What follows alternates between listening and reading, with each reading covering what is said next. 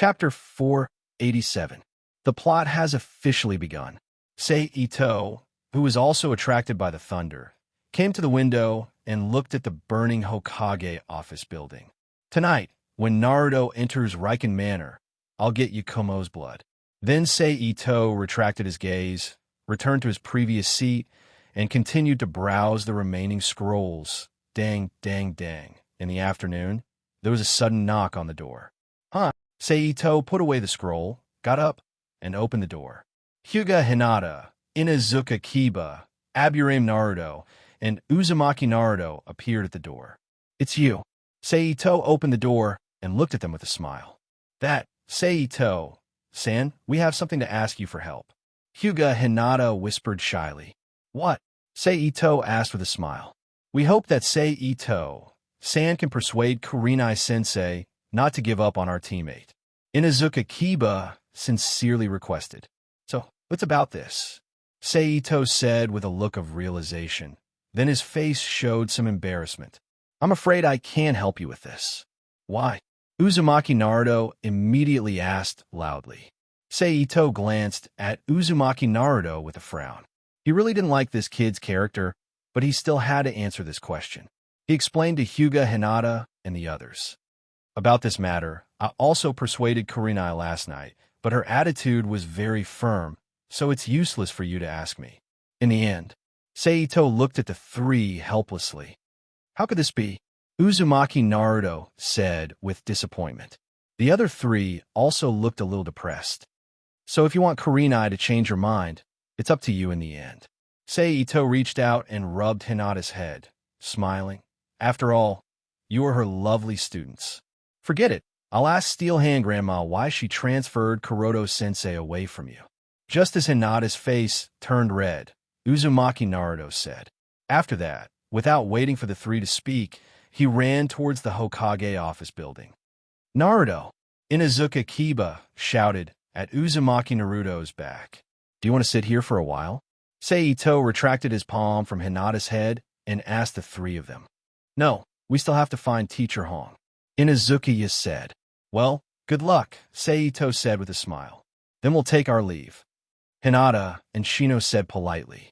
Then, the three of them left Sei Ito's residence together, looking for Kurenai in Konoha. After the three of them left, nothing happened for the day, and soon it was night. "It's almost time." Sei Ito looked up at the clock on the wall and thought. Then Sei Ito changed into a black night suit, covered his face with a dog mask, left the room through the window of the house, and sneaked towards the location of Riken Villa. The difficulty of sneaking in the village this time was much worse than when Sandaime was in power. First of all, the number of Umbu was not as much as before the collapse of Konoha. Second, the quality of the night patrol team was much worse. Originally, at least the individual strength of each team member was around Chunin. Now, not to mention the strength of the team was a combination of mid-level and low-level. Even the number of patrols was small. Anyway, Sei Ito only saw one team along the way. It seems that the power of Konoha is really consumed a lot. Sei Ito sighed in his heart. "I guess I have a part to play here." Thinking about it, Sei Ito's footsteps didn't stop at all, jumping between the branches like a cat, quietly approaching Riken Villa. Although the security situation in the village was sloppy, the defense of Riken Villa was not bad. When he was about 50 meters away from Riken Villa, there were several open and dark traps. Fortunately, he encountered a guy like Sei Ito, who was used to picking locks, robbing people, and doing bad things. If it was someone like Uzumaki Naruto, Lee, or Akimichi Choji, he would have been discovered, and he was indeed discovered. "Hey, you are Yakumo. I have something to ask you about Kurenai-sensei." Just when Sei Ito arrived around Riken Villa, Uzumaki Naruto's voice came immediately. It's just that Uzumaki Naruto didn't finish his words. A medical ninja holding a tranquilizer instantly came behind him and injected the tranquilizer into Uzumaki Naruto's body, making him calm down. Just in time. Seeing this, Sei Ito was happy and directly used the special footwork of the Konoha clan to blend into the darkness. He sneaked into Riken Villa and entered Yukumo's bedroom. After entering the bedroom, Sei Ito flipped his palm, and instantly 4 talismans appeared in his hand and threw them to the 4 corners of the room. Then he moved and hid in the darkness. Shortly after Sei Ito sneaked into the room, Yukumo, wearing a pink bathrobe, returned to the room, sat on the chair in the room, picked up an oil spatula, and scooped a small amount of paint on the oil painting board in front of her. Form. At this time, a low voice sounded in the room, and a transparent light shield appeared in the room. After a flash, it disappeared into the void. Who is it? Seeing this, Yukumo's expression changed, and she immediately stood up from the chair and nervously scanned the dark room. As Yukumo's words fell, Ito-sei with a dog mask slowly walked out of the darkness and came in front of Yukumo. "Who are you?" Yukumo asked. "Sorry, I can't tell you this for the time being," Ito-sei said apologetically as he took out an empty syringe. "What are you doing?" Yukumo looked at the syringe in Sei Ito's hand and asked nervously. "I need to draw some of your blood." Sei Ito waved his hand and knocked away the oil spatula in Yukumo's hand. Then he grabbed Yukumo's arm and inserted the syringe into her skin. "It hurts." Yukumo screamed with one of her eyes closed. "Bear with it. It will be over soon," Sei Ito said softly. Hearing Sei Ito's words, Yukumo knew that Sei Ito wasn't going to hurt her, so she calmed down and looked at the syringe filled with her blood. After a while, Ito-sei pulled out the syringe, covered the needle with a needle cover, and put it into the Rubik's Cube world. "Who the hell are you?" Yukumo asked again. "I really can't tell you right now." Sei Ito patted Yukumo's head and smiled. Then he looked at Yukumo and asked, "Yukumo, if I take you away from Konoha, will you come with me?" "Leave? Where?" Yukumo asked curiously. "Let's go outside, to a place wider than Konoha," Ito-chung said. "Outside," Yukumo whispered, but she quickly recovered and shook her head slightly. "No, I still need to stay in Konoha." "Is that so?" "That's a pity. I want to take you away." Sei Ito touched Yukumo's cheek and said regretfully. Yukumo blushed as this was the first time a strange man touched her cheek. She avoided his touch and said, "If you can wait until I kill someone, I can go with you." "Is that so?" "Well, I'll ask you again in a few days." Ito-sei retracted his hand and chuckled. Then he made a hand seal and said, "Release." After saying that, the transparent shield flickered again and then disappeared into the air like mist. At the same time, the 4 talismans pasted on the corners of the wall suddenly lit up, and together they turned into a pile of black dust and drifted to the ground. "I'm leaving. See you next time," Sei Ito said with a chuckle, and then disappeared from Yukumo's sight. After leaving Riken Villa, Sei Ito returned to his residence and rested. The next night was peaceful, and in a blink of an eye, it was already the next day. In the morning, Sei Ito was called to the Hokage's office by Steel Hand, and in addition to him, teammates Hyuga Hinata, Aburame Shino, Kiba Inazuka, Sakura Haruno, and Jonah McKay were also there. Seeing that everyone was there, Steel Hand explained the reason for this call and the rescue mission for Yukumo. In this mission, Sei Ito replaced Sakura Haruno as the team's accompanying healer. As for Sakura herself, she followed Sei Ito as an intern. After learning the content of the mission, everyone left the Hokage's office building one after another and headed to Riken Villa. On the way, everyone found Uzumaki Naruto, who was unconscious due to Kurenai's Genjutsu.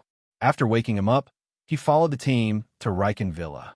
Just as everyone was about to reach Riken Villa, a man wearing Konoha's ninja uniform appeared in the middle of the road, blocking everyone's way.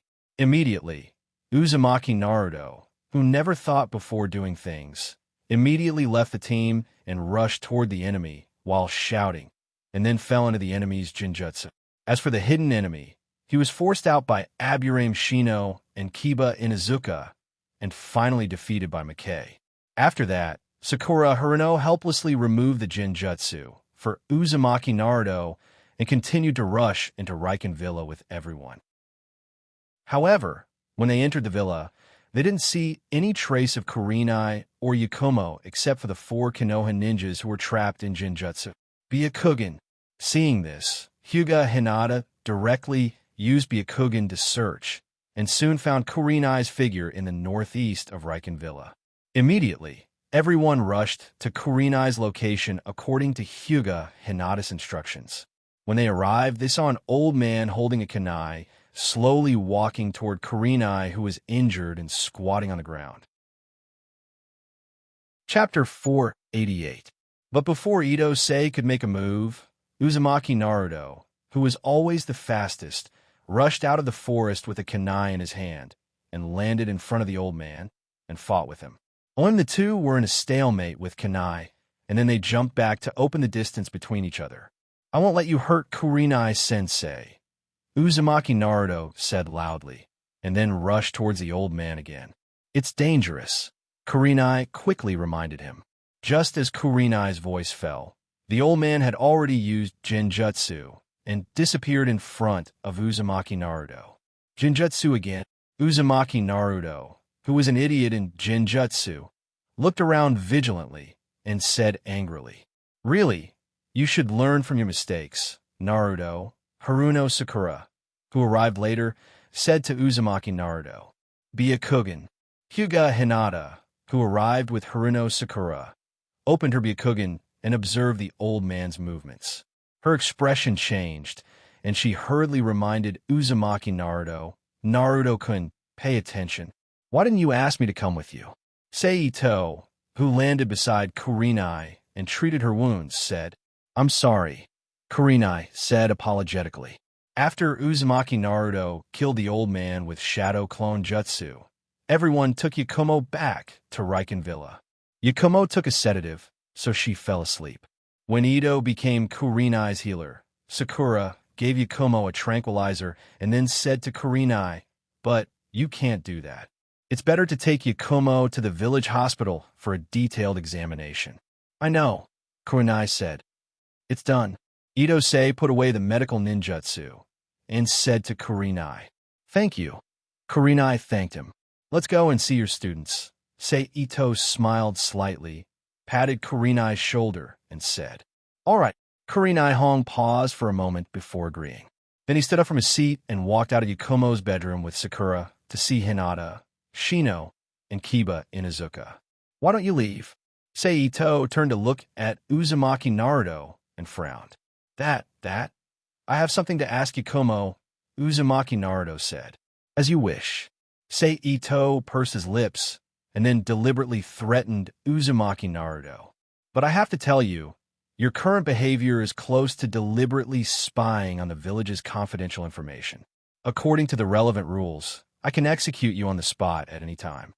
After saying that, he released his murderous aura towards Uzumaki Naruto to increase the intimidation effect. And just as he expected, Ito's tone and murderous intent had frightened him. He sat on the ground with a pale face, and cold sweat broke out all over his body. "Humph." Ito coldly snorted, put away his murderous aura, and sat beside Yakumo to take care of her physical condition. "Ha! Ha!" Uzumaki Naruto stood up from the ground with a dry smile, as if he was going to die at any time. He carefully sat on a chair, not daring to look at Ito. He didn't know if Yakumo was resistant to the sedative. It didn't take long for her to wake up again. At the same time, Uzumaki Naruto, who was very careful, immediately came to Yakumo's side and whispered happily, "Ah, you woke up. Is it because Kurenai-sensei sealed your ability, so you hate her?" Uzumaki Naruto carefully looked at Ito and asked softly, "It's that person who hates me." Yakumo whispered, "She didn't want to teach me ninjutsu at all." "How can that be?" Hearing Yakumo's words, Uzumaki Naruto didn't care about Ito anymore and said loudly, "Then tell me why." Yakumo asked, "There must be a reason." "Right, Dr. Ito." Uzumaki Naruto looked at Ito, and without waiting for Ito to answer, he continued to talk to Yakumo. "You see, if Kurenai-sensei didn't risk her life to save you, you would be in danger. Those people are from the Kurama clan and my clan." Yakumo said, "Why would someone from the same clan attack you?" Uzumaki Naruto couldn't believe it. After a moment of silence, Yakumo started to introduce her family name. Then she talked about her origin, her talent, her physical condition, and the expectations of her clan. At the same time, she also talked about the origin of her relationship with Kurenai. Naturally, she also talked about how Kurenai persuaded her not to become a ninja and sealed her ability. Not only Sensei, everyone in Konoha thinks I'm trouble. Yakumo, who was sitting on the bed, clenched her fists and said with a painful expression, "What happened?" Uzumaki Naruto couldn't believe it. I accidentally heard the conversation between Kurenai Sensei and the Sandame. The Sandame said that my sealed ability will awaken one day, and the Kurama clan's ability will threaten Konoha one day. At that time, we will have to get rid of her. Yakumo said with a touch of hatred. In order to seal my ability, the Sandame also got involved. How could the Sandame give such an order? Uzumaki Naruto didn't believe it. Before I became Kurenai Sensei's student, my parents suddenly died. Yakumo retorted emotionally. A fire suddenly broke out, and I heard that because the fire was too big, they couldn't escape and were burned to death. But my parents are both jonins. How can such a person be burned to death just because of a simple fire, and a fire in broad daylight? After that, I heard that it wasn't intentional arson, it was just an accident. But the autopsy report was kept confidential and sealed. Could it be that it wasn't a simple fire accident? Even if Uzumaki Naruto was an idiot, he heard something from Yakumo's words. He couldn't believe it and subconsciously took 2 steps back. It was the Sandame who gave the order to kill my parents. Yakumo said with certainty, "Hey, Dr. Seito, say something." Uzumaki Naruto suddenly recovered and looked at Seito. This kind of thing, don't ask me, I don't know anything." Seito shrugged and said to Uzumaki Naruto, "Damn it."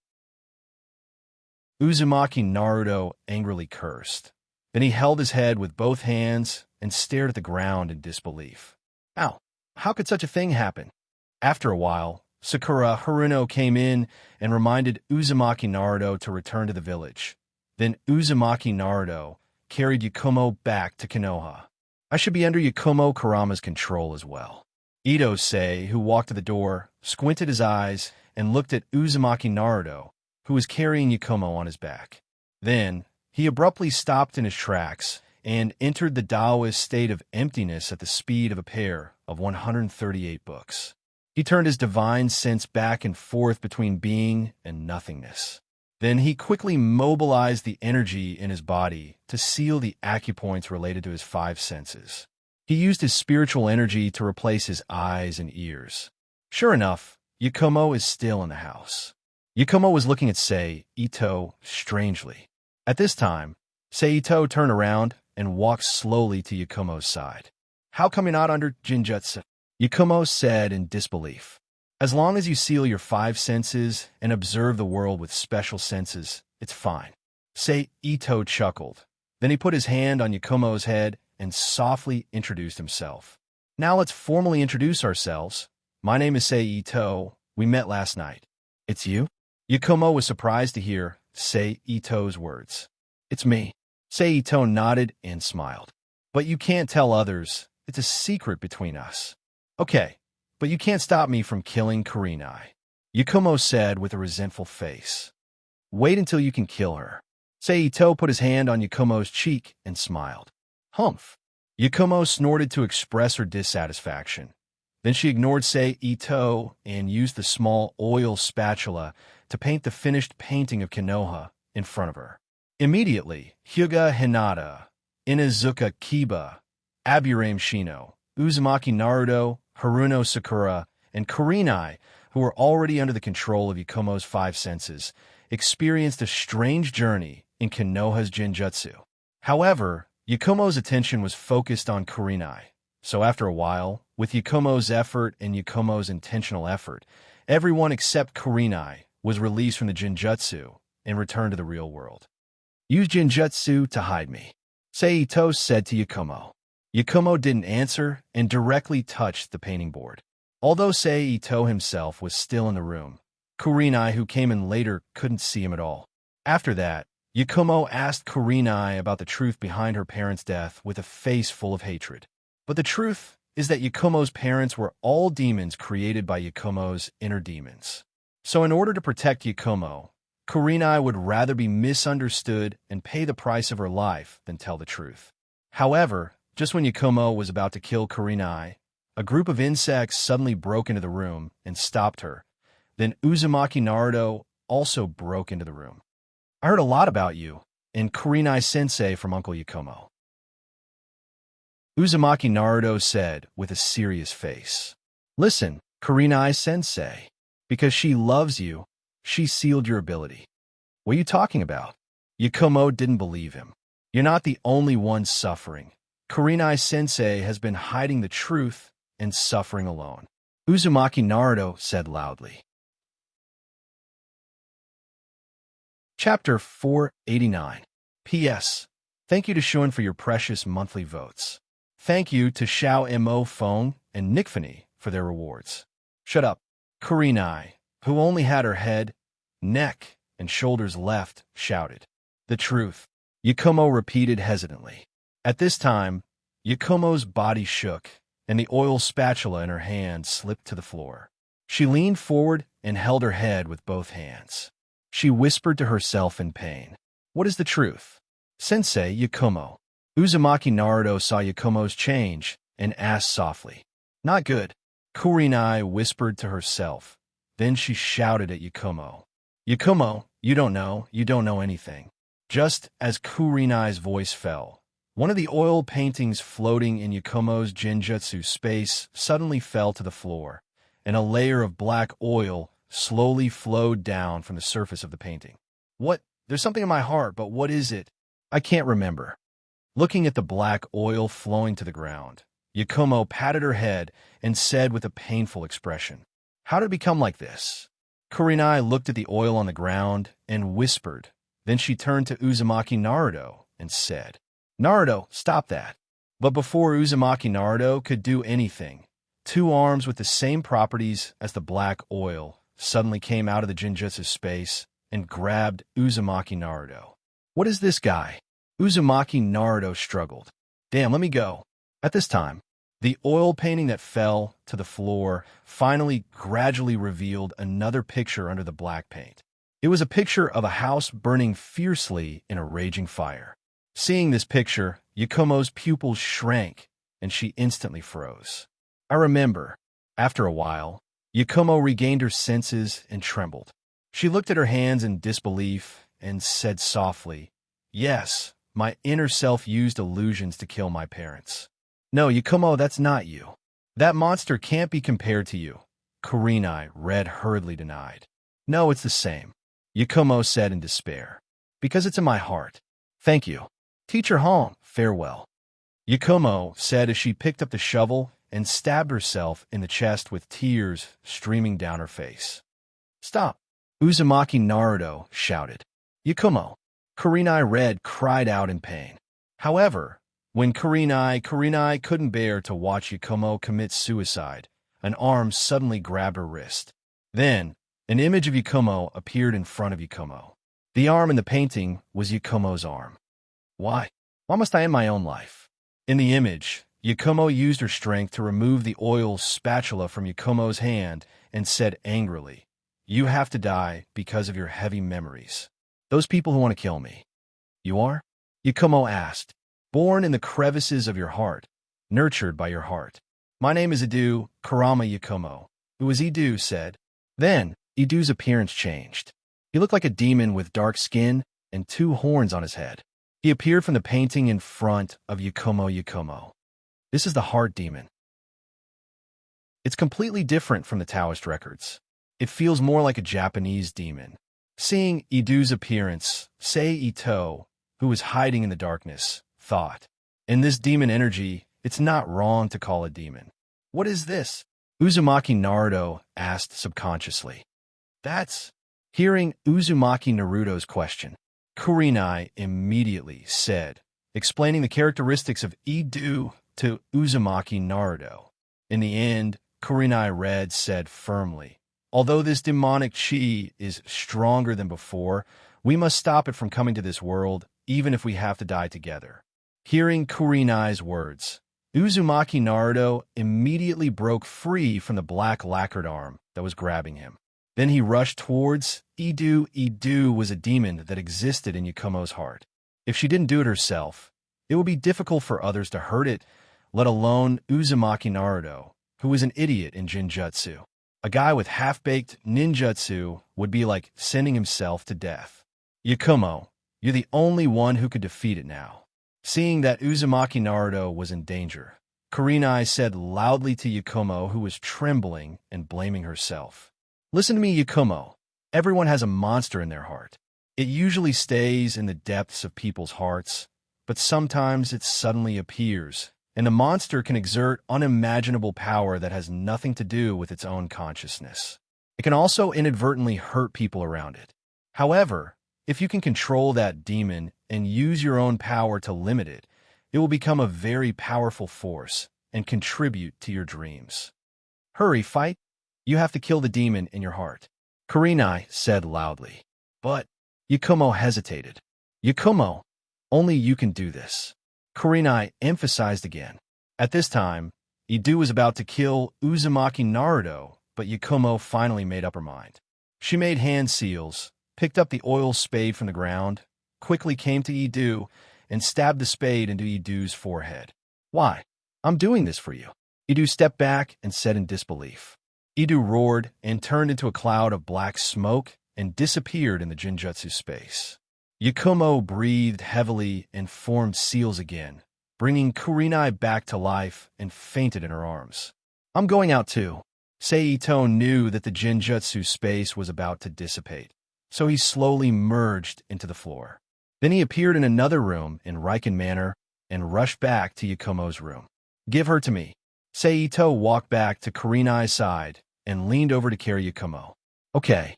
Kurenai nodded and let go of Yakumo. She stood up from the ground and smiled at the students of Class 8. Kurenai, what do you think about adopting Yakumo? On the way back, Ito-sei, who was carrying Yakumo on his back, asked Kurenai. Huh? Kurenai looked at Sei-Ito with surprise. Then she looked at Yakumo and said, I have no problem, but the Kurama clan might not agree. Yes, Yakumo is a new hope for the Kurama clan after eliminating Idu. Not to mention, she's also a member of the main family. Seito sighed slightly. After that, the two didn't talk about adopting Yakumo, and silently followed the crowd back to Konoha. They walked into the Hokage's office and saw Steel Hand. That's what happened, Sunset Crimson said after she finished explaining everything. This is a pretty good ending for you, and for Yagen, Steel Hand said softly as he rested his elbows on the table and crossed his fingers in front of his mouth. Then he opened his hands. He said to the people standing in front of him, Let's go. Everyone bowed slightly and left the Hokage's office. Among them, Sei-Ito and Kurenai left the Hokage's office building. They went straight to Konoha's hospital to visit Yakumo, who was receiving a comprehensive examination and treatment.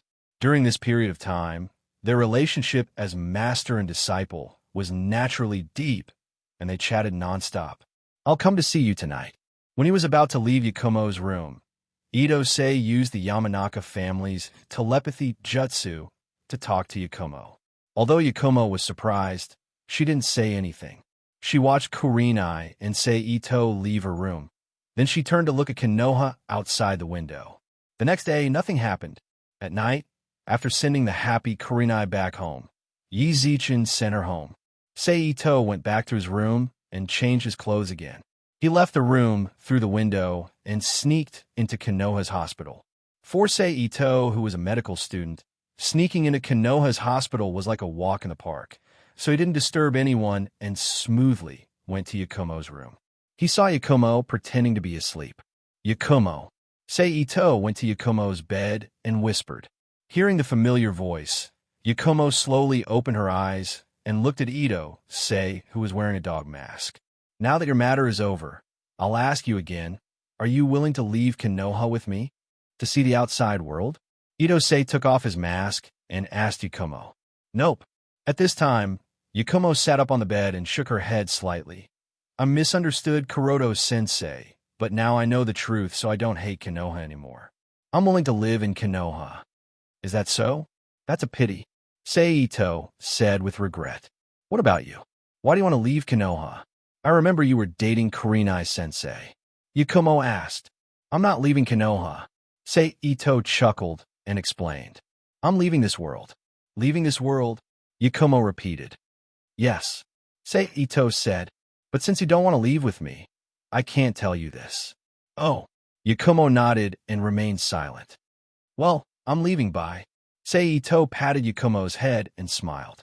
Then, he put on the dog mask and returned to his residence the same way he came. After that, the days returned to normal. Except for the missions and accompanying Kurenai, Seito had nothing to do. 10 days passed in a blink of an eye. On this day, Seito was on his way back to the village. Suddenly, he stopped on a branch. Then he reached into his pocket and took out the black sphere. Come. On the surface of the small black sphere, text composed of green numeric symbols appeared in Ito-sei's eyes. I thought you wouldn't look for me. Seeing this, Ito-sei smiled and put the little black ball back into his arms. He entered the magic cube world and changed his clothes and put on a mask while thinking in his heart. Then, after the disguise was completed, he returned to the world of Naruto again. The energy in his body moved, and the figure of Ito-sei instantly disappeared from the branch. On the other side, just as a whirlwind swept towards Templar, a figure suddenly appeared beside Templar, grabbed her waist, and dodged the whirlwind's attack path. Why didn't you send me a message earlier? Seito said as he let go of Temari. There were other people, so I couldn't send you a message. Temari explained in a low voice. Who are you? The blue-haired woman with 2 blue swords in her hands asked in a deep voice. This guy is a ninja from the country of craftsmen. The weapon in her hand can reverse the wind and double the force. Temari whispered to Seito. I know, Seito said. Then, ignoring the female ninja of the famous craftsman country, he directly turned his hand and threw 3 special kunai, one of which was thrown to the other party. Child's play. She waved the long sword in her hand, and a wind blade instantly shot out from the sword and rushed towards the special kunai in midair. At this time, Seito once again threw out a special kunai in his hand. It hit the end of the kunai in midair, and then with a ding sound, the 2 kunai changed direction at the same time, cleverly avoided the wind blade attack, and shot towards the female ninja. But this was not the end. Just as the female ninja jumped back and prepared to use wind blade to hit the special kunai, Seito threw out the last special kunai in his hand and hit the end of one of the special kunai. Then he held Temari and dodged the incoming wind blade. Clang! At this time, the special kunai that had changed direction for the second time finally flew in front of the female ninja. She blocked it with her sword and nailed it to the ground. Then Ito-sei's figure flashed and suddenly appeared next to the special kunai. He reached out and grabbed the female ninja's wrist and twisted it hard. When the female ninja let go because of the pain, Ito-sei quickly took the female ninja's long sword and swept it vertically, cutting off her arm from the middle. The female ninja from the artisan country immediately let out a miserable scream. But Ito-sei didn't stop there. He swung his hand and smashed half of his arm on the latter's face. When the latter's eyes were hurt by the blood spurting out of the broken arm, he quickly stepped forward and cut across her waist with his long sword in the manner of a slash. Poof! With a muffled sound, the female ninja's body was suddenly cut in half, and then she fell to the ground in a rain of blood. Chapter 490. Seito's ki shook all over his body and blocked all the blood that splashed around him. Then Seito leaned over the body of the female ninja of the country of craftsmen and took another ninja sword from her hand and held both in his left hand. Then he took back the 3 special kunai that he had thrown out and slowly walked back to Temari. Here you are. Seito handed the blue double swords in his hand to Temari. Forget it. I'm still used to using my fan. Temari did not take the double swords handed to her by Seito, but patted the closed black iron fan beside her and said, As you wish. Seito took out a sealing scroll from behind his waist and sealed the long sword in it, then put away the scroll and said, Let's go. Come with me. Temari nodded and walked with Sei Ito in the direction of Kankaro's departure.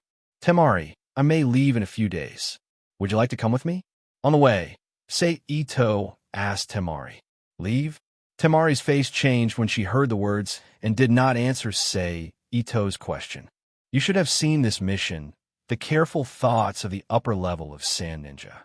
Ito Sei didn't expect Temari to agree without hesitation. After all, the word leave was equivalent to betraying the village for Temari, who didn't know the existence of other worlds. This kind of thing couldn't be decided easily, so he just said it again as if he was chatting. Temari frowned and still did not answer Sei Ito's words. Now, your father, as the Kazakage, is dead. There seems to be nothing in the village that is worth your nostalgia, except for Kankaro and Gaara. Sei Ito continued, It's better to leave with me. Temari was still silent and walked to Kankaro's position without saying a word. Seeing this, Sei Ito didn't say anything. She followed behind Hanju in silence. After a while, the two finally arrived at the battle site where Kankaro was. Temari! Kankaro cried out in surprise when he saw Temari. But Temari didn't pay attention to Kankaro. Instead, she directly unfolded the black iron fan behind her back and waved it hard, launching the wind release. Sickle Weasel against the ninja of the country of craftsmen. In an instant, a rapidly rotating storm flew out of the front of Temari's fan and quickly wrapped around the ninja of the country of famous craftsmen and cut his body with the wind blade full of chakra. The country of craftsmen's ninja was cut by a large number of wind blades, immediately made a miserable howl. Temari. Kanjialang sensed that something was wrong with Temari's mood and called out in a low voice. Ito's ninja's body was full of wounds, and the ninja's body Ito's hand, Sho's Shiso Ito, and the ninja, at this time, Sei Ito's figure jumped and suddenly came to the side of the ninja of the country of famous craftsmen. He broke the latter's cervical vertebra with one punch, took the special ninja weapon from the other's hand, and threw it to Kankaro. Kankaro raised his hand and caught the ninja weapon with a puzzled look, then turned his head to look at Temari, who had been silent, wanting to ask something. Let's go to Gaara, Temari said. Then she jumped. She went in the direction of Gaara. Seeing this, Kankaro had to swallow the words in his throat. He silently followed behind Temari with Sei Ito and chased after Gaara. After a while, the three of them came near Gaara one after another and saw Gaara, who was using sand to build a tower, and the ninja of the country of famous craftsmen caught by his sand hand. It seems that we are not needed, Kankaro said aloud as he looked up at Gaara. Shortly after Kankaro's voice fell, Gaara, who had finished building the tower and used the sand hand to throw the ninja of the country of famous craftsmen away, suddenly released the sand hand and threw the ninja of the country of famous craftsmen away. At the same time, Sei Ito also jumped and chased after the ninja of the country of famous craftsmen, and then when the ninja hit the ground and stirred up a lot of dust, he instantly rushed in front of the ninja of the country of famous craftsmen and crushed his throat with a dragon claw. Then Sei Ito stretched out his hand and grabbed the armor that could absorb chakra from the ninja's corpse and sealed it in the sealed scroll containing the ninja's dual swords. Then Sei Ito launched the Flying Thunder God Jutsu and returned to Temari's side again. At this time, Gaara, who had already fallen from the sand tower, glanced at Sei Ito, who suddenly appeared and didn't say anything. He directly took Temari, Kankaro, and Sei Ito to chase after the last ninja of the country of famous craftsmen. They caught the ninja of the country of famous craftsmen in front of a valley with no way out. According to the original plot, Gaara, who was attacked by them with the inverted scale array, consumed a lot of chakra and got injured, was still a bully character, but now he has lost a lot of chakra. Gaara in his normal state was not something that the ninja of the country of famous craftsmen could deal with. So it didn't take long for him to be turned into a meat paste by Gaara's sandstorm funeral, and the last special ninja weapon was destroyed. At this point, the rebellion of the country of famous craftsmen was officially over. Let's go back. Because of Sei Ito's intervention, Gaara, who didn't know that there were reinforcements in Konoha, turned and said to Temari and Kankuro, "You leave first. I'll come later," Temari said to Gara. "I know." Gara glanced at Seito and turned and said. Then he took Kankuro and his female student to the direction of Sand Village. Although the upper class of Sand Village is dirty, Sand Village is the home of me, Gara, and Kankuro, so I'm sorry, I can't leave with you. After Gara and the other two left for a distance, Temari looked at Seito seriously and refused. "Is that so?" Seito stretched out his hand and stroked Temari's cheek and said softly, then asked again. "Then, if I said that my so-called leaving is not to be a ninja, but to leave this world, will you still refuse me?" "Leave this world?" Temari looked at Seito in surprise and said, "Well, leave this world and live in a new world," Seito said affirmatively. "Are you serious?" Temari said with a frown. "Yes," Seito confirmed. "I don't know." Temari shook her head and said after a long silence. "Is that so?" Seito sighed slightly. "Then think about it carefully. If you choose to leave with me, then contact me 3 days later with the communicator. If you choose to stay, also tell me with the communicator." "Yes," Temari whispered. Then Seito took off the mask on Jokai's face and kissed Temari, who closed her eyes and slightly raised her head. "I'll go first. See you next time." After a while, Seito separated from Temari and said softly. Then he put on the mask on his face and walked in the direction of Konoha. "See you next time?" Temari, who stood in place, carefully chewed on these 3 words for a moment, then smiled slightly, turned around, and chased after Gara and the others. After half a day, Seito, who passed by Konoha's rescue team, returned to Konoha and handed over the completion of the mission to Steel Hand. Then, leaving the Hokage office building and confirming that Kurenai was not in the village because of the mission, Seito returned to his residence. After leaving a shadow clone, he entered the Magic Cube world and appeared in the house in the central area. As soon as he appeared, Seito heard Toyo scream. "This sound, TSK, I don't know how Karen tortured Toyo." Seito snorted and walked slowly in the direction of the sound.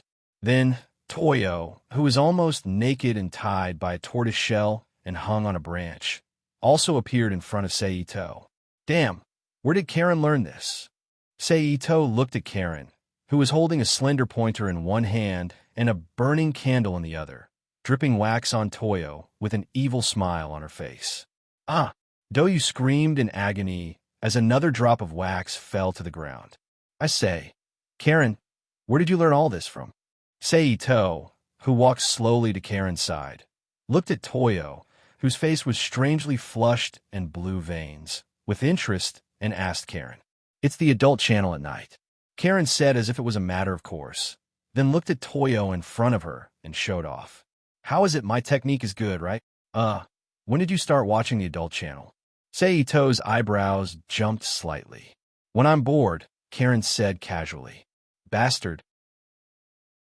At this moment, Toyo, who had gradually recovered from the pain, looked at Seito and cursed in a weak voice.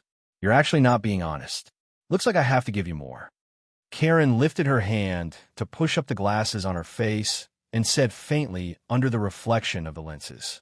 Hearing Karen's words, Toyo's body trembled subconsciously, and he immediately became obedient. "Looks like your education is very fruitful." Seito looked at Toyo, who had become obedient, and said rather amusedly. Then he asked Toyo, "Toyo, are you willing to become my subordinate now?" "Yes, yes." Toyo glanced at Karen, who was smiling evilly, and said repeatedly, "Very good. I hope you're serious. Otherwise, I'll have to let Karen educate you again." Seito nodded slightly and said faintly, "Yes." Toyo lowered his head and replied, "Karen, put her down." Seito turned his head and said to Karen, "Sigh, I still have a lot of tricks that I haven't tried yet." Karen grumbled unwillingly. However, she still obediently walked to Toyo and put him down from the tree branch. Plop. As the rope was untied, Toyo, who no longer had any external support, immediately fell to the ground with a dull thud. However, Toyo didn't cry out in pain. Instead, he quickly removed the rope around him and half-knelt on the ground. He lowered his head and respectfully said to Ito, "Sir." Chapter 491. Get up. I don't kneel here. Ito waved his hand, and Doyo Yui's short-sleeved beige kimono appeared in his hand. He handed it to Doyo Yui and said, "Go wash up." "Yes." Doyo Yui stood up and took the kimono with both hands. Only then did she blush like an ordinary girl and use the kimono to cover her body before running to the large bathroom. "How come you have time to come here today?" After Doyo Yui left, Karen grabbed Ito's arm and leaned against him as she curiously asked, "Like you said, I have time," Ito said with a smile as he pinched Karen's nose.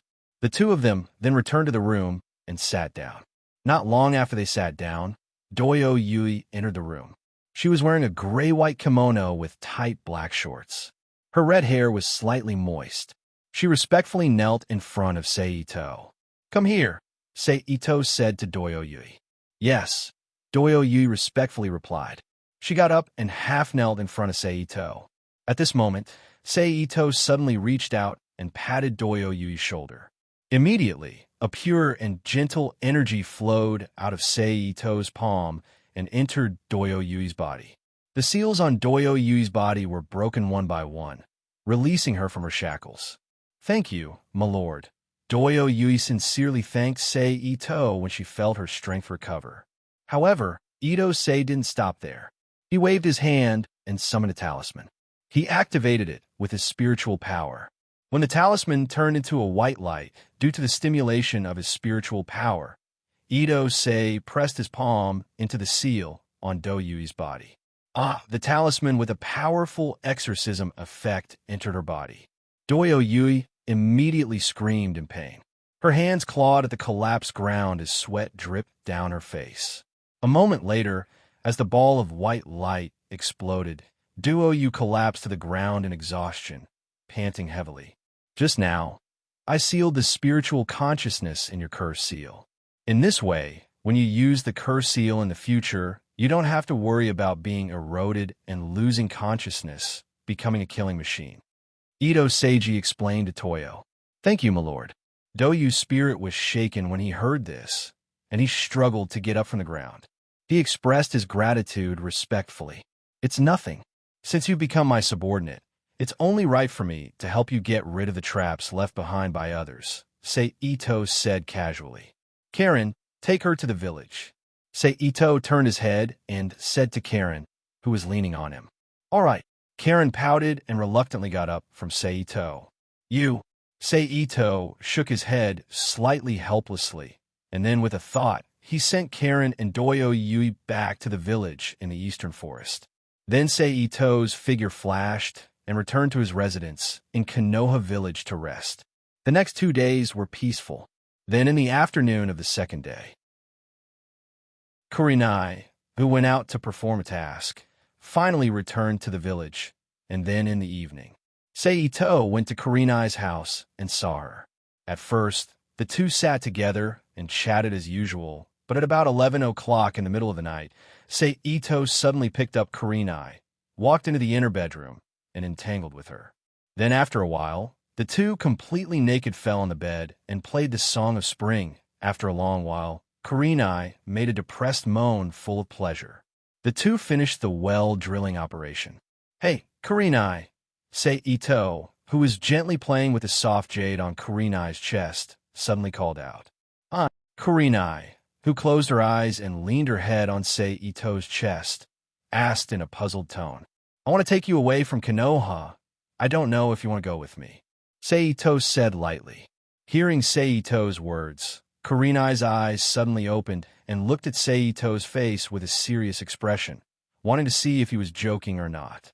After looking at Ito for a moment, Kurenai straightened up and looked at Ito with a serious face and said, "Do you want to be a traitor?" "Not a traitor. I just want to leave Konoha and live in a different place." Ito looked at Kurenai with his hands behind his head and said, "You should know that it's impossible." Kurenai frowned. "Not necessarily, as long as I want to." We can go to a place where no one can find us. Ito said with a smile. Now I just want to know, Kurenai, are you willing to go with me? How can there be such a place? Kurenai didn't answer immediately, but said with a tone of disbelief. Yes, there are many such places in this world.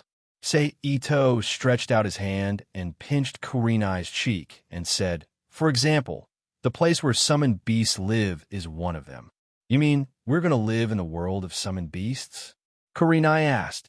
Almost, but it's different from the world of summoned beasts. There are many people living there, so it's not like living in seclusion. Ito explained. How about it? Are you willing to go with me? Ito. Kurenai was silent for a moment, then said, are we really going to leave? Why can't we stay in Konoha? Isn't life good now? Because this world is too chaotic. Ito said, you should remember that after the death of Sandaime, Uchiha Itachi and Kisame who were wearing strange clothes. With their actions, maybe they will provoke another shinobi world war. And in the war, you are too dangerous as an individual. Aren't you worrying too much? Kurenai frowned. Just think of it as me worrying too much. Ito shrugged slightly, then asked again, Kurenai, don't you want to go with me? Ito, you should give up.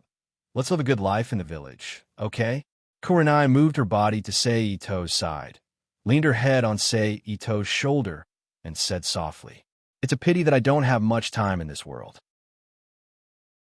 Ito reached out and hugged Kurenai's waist and sighed softly. What do you mean by this world time? Kurenai's face changed when she heard this, and looked at Ito nervously. What's wrong with you? Don't worry, my body is fine. Ito knew that Kurenai misunderstood, so he kissed Kurenai's forehead and said with a smile. Then he moved his body down, turned over and hugged Kurenai's body, closed his eyes, and said softly, sleep, Kurenai. Ito. Kurenai looked at Ito with a worried look and whispered. However, she didn't get any response from Ito, so she could only sigh helplessly, close her eyes, and leaned on Ito's arms to rest. The next day, Kurenai and Ito Seiji, who were still full of worries, got up from the bed and took a fragrant bath together. After that, they separated from each other.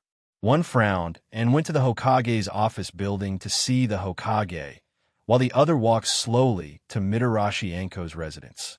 Why did you think of looking for me so early? At this time, Mitarashi Anko's hair was a little messy, and her clothes were a little messy, so she said to Ito, who walked into the house. I haven't seen you for a long time, so I came to see you. Ito said with a smile. Sniff Kurenai's smell. Did you sleep in Kurenai's house last night? Mitarashi Anko's nose twitched slightly. You have a good sense of smell, Ito said with a smile. Aren't you afraid that I will tell Kurenai that you came to see me early in the morning? Mitarashi Anko said with a smile. I'm not afraid. If I have a quarrel with Kurenai because of this, I will ask you to take responsibility. Ito slowly walked in front of Mitarashi Anko and said with a flirtatious look, You have a lot of courage. You actually dare to tease me. Mitarashi Anko grinned and said with a smile. Then she suddenly turned around and kicked Ito's butt. Ito's reaction was naturally not slow, and he directly grabbed Mitarashi Anko's foot, turned around and grabbed Mitarashi Anko's arm with his other hand, and pushed her to the sidewall, and pressed his body on top of hers. You are really dangerous like this. Mitarashi Anko didn't feel shy because of the close distance between them, and still said with a smile, Even if I die under a peony flower, I will still be a romantic ghost. Ito said with an evil smile, and without waiting for Mitarashi Anko to react, he immediately kissed Mitarashi Anko's mouth. Although Mitarashi Anko looked silly and bold, she was a pure girl who had never been in a relationship before and had never been kissed by anyone before. So when she was suddenly attacked by Ito, she instinctively widened her eyes and stared blankly at Ito's face that was so close to her. However, Mitarashi Anko was still a ninja, so she was only stunned for 2 seconds before she regained her senses and began to struggle violently. While Mitarashi Anko was struggling, Ito also took the opportunity to let go of Mitarashi Anko and quickly jumped towards the door. "Bastard, I'm going to kill you!" Anko Mitarashi shouted angrily from embarrassment. "Sorry, even if I die under a peony flower, I will still be a romantic ghost. But if I can't become a romantic ghost, it's better not to become one. So goodbye, my lovely Anko-chan," Sei Ito said with a smile as fast as he could, and then immediately opened the door, ran out of Mitarashi Anko's house, and disappeared in an instant. Fujin, done. Mitarashi Anko, who couldn't find Sei Ito's figure, gritted her teeth and shouted loudly. Then, Sei Ito went to the practice field where Team 8 was located and saw Hyuga Hinata, who was training in the practice field. After chatting with her for a while, he turned his hand and took out a letter and handed it to Hyuga Hinata, asking her to give it to Kurenai. Then Sei Ito rubbed Hyuga Hinata's head and turned away from the practice field as the latter blushed shyly and went to the mountain flower shop to see Ino Yamanaka, who was looking after the shop. After chatting with her for a while and encouraging her to learn medical ninjutsu, he left the mountain flower shop, and in a hidden corner of Konoha village, he activated the Flying Thunder God Jutsu and appeared in Sand Village's Tamura room. Chapter 492. P.S. Thanks to Xiao Mafeng, Nikfani, and Shuan for their tips. In the room, Tempura was sitting flat on the floor with her back against the wall. One of her legs was half bent, and one of her hands was resting on her half-bent knee. Her head was slightly lowered as she absent-mindedly looked at the little black ball in her other hand. No one knew what she was thinking about. At this time, Temari felt her vision darkened, and she immediately raised her head and looked at the location of the shadow. "Why are you here?" Her hand that was playing with the small black ball suddenly stopped, and she looked at Sei Ito with a puzzled expression. "Because of some reasons, it's not good to stay in Konoha for the time being, so I came here." Sei Ito walked to Temari's side and sat down. He grabbed her hand that was resting on her knee and gently kneaded it in his palm. He said with a smile, "Looking at your appearance, you haven't decided yet? How can this kind of thing be decided so easily?" Temari glanced at Sei Ito and sighed. "Then you should eliminate all external factors. Only ask your own heart, and then find an answer." Sei Ito chuckled. "You make it sound so simple." Temari said with a bad mood. "Since you can't decide for a while, why don't you make a choice in such a simple and direct way? And the choice made in this way also represents your true thoughts." Sei Ito said, "I know, but..." Temari said with a frown. "Sometimes, when you can't make a decision, it's not a bad choice to follow your feelings." Sei Ito said softly, "Feelings?" Temari slightly frowned and then gently closed her eyes. She fell in a deep thought. Seeing this, Sei Ito slightly smiled and pressed his left hand on ground. He quietly activated alchemy and carved the Flying Thunder God technique on the ground under Temari's bed. "Sorry, I really can't leave with you." After a while, Temari opened her eyes and looked at Sei Ito and said, "Oh." Sei Ito looked at Temari in surprise, waiting for her explanation. "Although I'm curious about the new world you speak of and willing to go with you, I have to stay by Gaara's side now, because the current Gaara still needs me," Temple said with a serious expression. "You really are a good girl." Sei Ito smiled and stroked Temari's cheek. "It seems that I can only take you away when Gaara's transformation is completely stable and he no longer needs your care. You really will come back." Hearing Sei Ito's words, Temari grinned and looked at him with certainty. "You knew I would come back?" Sei Ito asked with interest. "Of course, if you don't come back, you won't say see you next time to me when we part after dealing with the four-symbol celestials," Temple said with a complacent expression. "Smart girl." Sei Ito's hand, which had been on Temari's cheek, closed slightly and pinched Temari's cheek. "Yes, I will come back to this world in the future." Hearing Sei Ito's admission, Temari immediately laughed. "But next time, I hope you will no longer be affected by other factors and only think about yourself, then be with me."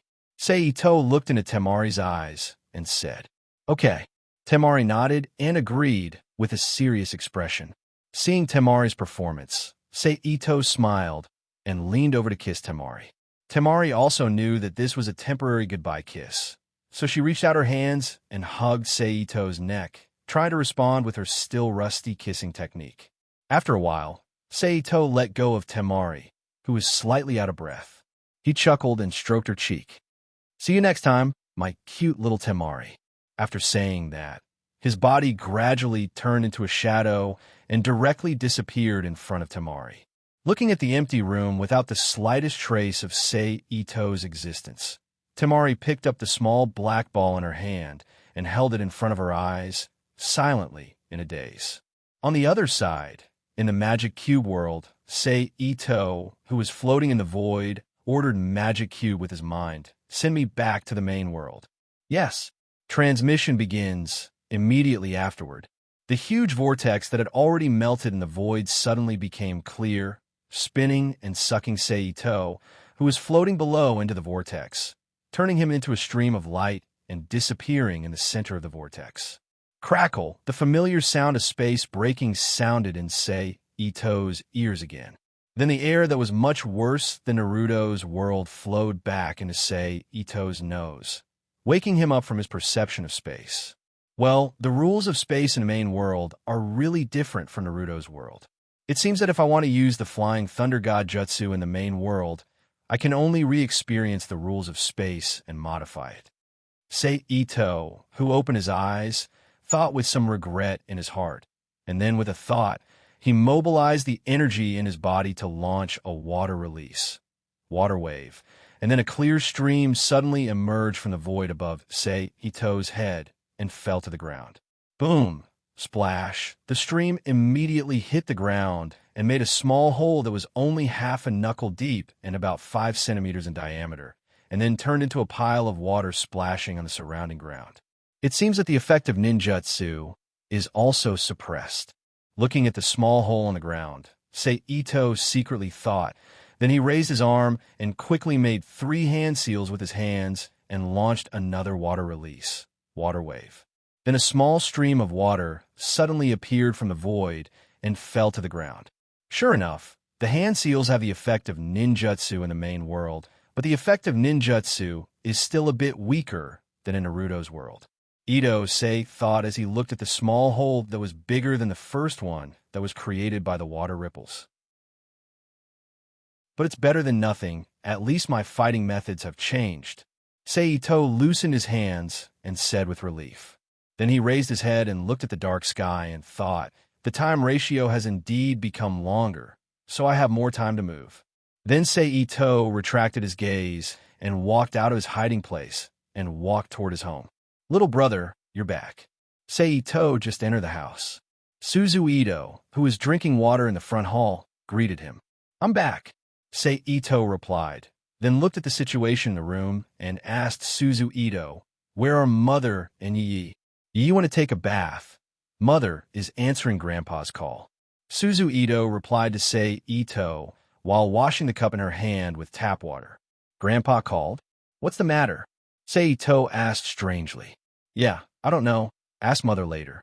Suzu Ito grabbed a towel and wiped her hands and looked at Seito with a smile.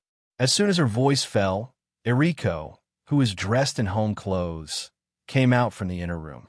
"Mother," Seito quickly called. "You're back." Eriko looked at Seito and said, "MHM." Seito nodded in response. "Mother, why did Grandpa call?" Suzu Ito looked at Eriko and asked, "Nothing much. It's just because of Nine-Tailed. In order to prevent Nine-Tailed from running out of Kyoto and causing trouble everywhere, your grandfather and the elders who survived the Great Demon War some time ago, under the joint leadership of ISC Grand Shrine, Hanoji, Pure Land Sect, Heavenly King Temple, and many of the major temples, set up a large barrier outside Kyoto to strictly prevent Nine-Tailed from moving. As long as Nine-Tailed is not sealed, they will have to guard there." Eriko sighed softly. "Doesn't that mean Grandpa can't come back in the future?" Suzu Ito said in surprise. "Something like that." Eriko raised her hand and rubbed her forehead. "Then what about the Yulon Hungry Ghost Festival this time?" Seito asked. "This time is different from the past. During the war, The people from the Ministry of Environment detonated the spirit veins and released many powerful evil spirits in advance. That's right, Mother. Suzu Ito also asked. Guard the mountain gate. Eriko frowned slightly and said helplessly. Then she rejoiced. Fortunately, people haven't returned to Tokyo yet. This saves us the trouble of cleaning up the mountain. That's the only thing we can do. Suzu Ito nodded slightly in agreement. Then the three of them chatted for a while before putting away unnecessary thoughts and watching the program on TV. A little later, Yi returned to the room after taking a shower. He happily sat beside Ito and held his arm as they watched TV. After 11 o'clock, the four of them said good night to each other and returned to their rooms to rest. The next day, Ito once again returned to the schedule of the main world. He got up early from bed and went to the dojo with Yi to do his daily cultivation. After breakfast, he changed into a white shirt and dark pants and went to the front yard to take care of the shrine. Of course, because the people hadn't returned yet, the surrounding area was still empty. Naturally, no one came to pay their respects. Therefore, Ito, who had nothing to do, continued to sit in the main hall and began to combine the experience of using the Flying Thunder God technique, the specific cultivation method, the composition of the technique, and the time when he returned to the main world. The main world space law, which he felt during the process of space shattering and repairing, was slowly modifying the Flying Thunder God technique. However, the space law was a powerful law second only to the time law. It wasn't something that Ito, who hadn't reached the level of being able to touch the law, could easily comprehend. Even if he used the Flying Thunder God technique, which relied on the space law, it was still the same. Therefore, after the morning passed, Ito didn't obtain any useful harvest except for the feeling of the moon in the water. Ah-chung, it's time to eat. At noon, Yi, who was wearing a pink kimono, came to the main hall of the shrine and called Ito back to the room to eat. Okay, Ito, who was meditating with his eyes closed, sighed and said to Yi. Then he stood up from the ground and returned to the backyard with Yi to enjoy lunch. As for the work at the shrine in the afternoon, big sister Suzu Ito was in charge. Ito, who had nothing to disturb him for the time being, returned to his room and once again immersed himself in the main world space law and the Flying Thunder God technique. Little brother, do you remember the woman who came to pay her respects yesterday? Suzu Ito said to Ito during dinner. I remember. Why? Ito looked at Suzu Ito with a puzzled expression. This afternoon, that woman came again, Suzu Ito said to Ito with a smile as she picked up some vegetables with her chopsticks and put them in a bowl. Again, Ito said with a frown, it seems that there is something wrong with that woman. That should be the case. Suzu Ito nodded in agreement. Then when she comes again tomorrow, big sister, call me and I'll follow her to take a look, Ito said to Suzu Ito. Okay, Suzu Ito agreed. After that, they didn't talk about anything important. The family chatted and enjoyed dinner before continuing to do their own things. Nothing happened that night, and in the blink of an eye, it was the next day. This morning, Ito was still in charge of the shrine's work. During this time, Ito continued to sit in the main hall, trying to understand the rules of space. He wanted to grasp the vague feeling that something was wrong. However, in the afternoon, when it was Suzu Ito's turn to be in charge, Ito didn't return to the bedroom to cultivate like he did yesterday.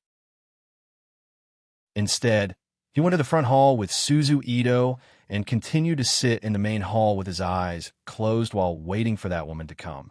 Hey, little brother, what are you doing? While waiting, the bored Suzu Ito sat next to Ito and leaned her head on his shoulder as she asked curiously. Cultivating, Ito replied without moving his head or opening his eyes. Oh, my little brother is so hard-working. Suzu Ito reached out and gently pinched Ito's cheek as she teased him with a smile. Ito raised his hand and grabbed Suzu Ito's hand that was pinching his cheek as he curled his lips and said, I have to work hard. It's because you and Mother don't want to leave with me. In a place like Japan, where Kyubi wreaks havoc, I don't feel safe. Sigh. After all, this shrine is our family's inheritance. How can we just let go like that? Suzu Ito sighed softly. I know, but it's not a good idea to just guard all the time. Let's not talk about other things, just big sister, you haven't gone out of the shrine for a long time, right? Seito said as he looked at the torii outside the main hall. Yes. Suzu Ito sighed again, but there's nothing we can do about it. Who told us to be born in such a family? Then Suzu Ito's gaze paused for a moment, straightened up, walked out of the main hall, and greeted the woman who had just passed through the torii. It's you. Suzu Ito greeted her with a familiar smile. Well, are you on duty again today? The woman returned the greeting with a smile. Yes, I'm on duty every afternoon. Suzu Ito explained with a smile as she led the woman to the prayer bell. So that's how it is. The woman said with a look of realization, then bowed slightly to Suzu Ito, reached out, grabbed the thick hemp rope in front of her, and pulled it hard. Ding-ling-dang-lang, ding-ling-dang-lang. As the rope moved up and down, the large bell hanging in front of the main hall immediately shook and made a sound. W, net net, W. Chapter 493. Clap, clap, clap. Then the woman let go of the hemp rope, closed her eyes and bowed her head, clapped her hands in front of her body 3 times, and prayed silently. After a while, the woman opened her eyes, took out a few yen coins from the jeans she was wearing, and put them into the merit box under the blessing bell, then turned to Suzu Ito and smiled. I'll take my leave first.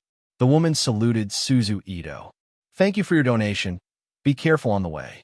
Suzu Ito returned the salute, and then watched the woman walk through the torii and down the mountain. At this time, Seito walked out of the main hall and came to Suzu Ito's side and said, Big sister, I'm leaving. Be careful. Suzu Ito said, Okay. Seito nodded and flashed into the forest next to the shrine and rushed from the forest to the foot of the shrine. Shortly after Seito arrived at the foot of the mountain, the figure of the woman also appeared and walked leisurely toward the uninhabited city in the distance. Seeing this, Seito didn't hesitate and directly activated Seito and hidden, and carefully followed her. In this way, the two walked into the empty city one after another and entered a 3-story residential building. Then the woman came to one of the doors, opened the door with a key, pushed the door open, and walked in. Is this woman really an original resident here? Looking at the door, closed again, Seito frowned. It's a pity that the time to return to the main world is too short, and there's no hurry to use the world power of the main world to transform the bodies of other people. Otherwise, I could directly release a Hyuga clan ninja to use Byakugan. There's no need to go through so much trouble. Seito then put away his thoughts and quietly went to the door next to the woman's room. He used alchemy to break the door lock and quickly entered the room. After quietly closing the door, he quickly walked into the room and stood in front of the wall connected to the woman's room and put his ear to it. Then a clear and audible sound of a TV program passed through the wall into Ito-sei's ears, who had opened his perception to the maximum.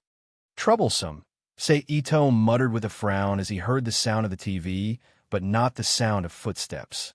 He straightened his body and quickly formed a seal with his hands. Then, he turned into a pile of dirt and melted into the wall. Just as a part of it melted, Ito-sei's body was blocked by the steel bars and shock absorbers in the wall. F***CK. Seito, who had returned to his true form, cursed under his breath. Then, Seito turned around and walked to the window. He opened the window, crouched down, and got out of the window. He carefully moved toward the woman's room. No one. Seito, who was carefully checking the situation in the room, raised his eyebrows. Then, he reached out and shook the window, opened the window lock, and flashed into the room. Then, a burst of hua-hua-hua sound of water sounded in the room. Hearing the sound of water, Seito walked in the direction of the sound. Then, a door inlaid with hazy broken glass appeared in front of him. A blurry figure of a woman with a curvy figure and hair down her back appeared in front of Seito's eyes through the hazy glass. Genjutsu, Dark Walk Jutsu. Seeing this, Seito didn't care whether this was a trap or not. He directly mobilized his spiritual force to cast Genjutsu. He was ready to forcibly capture the woman and use the Yamanaka family's secret technique to read her memory. With the change of Sei Ito's spiritual force, a touch of darkness instantly appeared in the room and shrouded the woman behind the glass door. The woman who was wrapped in the sudden darkness immediately screamed instinctively. She crouched on the ground. At this time, Sei Ito reached out and gently opened the glass door in an instant. He walked into the bathroom without making any sound and knocked the woman unconscious. Then, he reached out and turned off the shower head. He formed a seal with both hands and launched the Yamanaka family's secret technique, mind reading to read the memory of the woman who fainted on the ground. This woman is really stupid and bold. After reading the woman's memory, Sei Ito looked at the woman on the ground and was quite speechless. She just heard from the netizens that Tokyo has returned to normal. She wanted to take advantage of the time before the people returned. She made a fortune by stealing things. This kind of spirit of risking her life for money is really... In addition, she stole things. She even wanted to rely on the shrine to seek peace of mind. Moreover, she only invested 500 yen each time, which God would bless such a stingy believer. Sei Ito dispelled the dark walk illusion while complaining in his heart. But this figure's not bad. No wonder she could be a hostess in Hokkaido. Sei Ito reached out and gently pressed the acupuncture point on the woman's neck to wake her up from the coma. Then, he reached out and grabbed the woman's chest. He got up and left the bathroom.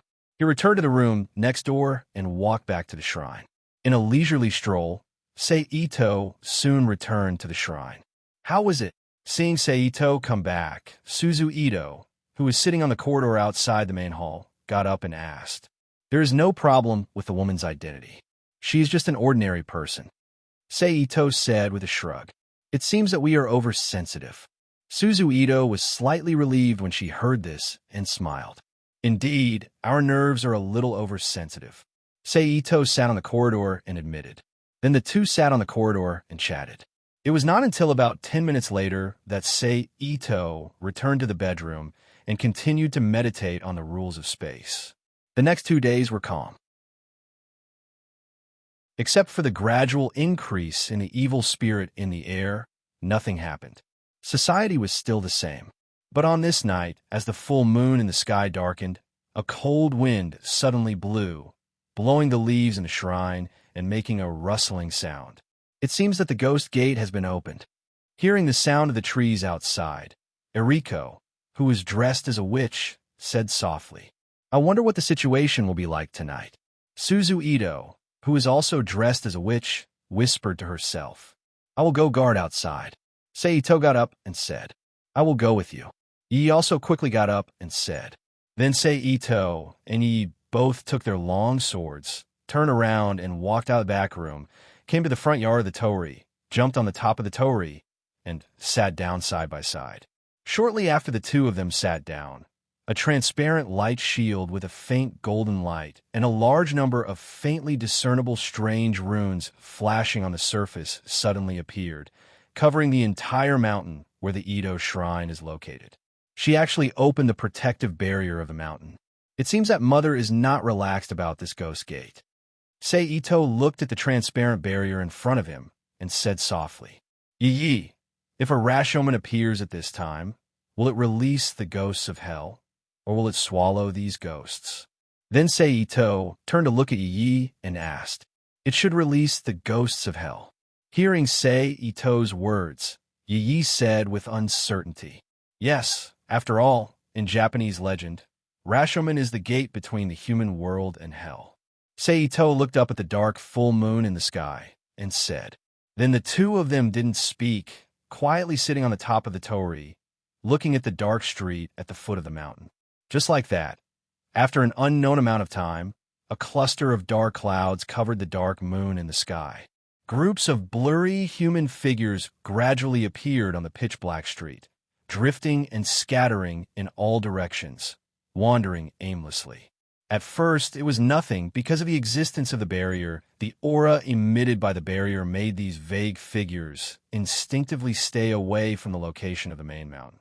However, at some point in time, a 3-meter-tall evil spirit appeared. The evil spirit's eyes flickered with red light. It was holding a blurry figure in its hand, and it was chewing on something in its mouth as it screamed miserably. All of the blurry figures suddenly became orderly. They slowly circled around the evil spirit, and combined with the ghostly and evil aura they emitted, they charged toward the shrine's mountain. Is that the 100 Ghost Parade? At this time, Yi was standing on the top of the torii with Sei Ito, looking down at the changes below, and said softly, "Yes and no," Sei Ito said. Then, without further explanation, he directly waved his hand to summon a pile of talismans, activated them with spiritual energy, and covered the long sword in Ye's hand. Then, a dazzling silver-white light suddenly lit up from the blade, and then small blood-red runes quickly climbed all over the blade like crazy ants and fixed themselves on the blade. Yi, use your ki to maintain this power. Sei Ito ordered Yi. Okay, so I can deal with the evil spirits now? Yi obediently used his ki to maintain the transformation of the long sword in his hand and asked curiously. Yes, Sei Ito confirmed, and, at the same time, he raised the long sword in his hand and wiped the blade with his hand. A silver-white light appeared on the surface of the blade, and flames like floating cotton burned on the long sword. Let's go down. If other powerful evil spirits come and form the Ghost Gate, with the strength of the evil spirit in front of us, the mountain's barrier may be a bit dangerous. After Sei Ito finished speaking, he jumped down from the torii and used the shrinking ground technique. In a few flashes, he arrived at the foot of the mountain, passed through the mountain's barrier, and rushed toward the evil spirits that had gradually turned into the Ghost Gate. Behind Sei Ito, Yi also used the shrinking ground technique and followed closely behind Sei Ito to arrive in front of the evil spirit. Roar! Seeing Sei Ito and Yu Yuehan approach, the evil spirit suddenly swallowed the ghost in its mouth and opened its mouth to shout at the two of them. However, its cry was not a tangible cry. Instead, it was a sharp cry that pierced straight into one's soul. Therefore, the two who were attacked by the evil spirit's howl stopped in their tracks at the same time. Frowning, they rushed forward once again. Yi, if you can't stand it, leave first and clean up the surrounding ghosts, Sei Ito said loudly when he saw Yi's expression change. W.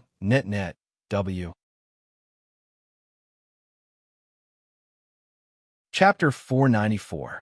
Got it, Yi said with some difficulty. Then, she stopped and closed her eyes. Then, she suddenly opened them and shouted, "Huh!" Following Yi's shout, a wave of energy spread out from her body, dispersing the ghostly aura around her. At the same time, Yi, who was originally in a bad mood, returned to normal. She turned around with a serious expression and rushed toward the ignorant ghosts that were gradually closing in on her. She used the long sword in her hand, which shone with a silver light, to slash at them. Every time Yi used the long sword in her hand to slash at an illusory ghost, a sizzling sound, like cold water being poured on hot iron, would ring out in the night sky. Then, a wisp of gray smoke would rise from the blade and gradually disappear into the void. On the other side, when Yi stopped and shouted, Sei Ito finally rushed to the ghost aura cloud formed by the evil ghost. He waved the long sword in his hand, which shone with a silver light, and pierced it into the rolling gray fog. The sound of hot iron falling into cold water also rang out in Sei Ito's ears. Then, Sei Ito's wrist shook, and the silver light emitted by the blade suddenly scattered, causing it to explode like a bomb, opening a clean path in the ghost aura cloud. Then, Sei Ito's other hand moved slightly. Several talismans suddenly appeared between his fingers, and Sei Ito threw them into the ghost aura cloud. Then, Sei Ito kicked off the ground and quickly jumped back, dodging the evil ghost grab. At this time, a dazzling light suddenly burst out from the ghost aura cloud, and in the blink of an eye, it turned into a ball of flame, floating and burning in the ghost aura cloud. Roar! It sensed something strange in the ghost aura cloud. The evil ghost, with a ferocious expression, roared angrily. It grabbed 2 or 3 ghosts with one of its arms and stuffed them into its mouth. After chewing for a moment, it opened its mouth and spat at the silver-white flame in the ghost aura cloud. A gray pillar of air shot out from the evil ghost's mouth like an arrow, instantly landing on the silver-white flame.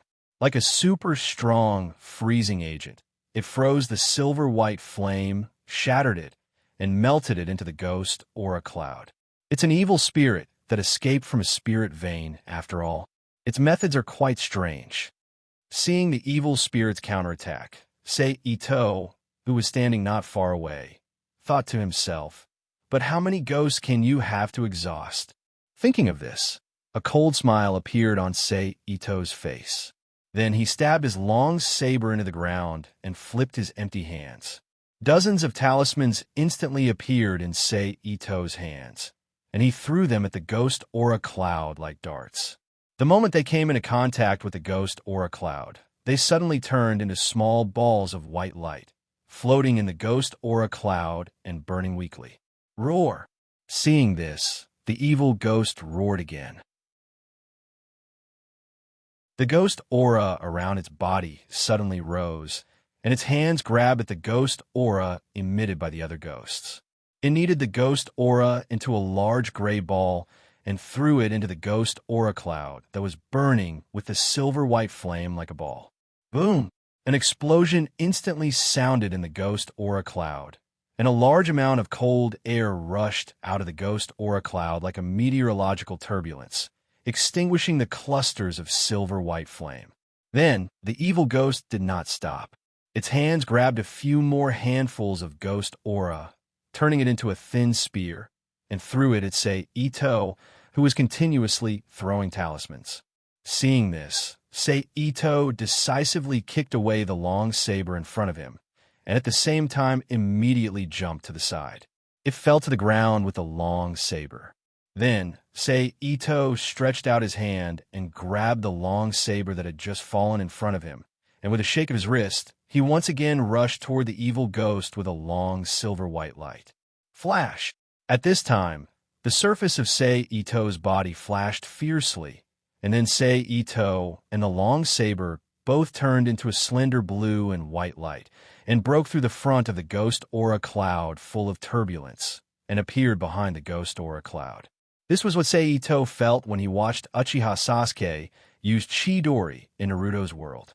And this kind of move that he casually made not only used electric current to stimulate the whole body, but also used the speed to enhance the penetration of the weapon in his hand. Boom! After a pause of a second, an explosive sound rang out from the mass of ghost chi, causing the already unstable mass of ghost chi to explode from the middle. The ghost chi sputtered to the ground in all directions, creating a series of craters on the already damaged ground. Ouch! With the explosion of the ghost aura cloud, the evil ghost figure instantly burst out, turned around, and stared at Ito's back with scarlet eyes that exuded crazy killing intent and evil thoughts, and rushed toward him while roaring. A ghost is a ghost. Even if its body is big, it is still a ghost, and the rules of physical force are nothing to it. So, the evil ghost that rushed over suddenly appeared behind Ito like a shadow, and stretched out its claws to grab Ito's head. Rising Dragon. At this time, Ito twisted his feet, and his body spun and jumped up with the katana, and then a silver katana appeared around Ito's body, forcing the evil ghost to retreat and leaving wounds on the evil ghost's body and arms. Ouch! The injured evil ghost immediately howled in pain. Then Ito's feet shook violently, and his body suddenly stopped in midair, and then his body turned with the katana, and a silver katana like a crescent moon was instantly thrown from the katana and quickly chopped at the evil ghost that was howling in pain. Poof! Poof! Then there were two soft sounds in succession, and the evil ghost that was cut by the silver katana was immediately cut in half, and both fell to the ground. Ouch! The evil ghost screamed again, and stared fiercely at Ito, who was floating down from the sky. Then, its body and lower body exploded into a cloud of bright red smoke, and quickly disappeared into the ground. Seeing this, Ito couldn't help but frown, and thought to himself, "Looks like things are going to be troublesome." However, although he had a bad feeling, his hands didn't stop moving. On the other side, he and Yi began to kill the ghosts that had become confused because of the evil ghost departure. After more than 20 minutes, Ito and Yi finally killed all the ghosts at the foot of the mountain. "Let's go back. We might have a fierce battle later," Ito said to Yi, who was walking to his side, while looking at the dark city in the distance. "What's the matter?" Yi asked curiously. "We didn't kill the evil ghost just now. It used some unknown method to escape. I think more evil ghosts will come here soon," Ito said with a frown. "Do these evil ghosts have intelligence? Do they know how to run away when they can't win, and then ask for help?" Yi said in surprise. Normally, they wouldn't. At that time, only some evil spirits would be able to gain intelligence. However, today is a special day, so there might be other changes, Ito explained. "Forget it. Let's not worry about that for now. When the time comes, we'll just have to deal with whatever comes our way." Ito sighed as he shook his head slightly and looked at Yi. "Okay." Yi nodded in response. Then, the two slowly walked back to the shrine. "What's the situation like?"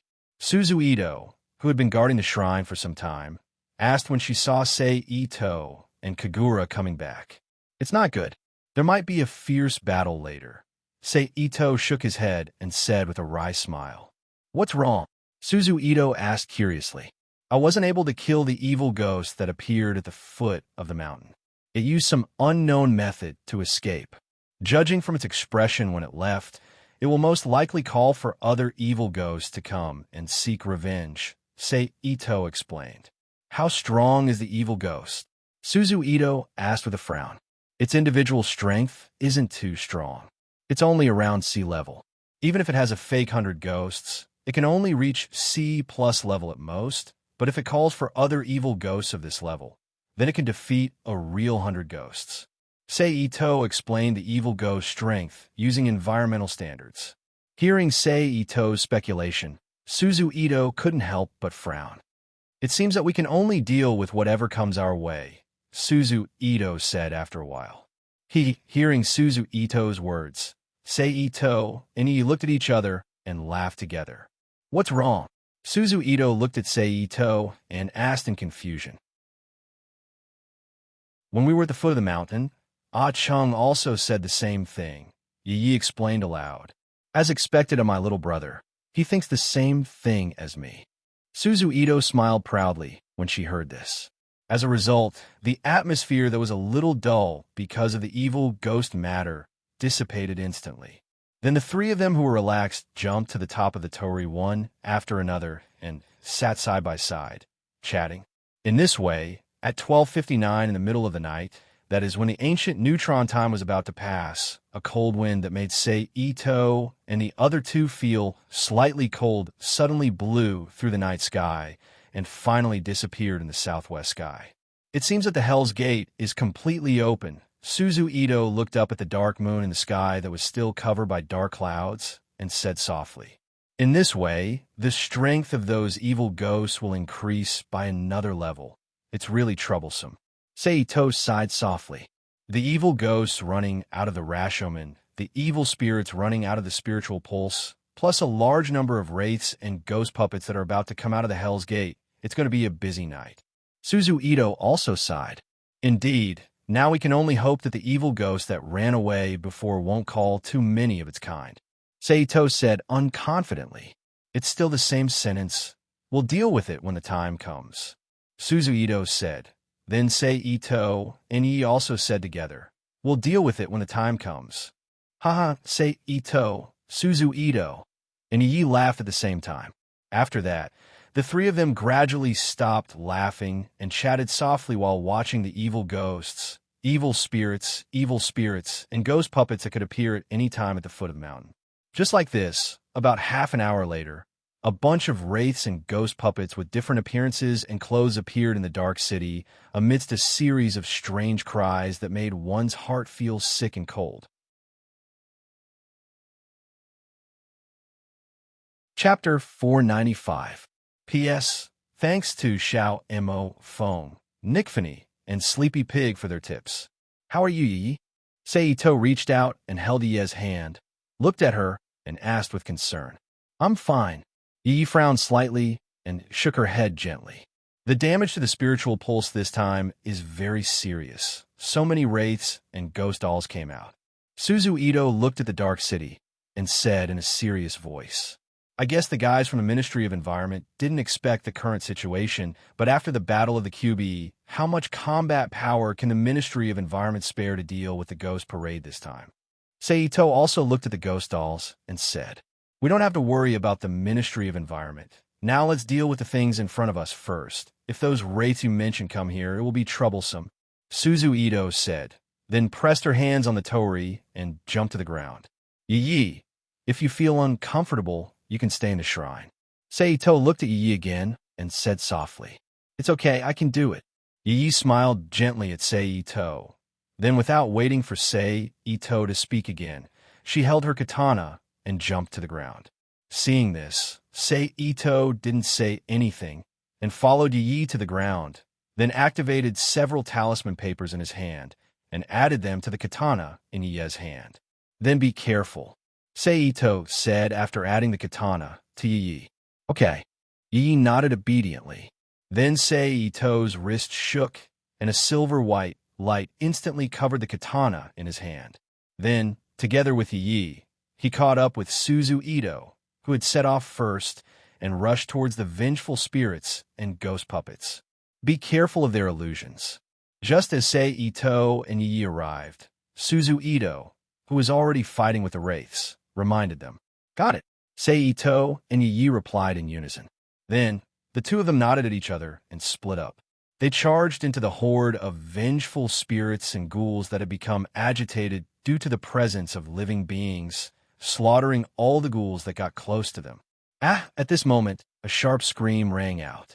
The space around Seito immediately changed. Then, a group of skeletons rushed towards Seito like a gust of wind. Humph! Seito snorted coldly, and the spiritual power in his mind instantly exploded. Like a hurricane, it quickly tore apart the skeletons and ghosts that were rushing towards him.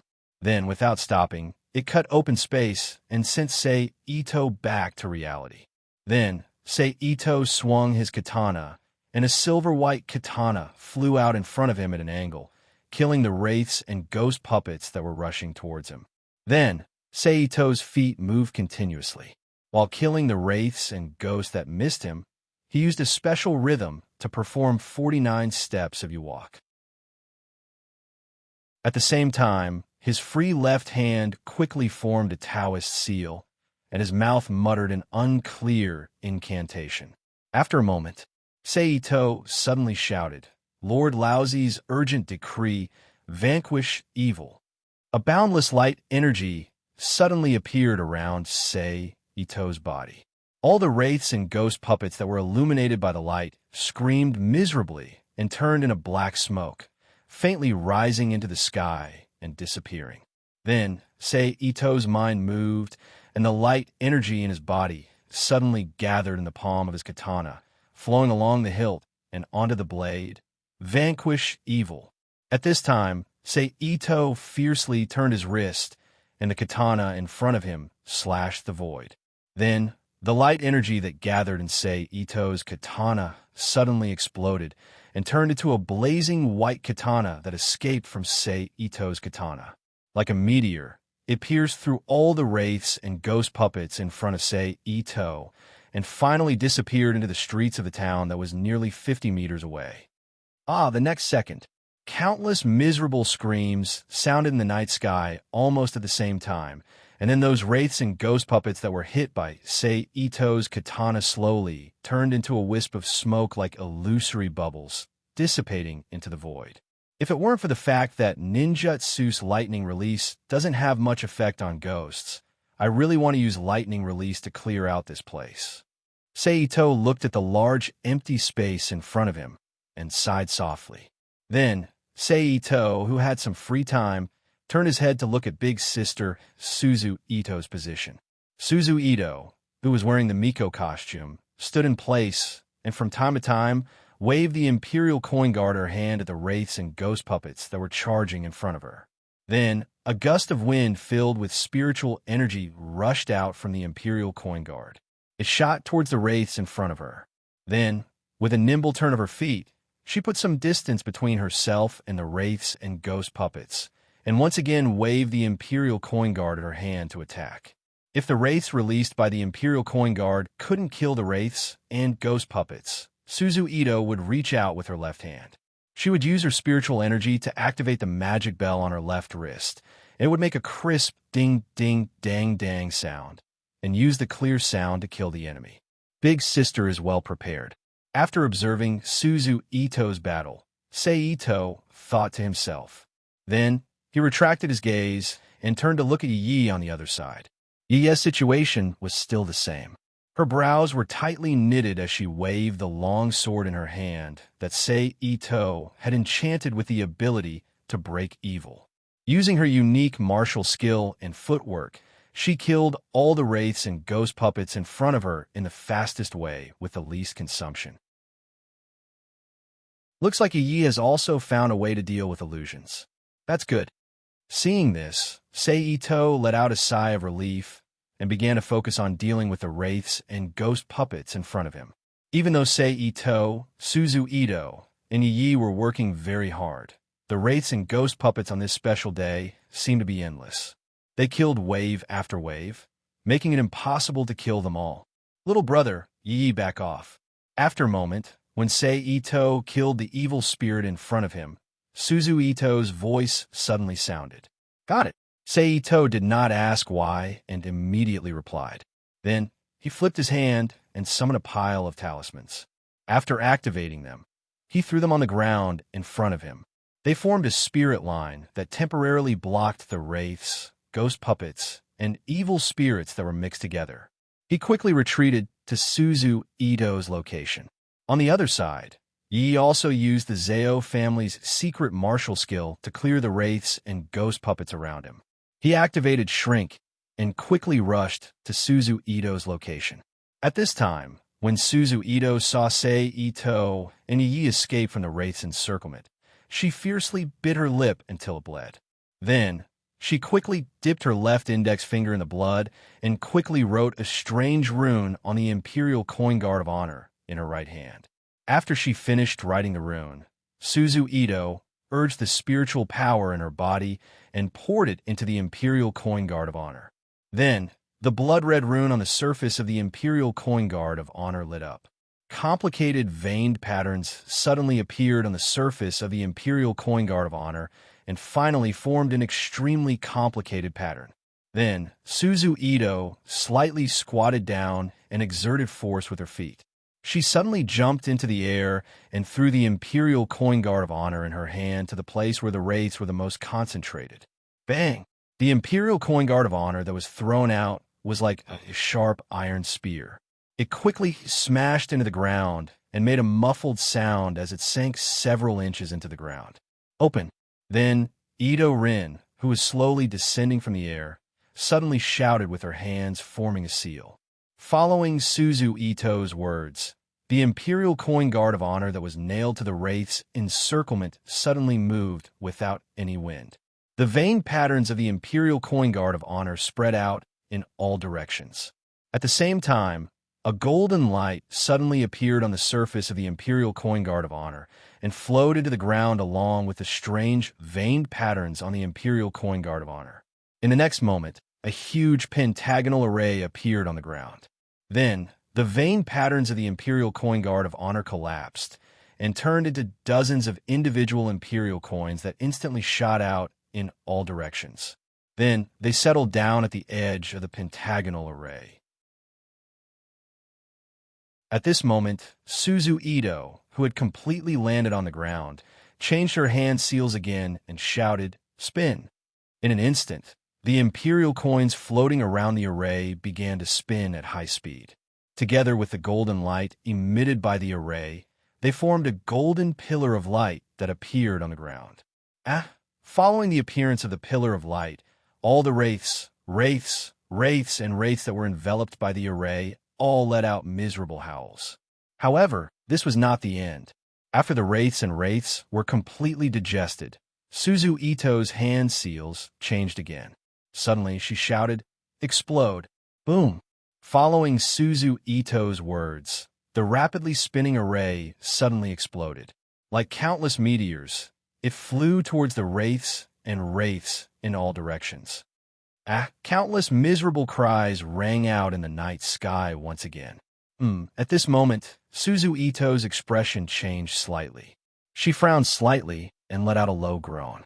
Seeing this, Sei Ito hurriedly reached out to support Suzu Ito and asked with concern, "Big sister, are you all right?" "I'm fine. It's just that I've used up a lot of spiritual power." Suzu Ito lightly shook her head. "That's good."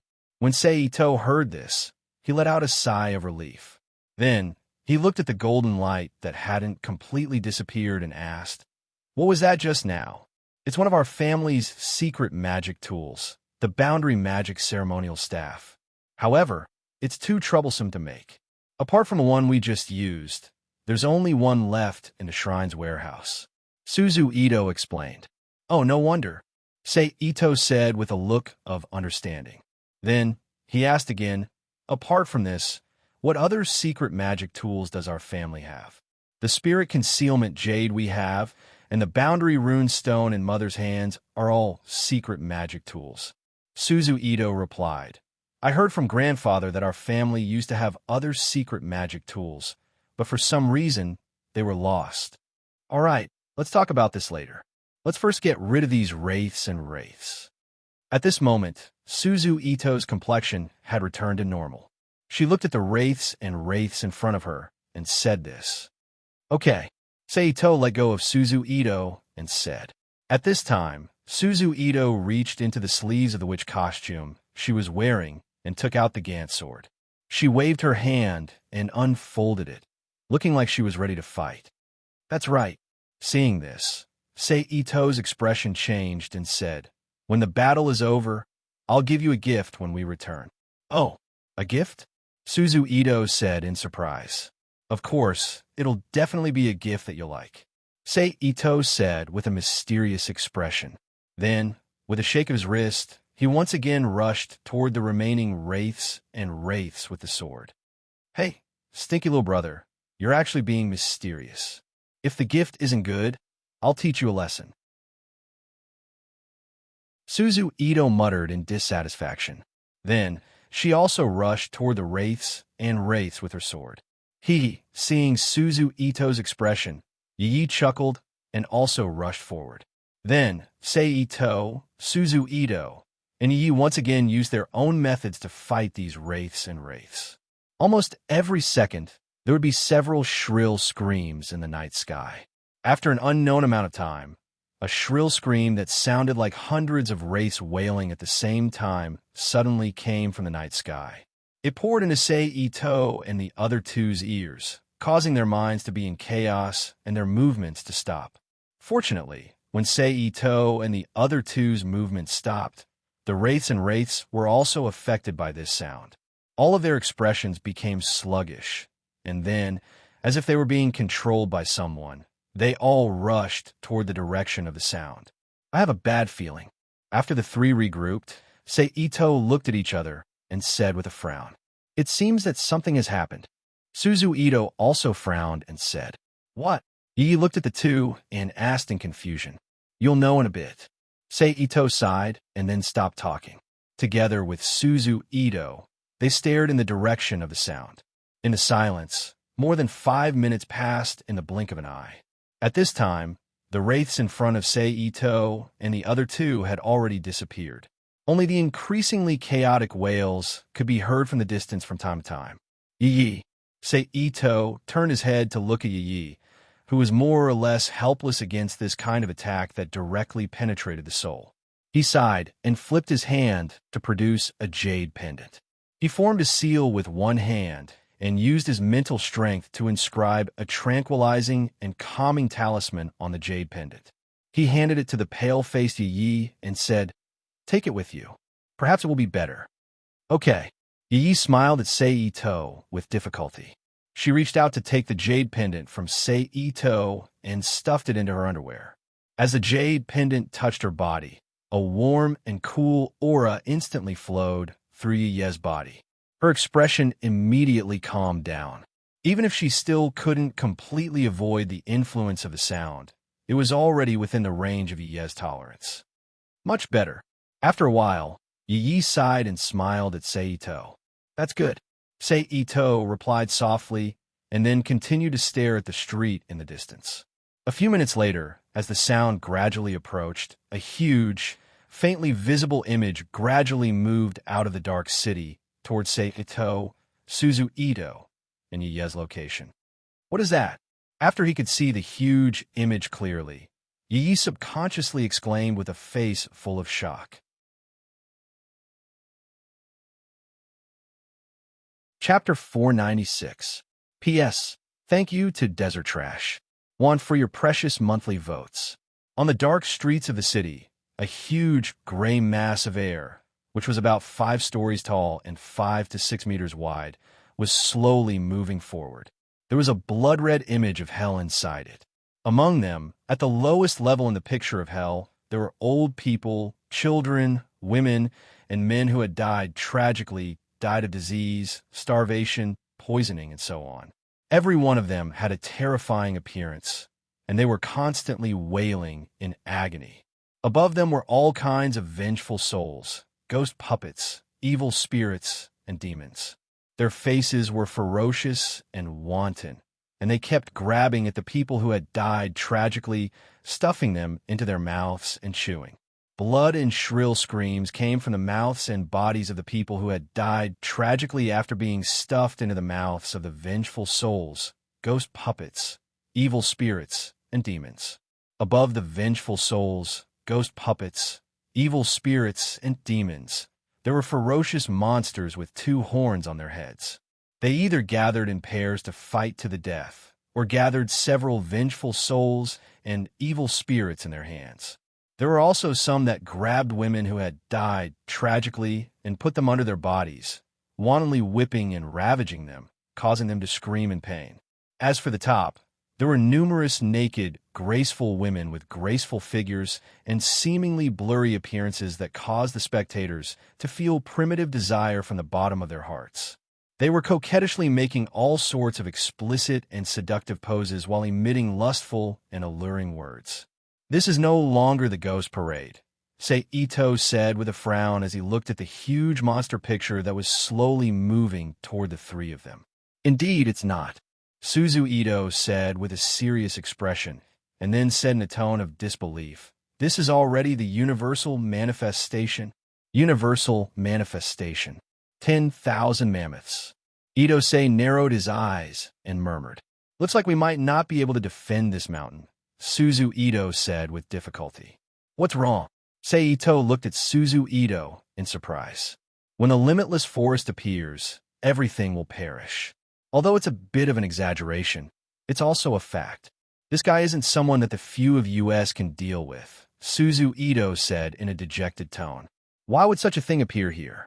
Yi asked curiously. I'm not sure either, but it might have something to do with our previous slaughter. Perhaps we've killed too many. Suzuito said in a self-deprecating tone. Of course, there could be other factors. What do we do now? Yi looked at Seito and asked. Let's go back and inform Mother first. Then, we'll use our mountain's barrier to resist. When the time comes, we'll do our best to defend. If we can't defend it, we'll leave, Seito said in a deep voice. That's the only way, Suzuito agreed. Then, the 3 of them didn't stay any longer. They burst out with their fastest speed and rushed back to the shrine. Fortunately, Universal Manifestation didn't move very fast, giving Seito and the others plenty of time to return to the shrine. They also informed Eriko, who was in the secret room, of what had happened and discussed countermeasures. Universal Manifestation. Eriko muttered to herself with a heavy expression. After a moment, she came back to her senses and said to Seito and Suzuito, Chungling, the 2 of you go to the library and collect all the books. Okay, Seito and Suzuito said quickly.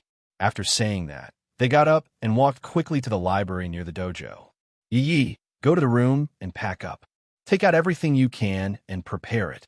When Ah-chung comes back, let him collect it, Eriko said to Yi again. Yes, Yi immediately replied. Then, he got up and ran back to the bedroom and began to pack up. Father, forgive your daughter for not being able to protect the family business. When Eriko was the only one left in the secret room, her expression became confused again. She muttered to herself. A few minutes later, Ito Sei, Ito Rin, and Yi returned to the secret room after collecting all the books in the shrine and important items at home into the Rubik's Cube world. You've collected everything?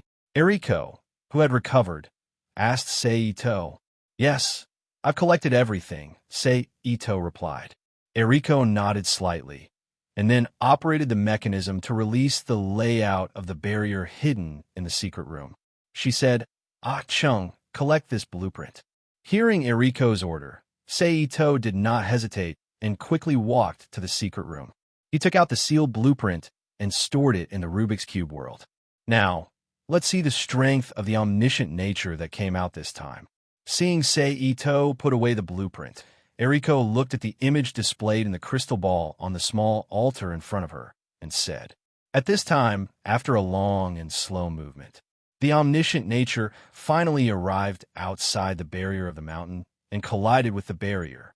The contact between the gray mist and the pale golden transparent light shield was like cold water hitting hot iron. In an instant, there was a slight but continuous sizzling sound. At the same time, a faint black smoke rose from the place where the two met. But before the smoke completely dissipated, it was absorbed by the omniscient nature and merged into the outer gray mist again. Ouch! At this time, the movements of the ghosts in the omniscient nature suddenly stopped at the same time, raised their heads and howled. Then, an invisible sound wave spread out from the omniscient nature and hit the barrier. Puff! With the arrival of the sound wave, the barrier immediately shook violently. At the same time, the ground of more than 20 meters around the mountain and the omniscient nature seemed to be pressed by a heavy pressure. It suddenly sank down by 1 centimeter, and a layer of fine cement dust instantly appeared in the depression, shaking violently. Mother, I'll go down the mountain to take a look, and then try to help you outside. Seeing the omniscient nature's performance in the crystal ball, Sei Ito frowned and said, No, it's too dangerous. Before Eriko could speak, Suzu Ito took the lead and shouted to stop him. Sister, don't worry, I'll be careful. Sei Ito smiled and comforted Suzu Ito. And you see the omniscient nature's performance. It's obviously like a moving fortress. As long as I'm careful, I can completely set up a large formation around it, and then cooperate with the barrier to eliminate it outside the mountain. No, Suzu Ito firmly refused. Mother, let me go down the mountain. Maybe we can save her home.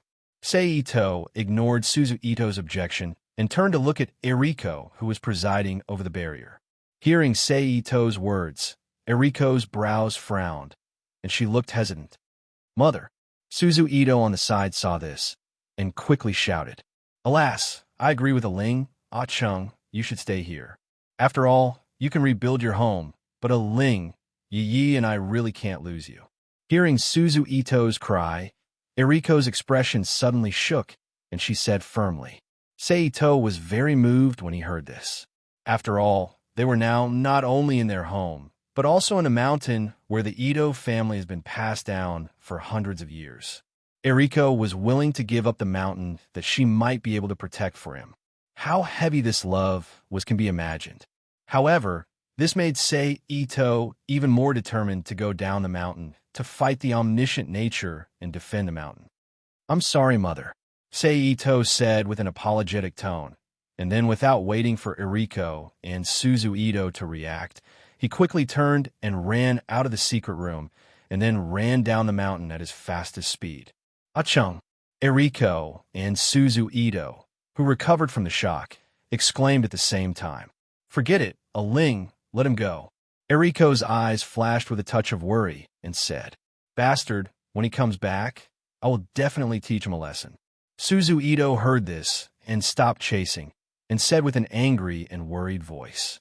On the other side, Sei Ito, who left the shrine, jumped into the forest of the mountain and rushed to the foot of the mountain at high speed.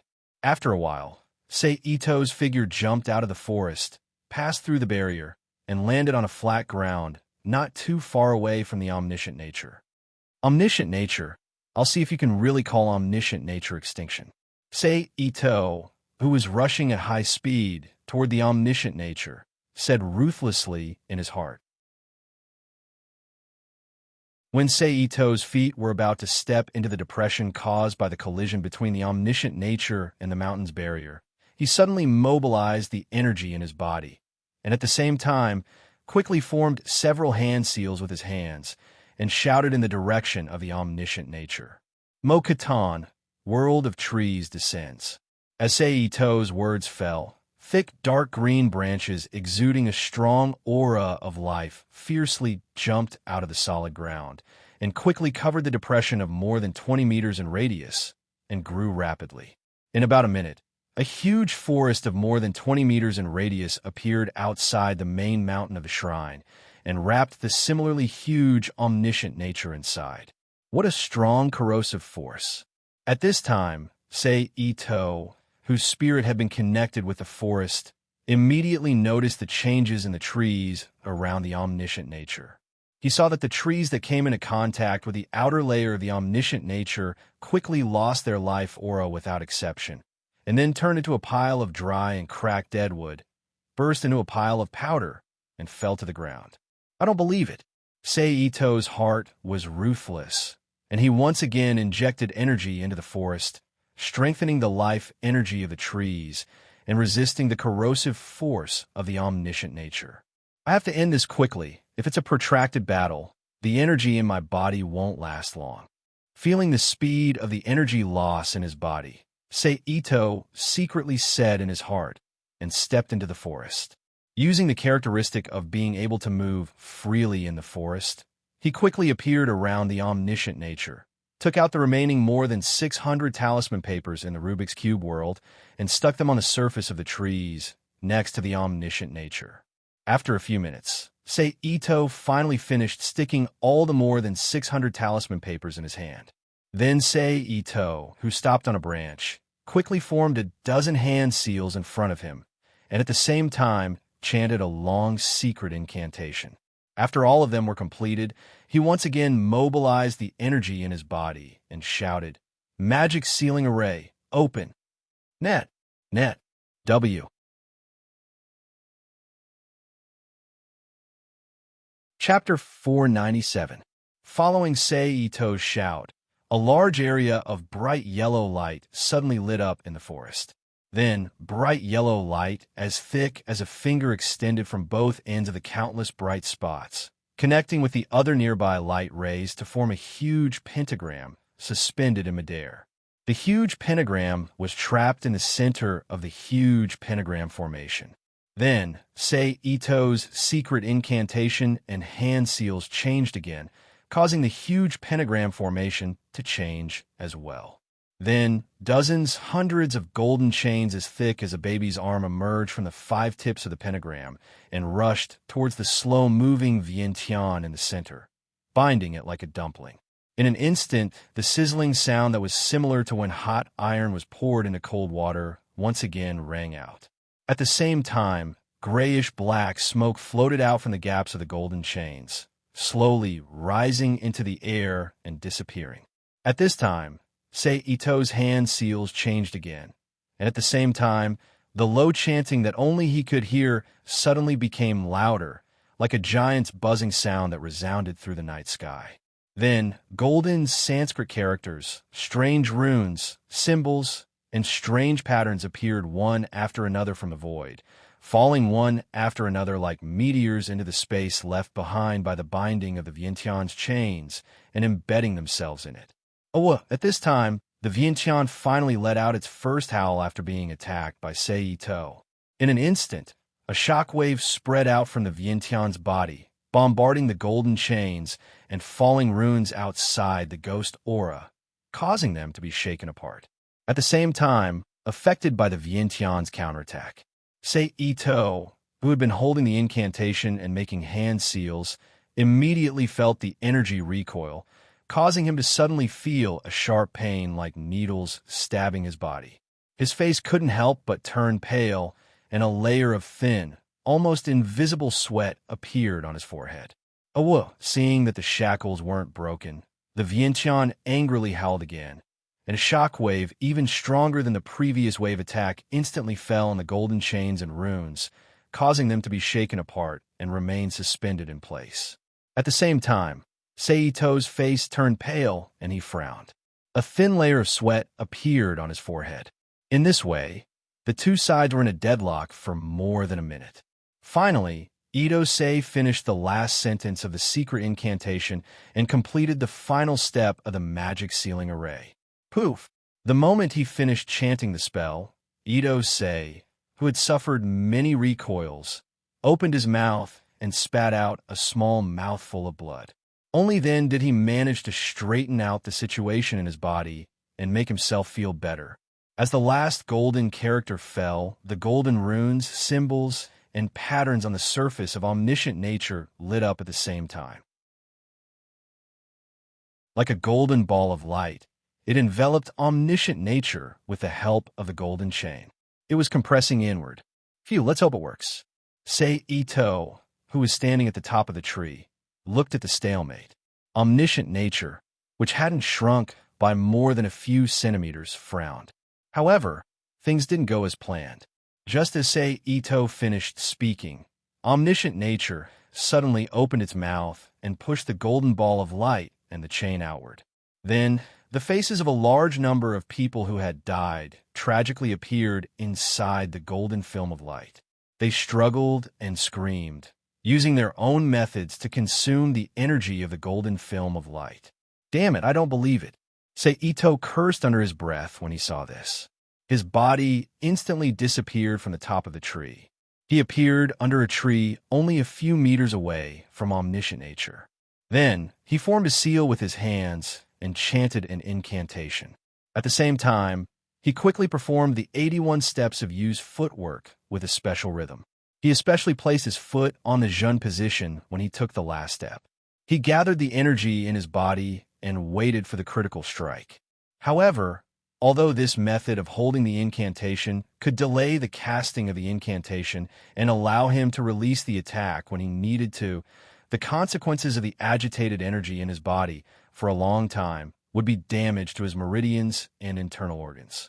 If Ito didn't have the power of the world of panaceas, he wouldn't do such a stupid thing.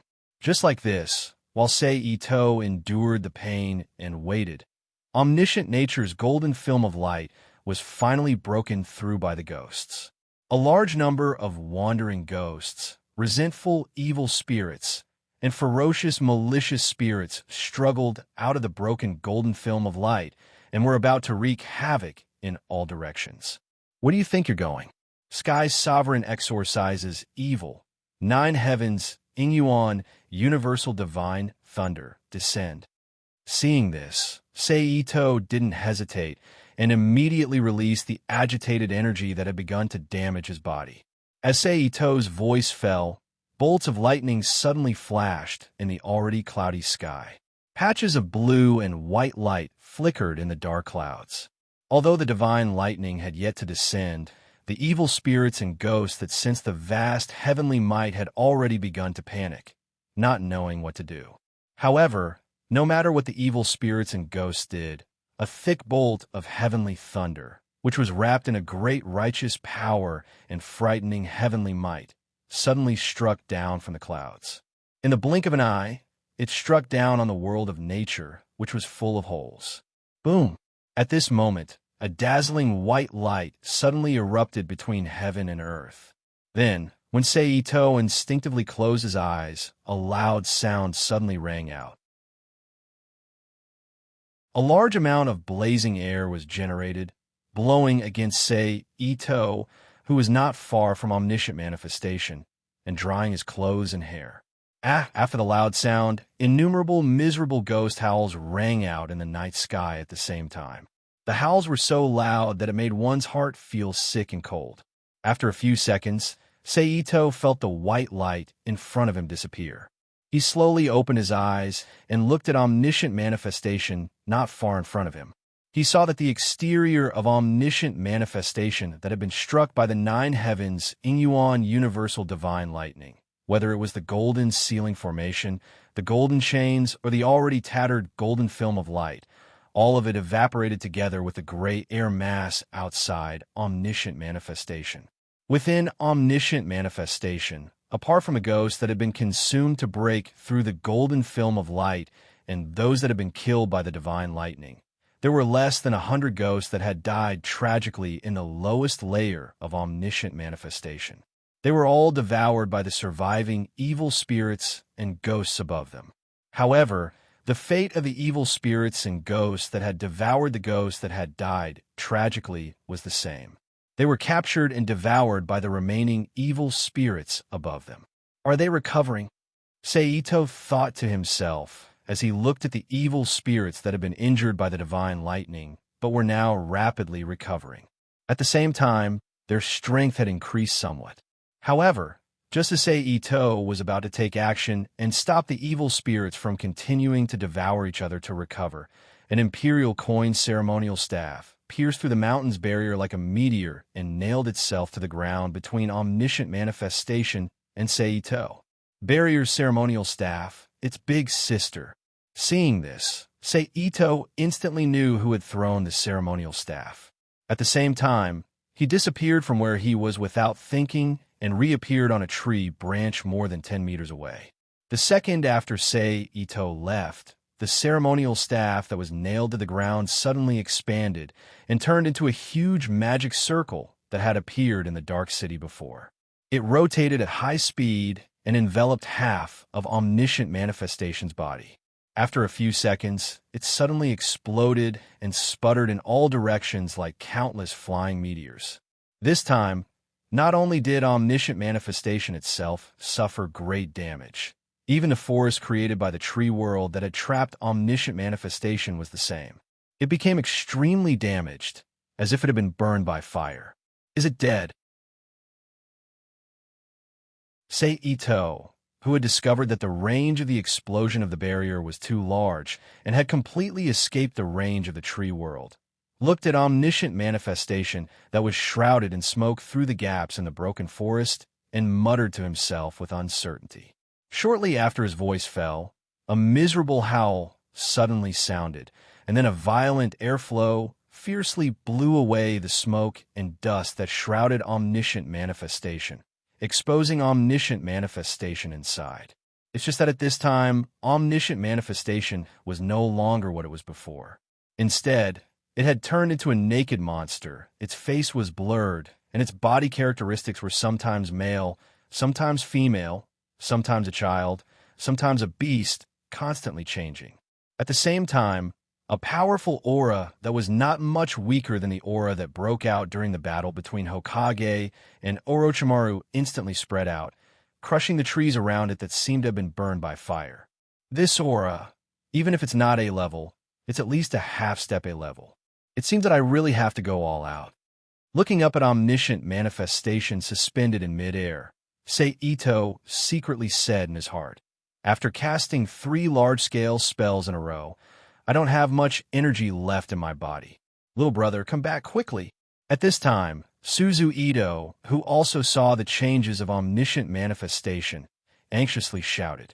Awu! As Suzu Ito's words fell, omniscient manifestation howled again, and a transparent shock wave immediately spread out with it as the center, hitting the barrier and crushing everything around it. Crash! The barrier that was attacked by the shock wave immediately shook violently, making a clear and audible sound. Big sister, you go back first and help mother maintain the barrier. Leave this to me. Seito raised his arms in front of his head, and while resisting the shock wave released by omniscient manifestation with his energy, he shouted to Suzu Ito. Little brother, you... Suzu Ito shouted angrily. Awu! But before Ito Rin could finish her words, Eldritch Vientiane roared again.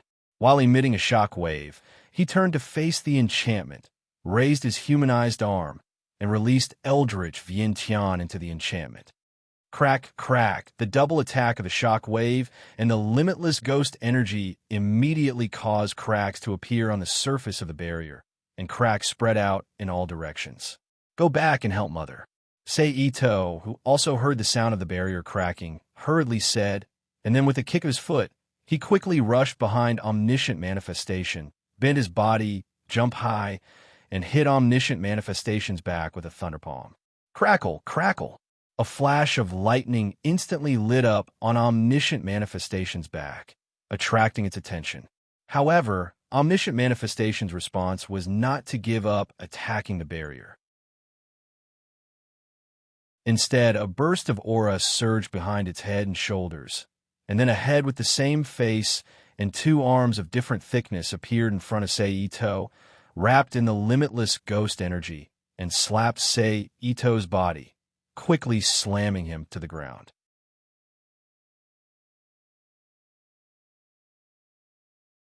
Chapter 498. P.S. Thank you to Unequal Style and Boring Lord for their precious monthly votes. Thank you to Xiao Mo Fong, Nikfini, Tianhua, Xjildia, and Desert Crazy. Want for their tips. Boom! Omniscient Nature did not know how to hold back. Due to the influence of the omniscient spirit, he could not even use the substitution technique. He was blasted to the ground. Fortunately, Sei Ito's body was strong enough. He simply coughed out a mouthful of blood foam caused by the internal injuries caused by the shock. After that, he climbed up from the deep pit that was the same width and height as him, as if nothing had happened. Panting, he stared at Omniscient Nature, who was floating in the air. Stinky little brother, when you come back, I will definitely teach you what it means to be obedient. Suzu Ito, who knew that it was not the time to talk, cursed with a worried face. She immediately turned around and rushed back to the secret room to help Eriko and Yi maintain the strength of the barrier. Just as Suzu Ito turned around and left, a slight crisp sound came from the barrier again. The thin and long cracks that had just stabilized once again spread in all directions. Damn it! Hearing the sound, Sei Ito immediately turned his head to look in the direction of the sound. After discovering that the barrier had changed, his expression immediately changed. He cursed in a low voice, jumped up from the deep pit, and rushed toward Omniscient Nature again. Virtual Domain open. When he was about to get close to Omniscient Nature, Sei Ito suddenly opened the virtual domain that he had only used twice since he obtained it. It shrouded Omniscient Nature's body. The virtual domain, which only rank A masters could possess, immediately stopped the Omniscient Nature's attack, allowing Ito's Sei, who had unleashed his full power, to close in on him. A whip kick with lightning flashing fiercely hit Omniscient Nature's waist, sending it flying out from the barrier. With a thought, Sei Ito immediately closed the virtual domain that had been activated for less than 2 seconds. After all, the virtual domain was something that only A-rank experts could possess. Even if Sei Ito obtained it in advance with the help of the Rubik's Cube world, he couldn't use it for long as his mental strength hadn't reached the advanced stage of the advanced stage. He could only use it for a short period of time when he was in a critical situation. Otherwise, the mental strength consumed to maintain the virtual domain would cause Sei Ito to completely lose his combat ability and faint within a minute. Roar! At this time, Sei Ito, who had been kicked several meters away, suddenly stopped in midair and sent a directional shockwave attack at Sei Ito, who had fallen to the ground. Transparent ripples that could be seen with the naked eye vibrated the air and arrived before Sei Ito in the blink of an eye. On the ground where Ito's Sei was originally standing, a deep pit with a diameter of about 5 or 6 meters and a depth of more than 3 meters was blasted out.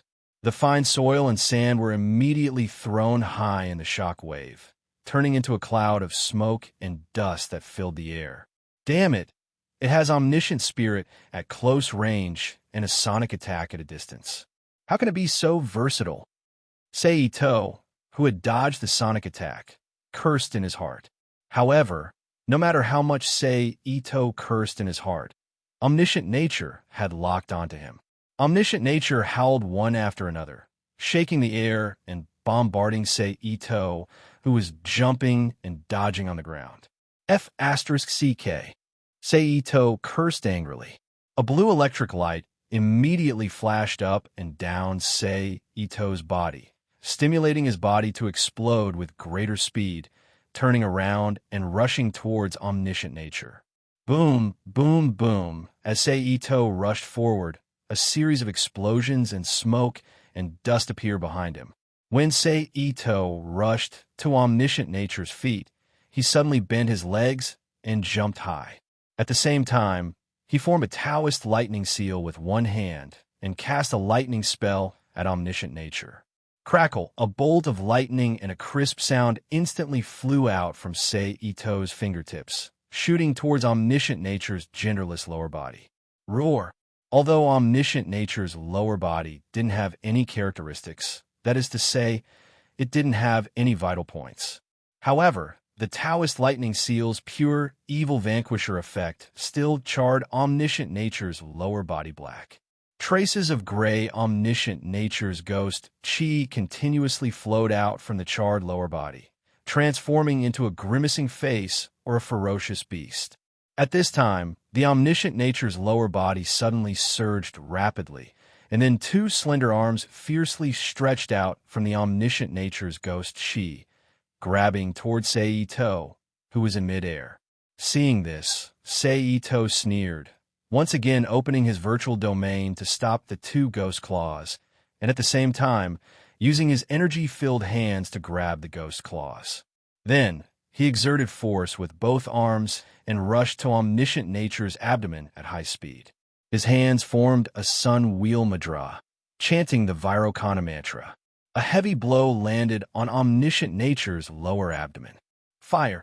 Following Sei Ito's shout, a bright flame instantly emerged from Sei Ito's hands that formed the sun wheel mudra, burning towards omniscient nature's body.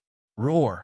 The bright flame had an absolute restraining effect on omniscient nature, which was a ghost.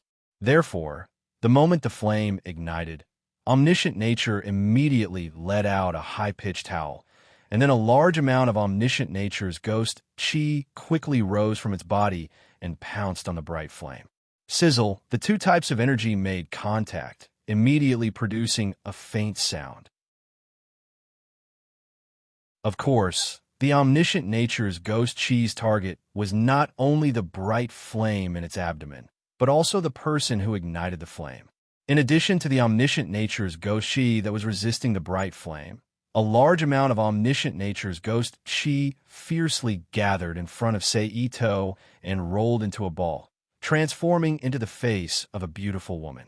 While uttering seductive words, it opened its bloody mouth and tried to swallow Sei Ito's head. Fortunately, Sei Ito's psychic power was not inferior to omniscient nature's ghost chi, so he was not affected by the beautiful ghost chi's seductive words. Therefore, the moment the beautiful ghost chi pounced on him, he immediately withdrew his hand and fell backwards to the ground. The quality of the omniscient nature's ghost chi is indeed close to rank A, or at least rank A. The influence of the virtual domain has little effect on it. This is troublesome, Sei Ito thought to himself, frowning as he landed on the ground again. At this moment, the beautiful ghost chi form from the omniscient nature's ghost chi stretched forward, its entire body suddenly elongating like a snake, twisting and twisting as it rushed toward Sei Ito, who had landed on the ground. Hi-he-he-he. As the beautiful ghost chi moved, its seductive words continued to come out of its mouth. It attacked Sei Ito's psychic barrier, creating all kinds of illusions. Looks like I'll have to put in a lot of effort. Sei Ito narrowed his eyes as he stared at the beautiful ghost chi that was about to pounce on him. Then, with a sudden thought, a small wisp of world force was instantly transferred from the Rubik's Cube world to his fingers. As his arm moved and rode in the air, it transformed into a transparent symbol that did not have any energy fluctuations. It cannot be any more ordinary. However, the second after the transparent symbol was completed, the beautiful ghost chi that collided with the transparent symbol screamed. As if it had been burned by a pure yang object, it immediately turned into a cloud of black smoke and disappeared in front of Seito's eyes. Then, Seito's thoughts moved again. A large amount of world force instantly flowed into his body. As he endured the damage caused by the excessive world force to his body, he once again rushed toward omniscient nature at high speed. On the other side, omniscient nature, who had discovered that Seito was ridiculously agile, suddenly began to surge violently. Ferocious wraiths, and evil spirits instantly transformed from omniscient nature's body. Like the beautiful ghost Chi, they rushed out of omniscient nature's body like snakes and swarmed towards Seito, who was moving at high speed on the ground. Seeing that there was no way to dodge, Seito once again spread out his virtual domain, covering an area of 15 meters around him. Then, as if it was free, he released the world force in his body, which evolved into transparent runes in his virtual domain. He faced the ferocious wraiths, and evil spirits that swarmed toward him from all directions. Seito said resolutely as he looked at the ghost Chi that was being burned into smoke one by one, "I can still hold on for about 30 seconds at such a high rate of consumption. I must finish off omniscient nature within these 30 seconds. Then, Seito charged toward omniscient nature while enduring the continuous ghost Chi released by omniscient nature. When he was close to omniscient nature, he once again expanded the virtual domain outside his body by 5 meters. Then, he injected a large amount of world force into it, causing it to transform into countless transparent runes that filled the virtual domain, blocking the combined attack of omniscient nature's body and the ghost Chi. Then, Seito, whose face had already turned pale and bloodless, and whose skin was bleeding profusely, formed a hand seal with both hands. He performed the 81 steps of Yu's steps, while at the same time, he quickly chanted a prayer to prepare for his strongest attack. After a short while, when omniscient nature had advanced more than 10 meters into the virtual domain and was about to come into contact with Seito's spell was finally ready. Then, a large amount of world force madly surged out of Seito's body, turning into invisible ripples that suddenly spread out. Then, like iron sand meeting a magnet, all kinds of energy within a 100-meter radius around Seito went berserk. Even the protective barrier suddenly shattered under the influence of this gravitational force, turning into countless energy dots that swarmed around Seito's body along with other kinds of energy. Finally, they combined into a special kind of energy that moved according to Seito's hand seals. At this moment, Seito, whose veins were bulging on his forehead and blood trickled from the corner of his mouth, shouted in a sonorous tone, "Nine heavens, Ingyuan, universal divine thunder, descend." As these words fell, a huge pillar of lightning 5 or 6 meters thick that connected heaven and earth fiercely broke through the dark clouds in the sky. At the same time, it blasted a big hole in the sky through which the stars could be seen and instantly bombarded omniscient nature's body below. But what surprised people was that after the lightning fell, there was no sound at all. Instead, the world seemed to have been silenced and was silent.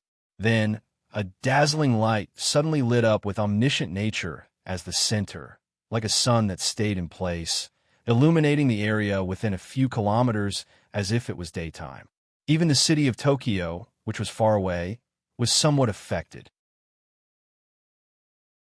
And after the light, a strong wind suddenly blew, fiercely blowing Seito, who was now seriously injured, more than 50 meters away before it slightly weakened, causing Seito to fall to the top of the building below him, smashing a big hole in the top of the building and falling into the building.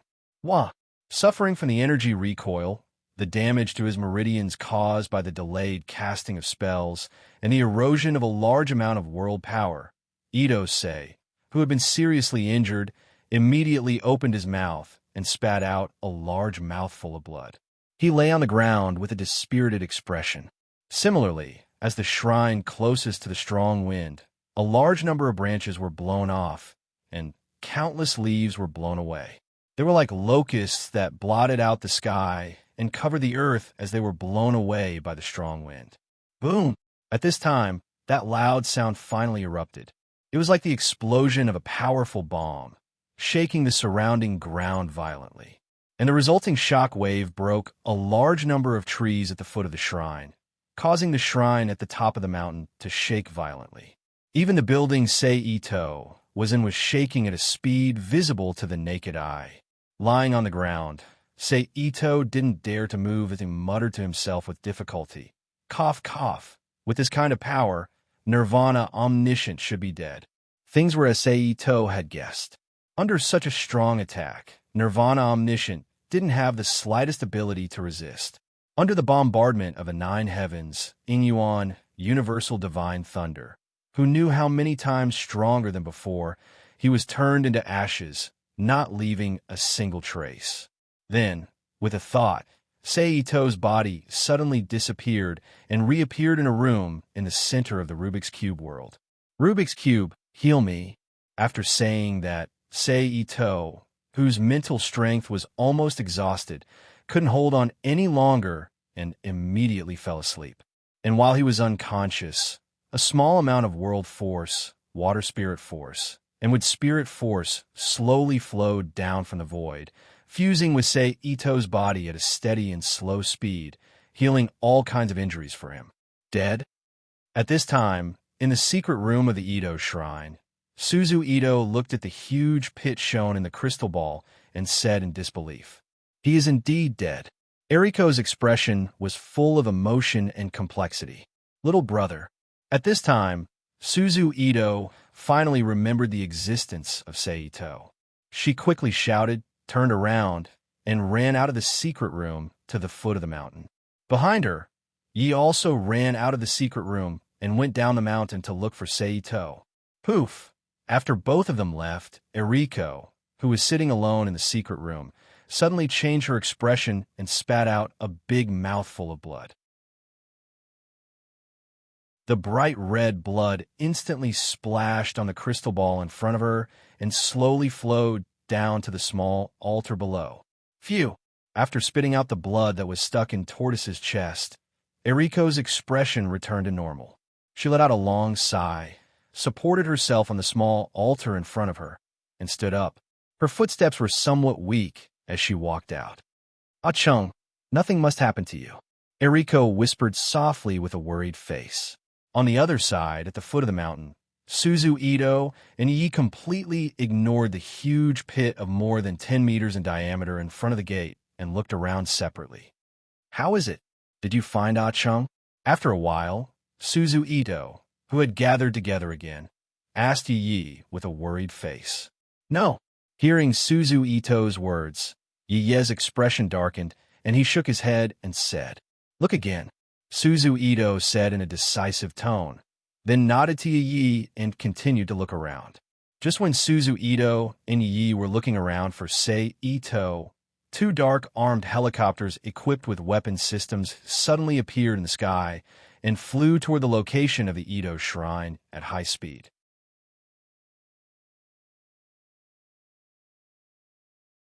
Chapter 499. The team from the Environment Ministry is carrying a helicopter. Suzu Ito and Yi, as well as Eriko, who was staying in the shrine, turned to look at the night sky at the same time when they heard the sound of the propellers. Their expressions changed slightly as they thought to themselves, "Not good, little brother. Ah-chung, this battle is too loud." Then Suzu Ito took out her mobile phone and was about to call Yi's phone. However, because of the large-scale energy explosion caused by the Empyrean heavenly thunder and the power of the world, there was no electronic signal at all. Damn it! Seeing this, Suzu Ito cursed in a low voice, turned around, and quickly returned to the shrine. "Little brother, wait a moment. After sister and mother deal with the guys from the Environment Ministry, we will immediately come to find you. Sister and aunt will deal with them. I don't need to worry. Now, the most important thing is to find Ah-chung." Yi, who also saw the helicopters from the Environment Ministry, hesitated for a moment. Then he made up his mind and continued to concentrate on searching for Sei-Ito's traces.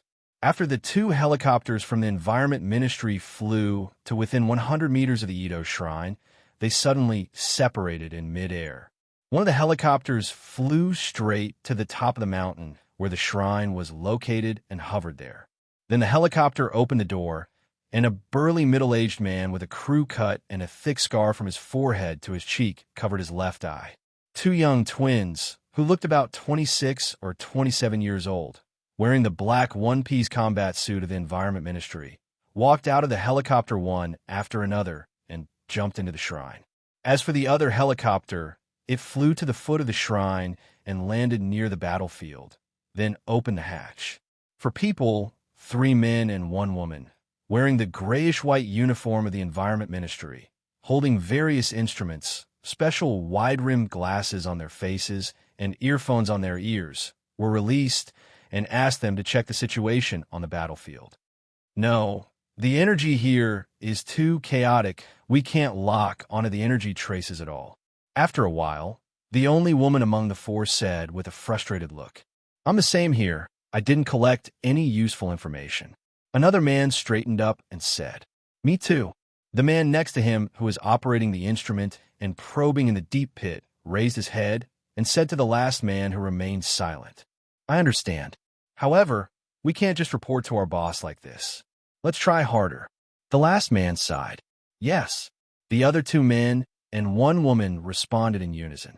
Then they operated the equipment in their hands again and began to carefully inspect the scene of the battle. At the same time, in the shrine, "Welcome to the Ministry of Environment. May I know what business you have with us?"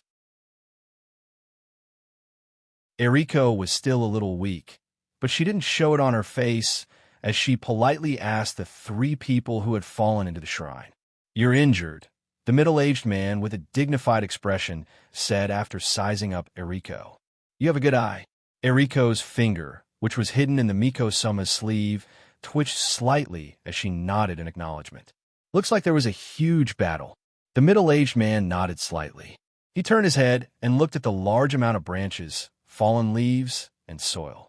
It was like a shrine after a disaster, as well as the broken forest around it. Hearing the middle-aged man's words, Eriko didn't say anything. She still stood there silently, waiting for the other party to speak. Just now, in the monitoring room of the Ministry of Environment, we detected a battle fluctuation with an average strength of level A, and the highest energy fluctuation was close to level S. I wonder if Ms. Ito can explain it to me. The middle-aged man withdrew his gaze and looked at Eriko beside him with a flat gaze and asked, "Something just appeared here." Eriko's eyelids drooped slightly and said in a low voice, "Everything." The middle-aged man repeated with a slight frown, "Yes." Eriko said affirmatively. Then she explained in a low voice, "And the scene you see now is the destruction caused by the raging of everything. And my injury was also caused by the backlash of the barrier breaking at that time. As far as I know, Ms. Ito's strength hasn't reached level yet. There shouldn't be any level A members in your family. So how did you destroy Omni Wanxiang?" The middle-aged man closed his only eye slightly and asked, "We didn't destroy everything, but it was destroyed by heavenly thunder." Eriko replied. The middle-aged man nodded silently. He opened his right eye again and looked at Eriko and asked, "Where's Mr. Ito now?" "In Kyoto. He is setting up the Kyoto defense barrier with the elders who survived the war some time ago." Eriko replied honestly. "For the specific details, you can ask ISC Grand Shrine." "Have any strangers appeared in the vicinity recently?" The middle-aged man paused and asked again. Of course, the strangers he mentioned referred to special people. Ordinary people were not in their scope of concern. "No." Eriko shook her head. "Is that so?" The middle-aged man frowned slightly again and said softly. Then he reached out his hand and said to Eriko, "If you find any suspicious people nearby, please contact us immediately." "Okay." Eriko reached out and gently shook the middle-aged man's hand. "Akira, let's go down the mountain." The middle-aged man let go of his hand and turned to the twins behind him. "Okay." The twins responded in unison. "Goodbye." The middle-aged man said politely and walked down the mountain with the twins. On the way down the mountain, they just happened to pass by Suzu Ito, who was rushing back to the shrine. After Suzu Ito was a distance away, the middle-aged man walked in front of them and asked without looking back, "How is it?" "It's not her. Her energy level is only C+." The twins said in unison. "Oh." The middle-aged man nodded and continued to walk down the mountain silently. "Mom." Suzu Ito, who ran back to the shrine, called out to Eriko, who was standing in the shrine. "How is it?" Eriko gave Suzu Ito a look and asked. "Nothing." Suzu Ito's expression froze for a moment. Then she said with a depressed tone, "Is that so? Then forget it. After all, this kind of master is very elusive. There's no need to force it." Eriko softly comforted her. "I know, Mom." Suzu Ito replied. "Let's go back to the room to rest," Eriko said as she turned around and walked to the back room. "Okay," Suzu Ito replied, and then quickly walked to Eriko's side and walked to the back room together. Environment Ministry? After returning to the room, Suzu Ito silently asked Eriko. After Eriko understood, she nodded and didn't say anything. "These bastards," Suzu Ito silently cursed. After that, Suzu Ito and Eriko began to chat aimlessly. Of course, they didn't talk too much. The topic more or less revolved around Panopticon and Ghost Parade until they heard that the two helicopters were far away. "Can we talk now?" Suzu Ito turned to look at Eriko and asked with her mouth. "Don't talk about Ah Chung and the battle tonight." Eriko also replied with her mouth. Suzu Ito nodded knowingly. She chatted with Eriko from time to time while watching TV out of boredom. 3 hours later, when the sky was bright, Yi returned to the shrine with a disappointed expression. "Sister, no." Yi was about to speak, but he was immediately stopped by Suzu Ito's hand covering his mouth. Then, she silently reminded him with her mouth, "There may be surveillance. Don't talk about Ah Chung and the battle. Also, from now on, I'll call you Reina." After carefully reading Suzu Ito's mouth for a moment, Yi nodded in understanding. At this time, Suzu Ito removed her hand from Yi's mouth and chatted with Yi. "Let's go, Reina. Let's go to sleep." Suzu Ito yawned. "Okay." Yi agreed. Then, he left the front hall with Suzu Ito and returned to the bedroom to rest. However, whether it was Suzu Ito, Yi, or Eriko, the three of them were all worried about Sei Ito's situation. Therefore, even if they rested, they could not rest well. Therefore, when it was almost noon, Eriko and the other two got out of bed one after another and gathered in the front hall. After a simple meal, Suzu Ito and Yi, under the guidance of Eriko, began to tidy up the shrine's environment. Fortunately, the three of them were not ordinary people. For this kind of work that would take an ordinary person 1 or 2 days to complete, the three of them only took a little more than half a day to tidy up and restore the shrine to its original state. Then, they began to repair the enchantment that guarded the mountain. However, repairing the enchantment that guarded the mountain was a big project. After all, the situation this time was different from before. Previously, only some of the enchantment's base points were damaged. They only needed to replace the base points. However, this time, the entire enchantment that guarded the mountain had collapsed. The energy and explosion caused by the collapse had damaged most of the base points. It was almost equivalent to having to rearrange the enchantment. It was not something that the three of them could complete in a short time. However, these 7 days were the craziest days of the Yulon Hungry Ghost Festival. There was no time for Eriko and the other two to recover. Therefore, Eriko and the other two could only hope that the explosion caused by the destruction of omniscient nature would disperse the wandering ghosts, allowing them to repair the enchantment with peace of mind. It was unknown whether it was because Eriko and the other two's wishes were fulfilled, or because omniscient nature's death had caused a large area around the shrine to be cleared of ghosts. For 2 days, not a single ghost appeared near the shrine. This allowed Eriko and the other two to heave a long sigh of relief. They were more at ease to repair the enchantment. As for Sei Ito's whereabouts, although Suzu Ito and Yi had gone out to search for him, they could not find any trace of him. The three of them could only pray silently in their hearts, hoping that Sei Ito would be safe and sound.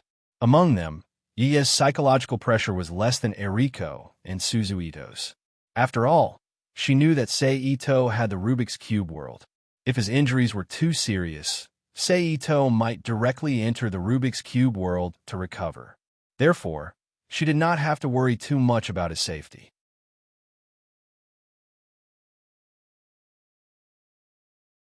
Chapter 500. With a low groan, Sei Ito, who had been unconscious, finally opened his closed eyes. How long have I been unconscious? Sei Ito, who was still lying on the floor, asked softly into the void. 58 hours. A set of information appeared in Sei Ito's mind and answered.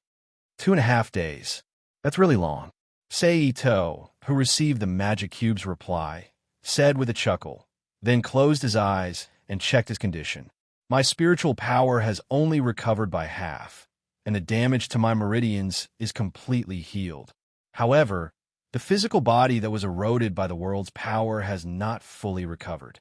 In other words, I can't fight a high-intensity battle for the time being. After a while, Sei Ito, who had finished checking his condition, opened his eyes and whispered to himself, "But forget it. As long as I can protect the Shrine Mountain, it's fine." Then, Sei Ito's body exerted a little force, resisting the slight, tingling sensation in his body, and sat up from the ground. Magic Cube, how much of the world's power did I consume in this battle? Sei Ito asked again. As soon as his voice fell, an energy meter similar to the one before the Magic Cube opened the world appeared in Ito-sei's mind. A bright red bar and a half appeared at the bottom of the meter. At the same time, a group of constantly changing numbers quickly jumped next to the meter. Do those constantly changing numbers represent the consumption of the world's power used to heal my physical injuries? Sei Ito asked softly. Yes, it seems that it will take a lot of energy to completely heal my physical injuries. Sei Ito curled his lips in thought. Then he stretched out his hand on the ground and stood up. Then, Sei Ito got into a fighting stance. He slowly practiced a set of wudong cotton fist in a room to adapt to the tingling sensation in his body. He tried his best to ignore the tingling sensation in his body so that he could fight normally. 2 hours later, Sei Ito, who was sweating all over, gently stopped his fighting stance and used his energy to shatter the tattered clothes on his body. Ugh! The vibration of his energy instantly caused a tingling sensation in his body, making Sei Ito instinctively let out a low groan. In this case, Sei Ito simply stood naked in place, closed his eyes, and used energy to wash his body to adapt to the tingling effect. Another hour or so passed. Sei Ito, who was a little numb from the energy, opened his eyes and slowly walked to another large bathroom, soaking his body in the pool. Comfortable. Ito-sei, whose whole body except his head was submerged in the warm water at a moderate temperature, hummed comfortably. Tonight should be the day of the Black Ball team's mission. I'm really looking forward to Nakata Yuko's choice after 100%. Sei Ito raised his hand and scooped up a handful of warm water, chuckling to himself. More than half an hour later, Sei Ito, who had soaked his body comfortably, stood up from the pool and returned to the room while using the energy in his body to dry the traces of water on the surface of his body. After returning to the room, Sei Ito, whose body was completely dry, waved his hand to summon a set of casual clothes including underwear, socks, and shoes. Then, Sei Ito's mind moved and flashed out of the Rubik's Cube world. At this time, the sky outside had just turned dark. Some traces of sunlight could still be seen on the horizon. Sei Ito, who had returned to the main world, turned his hand and took out a mobile phone and habitually dialed.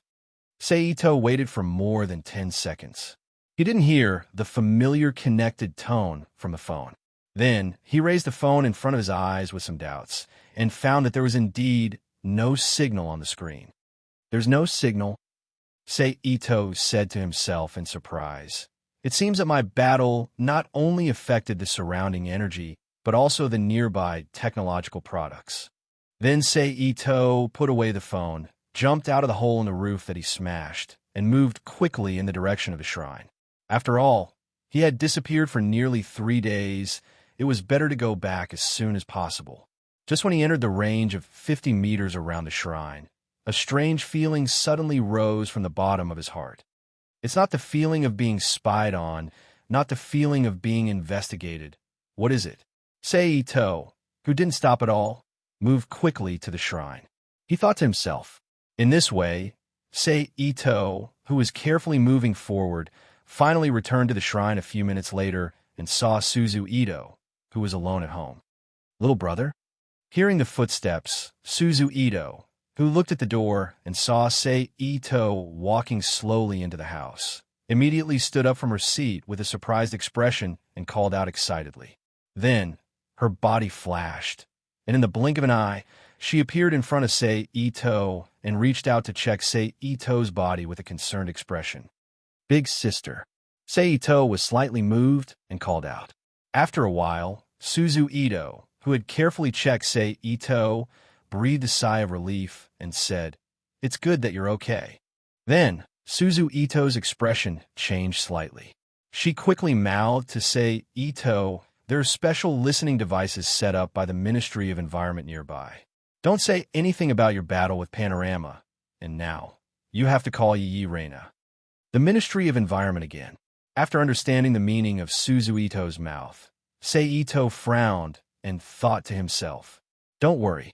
As long as Grandpa is still guarding the Kyoto barrier, without any special circumstances, the Ministry of Environment won't dare to do anything to us." Seeing Sei Ito frown, Suzu Ito reached out and gently stroked his eyebrows and comforted him with her mouth. "I know, it's just that this feeling of being watched is really annoying." Sei Ito made a seal with one hand and used the Yamanaka family's mind-reading technique to speak to Suzu Ito in her mind. Suddenly hearing Sei Ito's words, Suzu Ito looked at him with surprise. Seeing this, Sei Ito didn't hide anything and directly used the mind-reading technique to explain to Suzu Ito the specific practice and application method. "Where's Mother and Reina?" After explaining the practice and application method of the mind-reading technique, Sei Ito asked. "They went to repair the mountain barrier." Suzu Ito made a seal with her hand and pondered the mind-reading technique while answering. "Then I'll go help," Sei Ito said as he turned to go to the forest to help repair the mountain barrier. "Forget it for today. Let's talk about the repair tomorrow." Suzu Ito quickly dispersed the seal in her hand, reached out and pulled Sei Ito, shook her head, and said, "And you just came back. You must be tired. Hurry up and rest." Then, okay. Sei Ito pondered a little and agreed. "Then I'll go back to the bedroom first." "Go." Suzu Ito smiled and nodded. Then Sei Ito turned and walked to his bedroom. There are still 4 hours until the start of the Black Sphere mission. In this case, I better take care of my body first. After returning to his bedroom, Ito-sei turned his head and glanced at the time shown on the clock hanging on the wall. Then he sat on the ground with his legs crossed and began to meditate. About 2 hours later, a rush of footsteps suddenly sounded outside the bedroom door. Then the bedroom door was suddenly opened from the outside. Yi and Eriko's figures instantly appeared at the door, looking at Sei Ito with concern and joy. "Mother, Reina, I'm back." Sei Ito turned and said to Eriko and Yi, who were standing at the door, "It's good that you're back." Eriko walked quickly to Sei Ito, patted his arm, and said happily with a gratified expression. At the same time, Yi also walked to Sei Ito's side and reached out to hold Sei Ito's hand. "Have you eaten? Do you want me to cook for you?" Eriko looked at Sei Ito and asked softly. "No need. I already ate before I came back," Sei Ito replied with a smile. "Okay then." Eriko nodded and said, "Then I won't disturb your rest." After saying that, Eriko turned around and left Sei Ito's bedroom with a relaxed expression. She returned to the front hall outside and stayed with Suzu Ito. After all, they were still in the 7 crazy days of the Lawn-Hungry Ghost Festival. Without the protection of the barrier, they could only rely on their manpower to make up for it. "I don't think so," Seeing that only Yi and himself were left in the room, Ito formed a seal with one hand and used mind reading to ask Yi with a smile. Although the latter was very happy, he did not forget that the environment department was monitoring the surroundings, so he directly nodded and answered Ito's question. Seeing this, Ito smiled and reached out to hug Yi in front of him and sat down cross-legged. Yi obediently sat in Ito's arms and leaned his head on Ito's shoulder with a happy expression.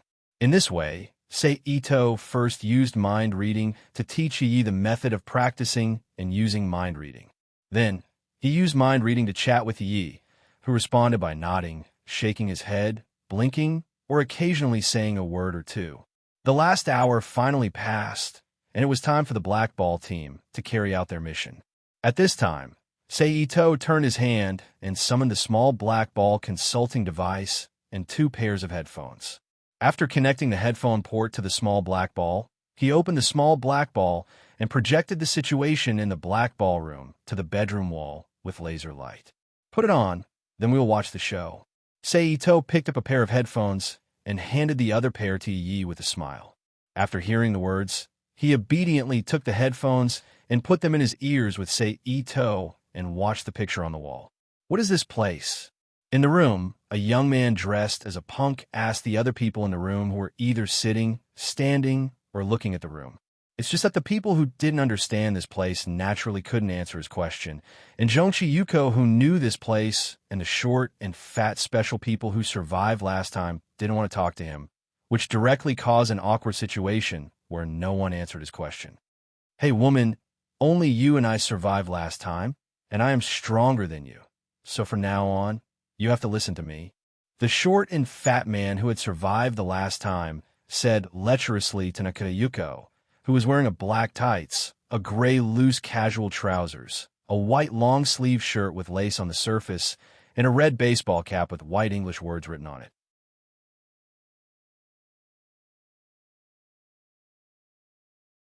Chapter 501. P.S. Thanks to Xiao Mafeng, Nikfani, Tianhua, Lost God, and Hisakav for their tips. Thanks to Boring Saint, Silver Moon Blue Lotus, Nikfani, and NBVJHGBY for their precious monthly votes. Yuko Naka, who had survived several Black Sphere missions, was no longer the cowardly girl who was forced by school violence to the point of wanting to commit suicide to seek relief. Furthermore, she was in a Black Sphere room that prohibited special powers. Therefore, she, who was completely unfazed by the short and fat man, did not even bother to give him a good look. She rolled her eyes at him and walked to the side. She crossed her arms in front of her chest and leaned against the wall, coldly looking at the 7 newcomers in the room, 5 men and 2 women. Bitch, wait until we leave the room. See how I'll deal with you. Seeing Nakata Yuko's behavior, the short and fat man's expression changed, and he cursed in a low voice. Bastard, I'm asking you a question. At this moment, the gangster youth who had been ignored saw the short and fat man's behavior and immediately cursed in anger. He angrily came in front of the short and fat man and grabbed his collar. He fiercely stared at the short and fat man and said, although the short and fat man's body wasn't very standard, as a special person, his physical skills were absolutely superior to the gangster youth. In addition, he was currently in a fit of anger. Therefore, the gangster was thrown to the ground by the short and fat man in the next moment. He ruthlessly kicked the gangster youth's neck. Kacha! A crisp sound instantly came from the gangster youth's neck, causing the gangster youth to die on the spot. Seeing the gangster youth's eyes pop out, blood slowly flowed out of the gangster youth's mouth as he died. In the room, one was originally standing and looking around, while the other was curled up in the corner of the room, and the other was screaming in horror. Shut up, you bunch of idiots. The short and fat man shouted at everyone in the room. In an instant, whether it was the 2 screaming women or the 5 men with different expressions, they all quieted down. Tell me your names and occupations. The short and fat man narrowed his eyes and stared at the 7 newcomers as he ordered. My name is Yutiko Chico. I'm a bank employee. The woman, who looked to be around 24 or 25 years old and was dressed like an office lady, said in a trembling voice. Seiji Imizumi is a civil servant. A 27 or 28-year-old man with a head of soft short hair and a very calm expression had his hands behind his back. He leaned against the wall and looked at the short and fat man. Tachikawa is wise. I'm a bus driver. A man in a bus uniform with some stubble on his face said. The man, who looked to be in his 30s and looked a little tired, said evasively. Kojima Yuta. He's a student. A skinny student who looked to be about 20 years old and wore thin square glasses said as his body trembled slightly. Fuyong Jinwoo, a plumber. A baby-faced man who was dressed neatly and had a clean face shrunk to the side and whispered.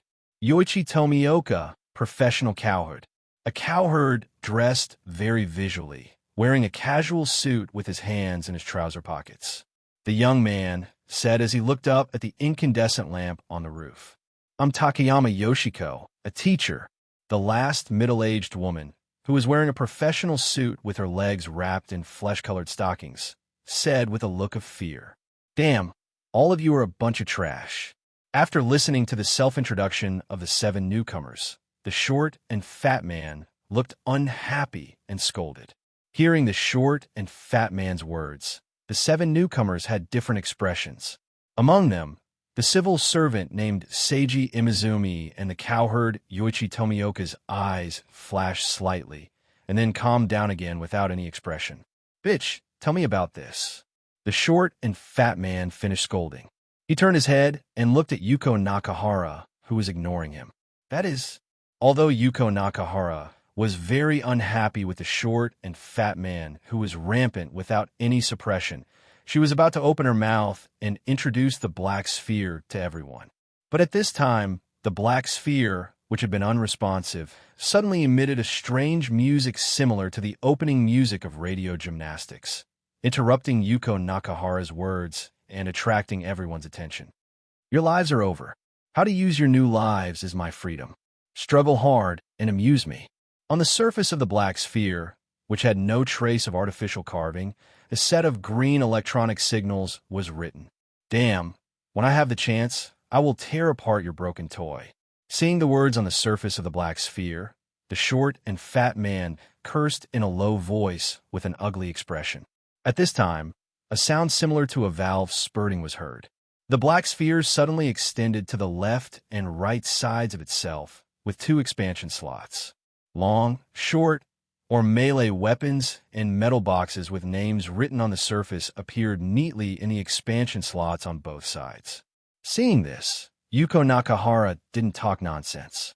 She went straight to the expansion slot with weapons, took out a Gans katana, a Gans spear, and a Gans pistol from it, and retreated to the side to fiddle with them.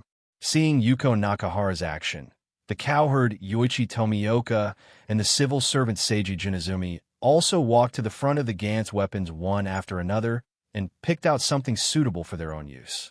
At the same time, Seiji Jinizumi also carefully observed Yuko Nakahara standing on the side with the corner of his eyes. After discovering the strange things on Yuko Nakahara's hands, feet, and neck, his eyes flashed slightly. He walked to the expansion slot on the other side of the black sphere and took out a box and opened it. After seeing the things in the box, his expression slightly moved. He closed the box again and found the box with his name on it and held it in his hand. Seeing Seiji Jinizumi's behavior, the cowherd Yoichi Tomioka also walked to the front of the metal box, picked out the box with his name on it, and retreated to the side with his spear. Seeing someone take the lead, the remaining 3 men and 2 women also hesitantly walked to the expansion slot of the black sphere and carefully chose.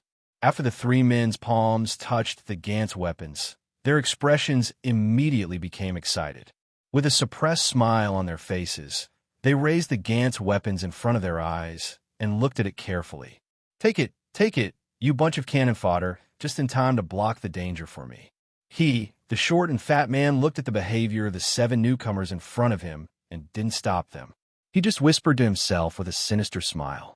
After 5 minutes, the text on the surface of the black sphere shrank, and a new set of text, and a woman's photo appeared on the surface of the black sphere. Ari Kaneko, 28 years old, cheerful personality. Hobbies: watch AV, catchphrase, silver wax spearhead. What is this?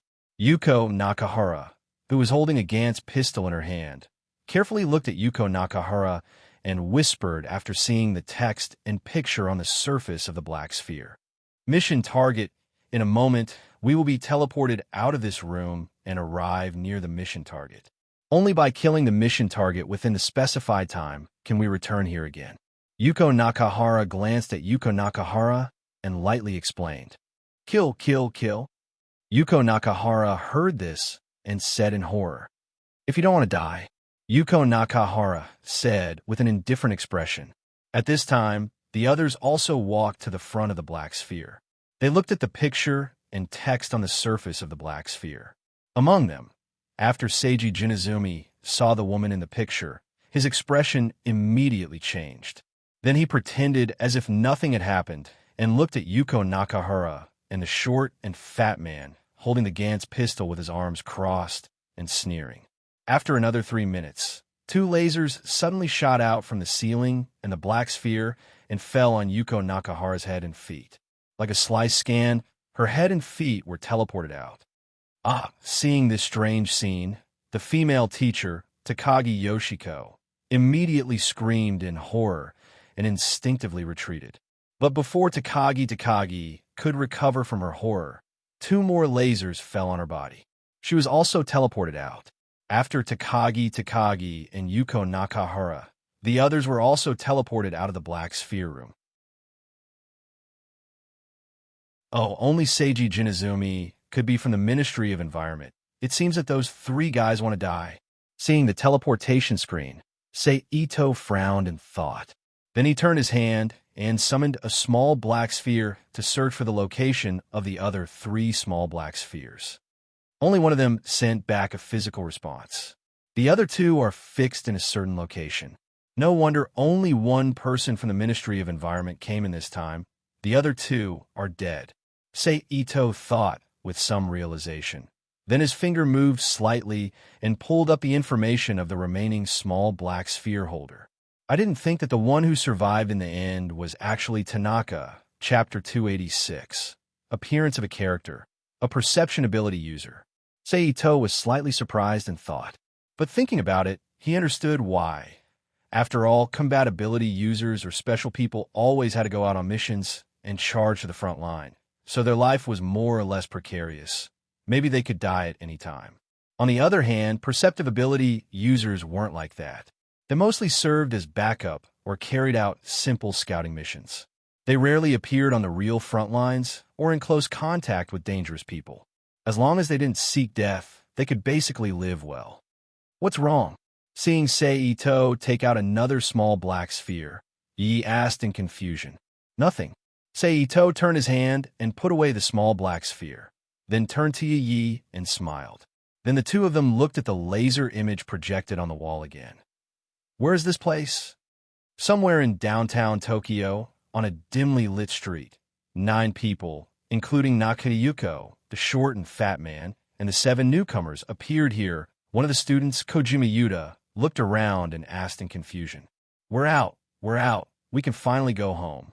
The bus driver, Tachikoa Hideaki, who was holding a Gantz gun in his hand, said in excitement, then ignored the others and ran away. However, before he could run far, his torso suddenly swelled up like a balloon filled with gas. Then with a bang it exploded. A large amount of blood, minced meat, and internal organs instantly sprayed out from the exploded body.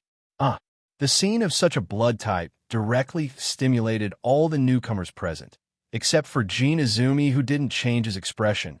The expressions of the other 3 men changed, and they immediately bent over and vomited. As for the 2 female newcomers, except for the middle-aged female teacher, Takayama Yoshiko, who was squatting and screaming with a pale face, the bank employee, Yuta Kishiko, directly fainted at the same time. A light yellow liquid with a fishy smell flowed out from her lower body. Let's see who dares to run. At this time, the short and fat man put down the Gantz gun in his hand turned to look at the remaining 6 newcomers and sneered. Then he slightly frowned, stepped in front of Yuta Kashiko, and stepped on Yuta Kashiko's chest, waking her up from her coma. "Don't play dead here. Get up," the short and fat man coldly shouted. Yuta Kashiko didn't dare to resist, completely ignoring the abnormality in her lower body, immediately turned over and stood on the side, trembling. And, just as the short and fat man was about to talk to Nakata Yuko, he found that other than the 7 of them, there was no trace of Nakata Yuko. "Smelly bitch, sure enough, you are hiding something from me," the short and fat man gloomily cursed, then looked at the people in front of him with an unfriendly gaze and shouted, "Now go find her. Inform me when you find her." "Yes." The pale-faced Hamanaga Kengo and Kojima Yuta immediately agreed, then left the short and fat man with Yoichi Tomioka, Seiji Imizumi, Yoshiko Takagi, and Yuta Kashiko, and scattered to search the surroundings. At this time, in front of a house more than 30 meters away from the blackball team, the target, Kaneko Yali, was hugging and kissing a good-looking, long-haired woman with a voluptuous figure. "Be good and wait for me at home. I will be back in a while." Kaneko Yali let go of the woman in his arms, reached out to pinch her cheeks, and smiled ambiguously. "Be quick." The woman smiled charmingly at Kaneko Yali and said coquettishly, "Don't worry, it will be quick." Kaneko Yali patted the woman's buttocks under her narrow skirt and smiled. Then he completely let go of the woman, turned around, and walked to the nearby convenience store, and the direction she was walking in was the direction of the blackball team. Here, after a while, when Kaneko Yali passed by an intersection, a man suddenly pointed at Kaneko Yali and shouted. Kaneko Yali was taken aback when she heard this. Then a charming smile appeared on her face. She twisted her perky but wrapped in light blue jeans and slowly walked toward the young man with the thin-framed square glasses, Kojima Yuta. "Little handsome, are you looking for me?" Kaneko Yali said in a charming voice. "Yes, yes, yes." Kojima Yuta looked at Kaneko Yali with a blushing face and stammered. "What are you looking for me for?" Kaneko Yali asked with a puzzled face. At this time, Nirong Tomioka and Seiji Imizumi rushed to Kojima Yuta's side, and Seiji Imizumi, who had just arrived, suddenly raised his gun and pulled the trigger in his hand. WNet. Net.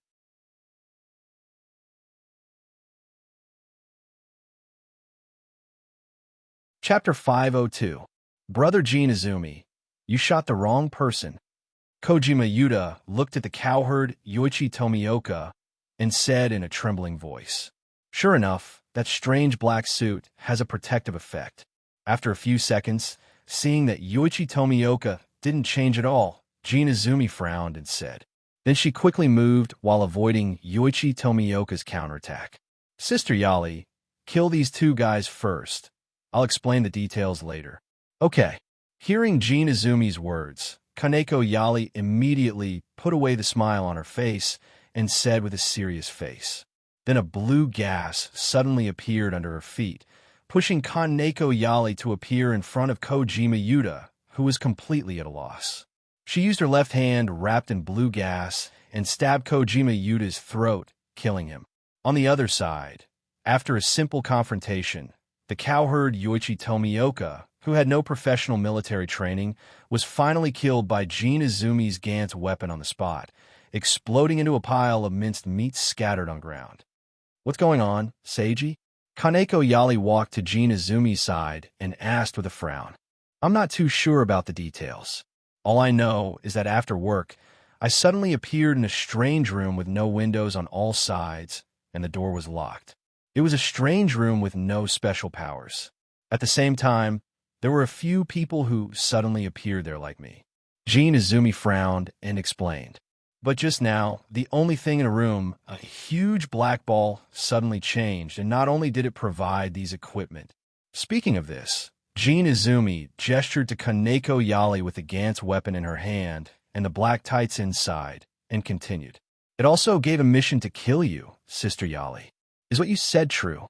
Kaneko Yali frowned and asked. "Yes," Jin Izumi said. But just as Jin Izumi's voice fell, His head suddenly swelled like a balloon and then exploded in front of Kaneko Yali.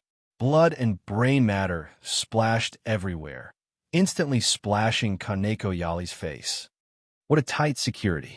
Kaneko Yali raised her hand to wipe the blood near her eyes and whispered to herself with an ugly expression.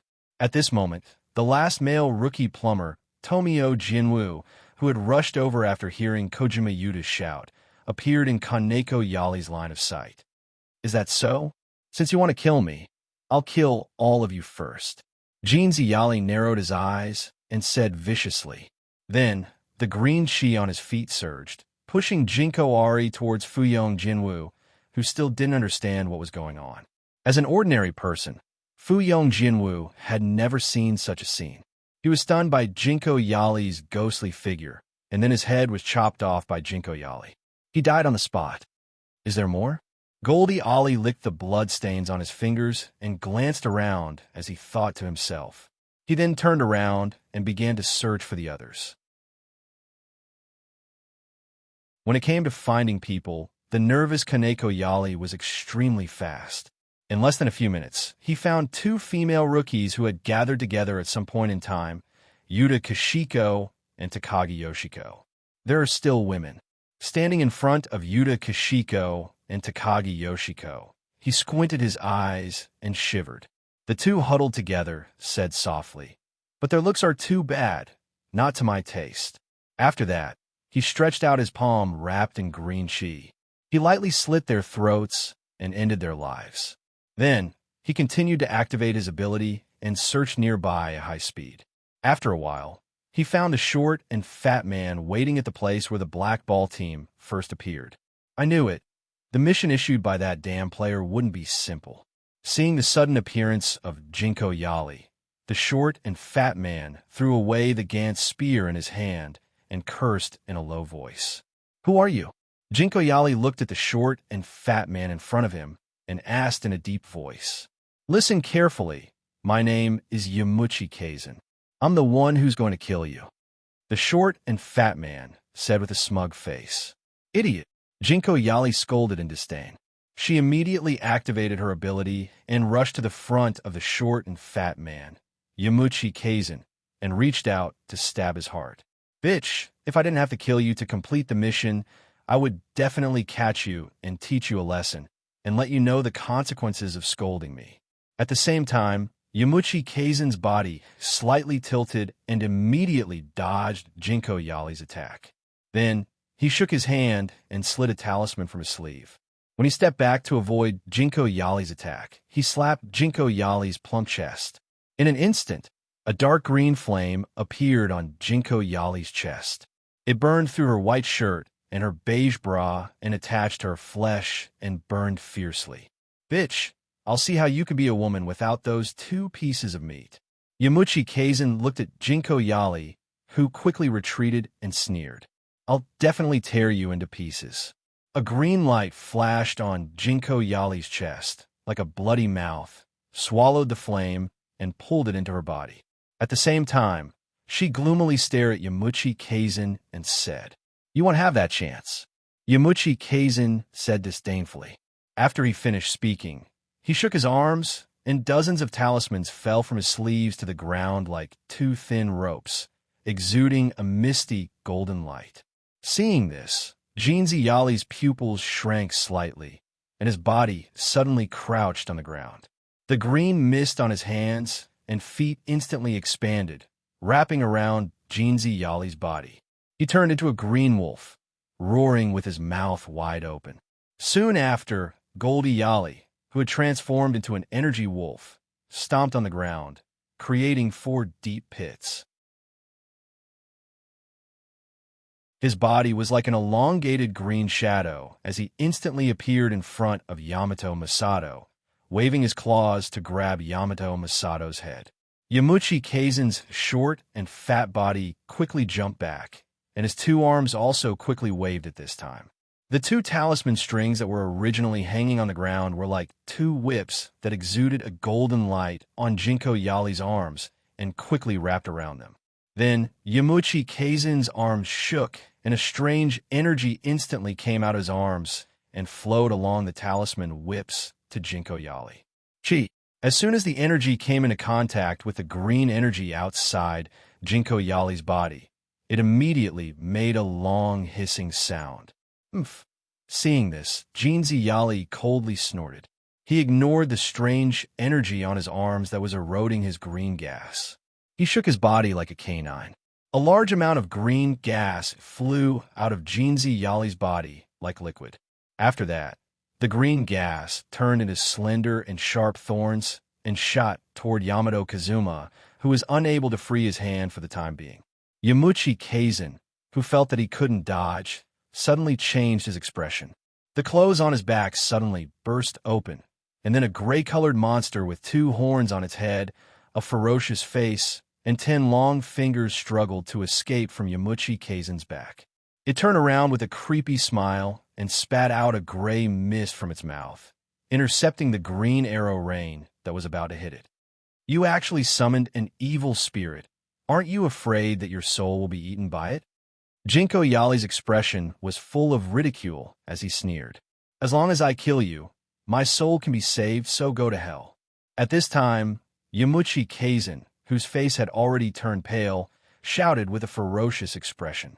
As soon as Yamuchi Kaizen's words fell, the evil spirit smiled creepily and crawled onto Yamuchi Kaizen's back, along his arms, and crawled towards Jinko Yali. Oomph. Jinko Yali's expression changed slightly when he heard this.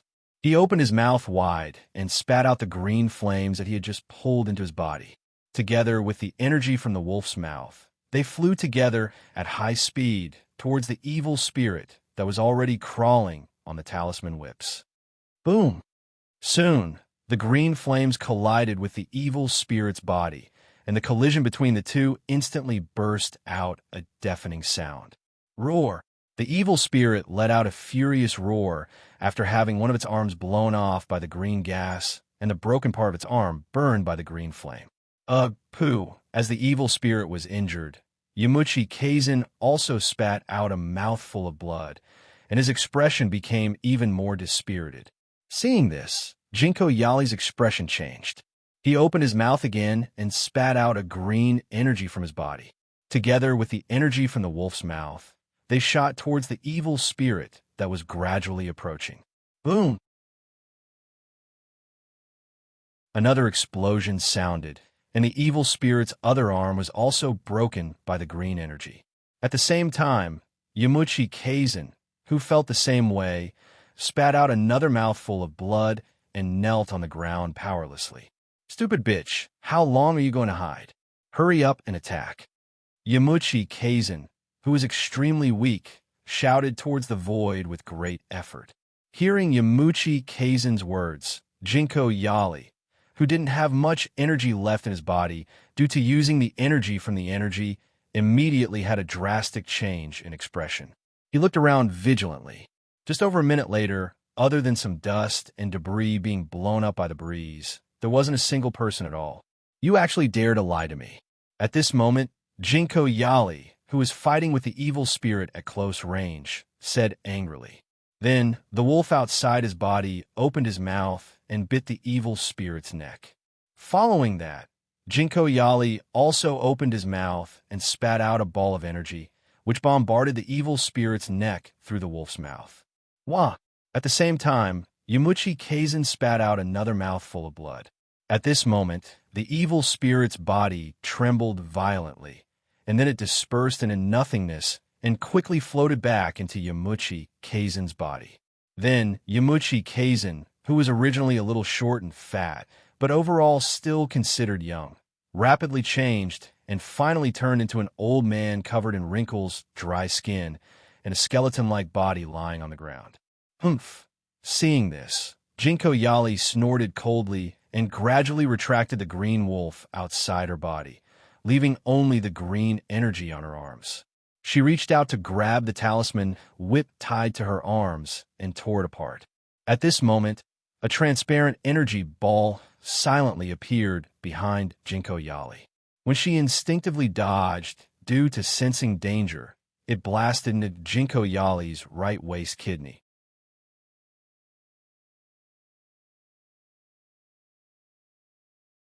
Chapter 503.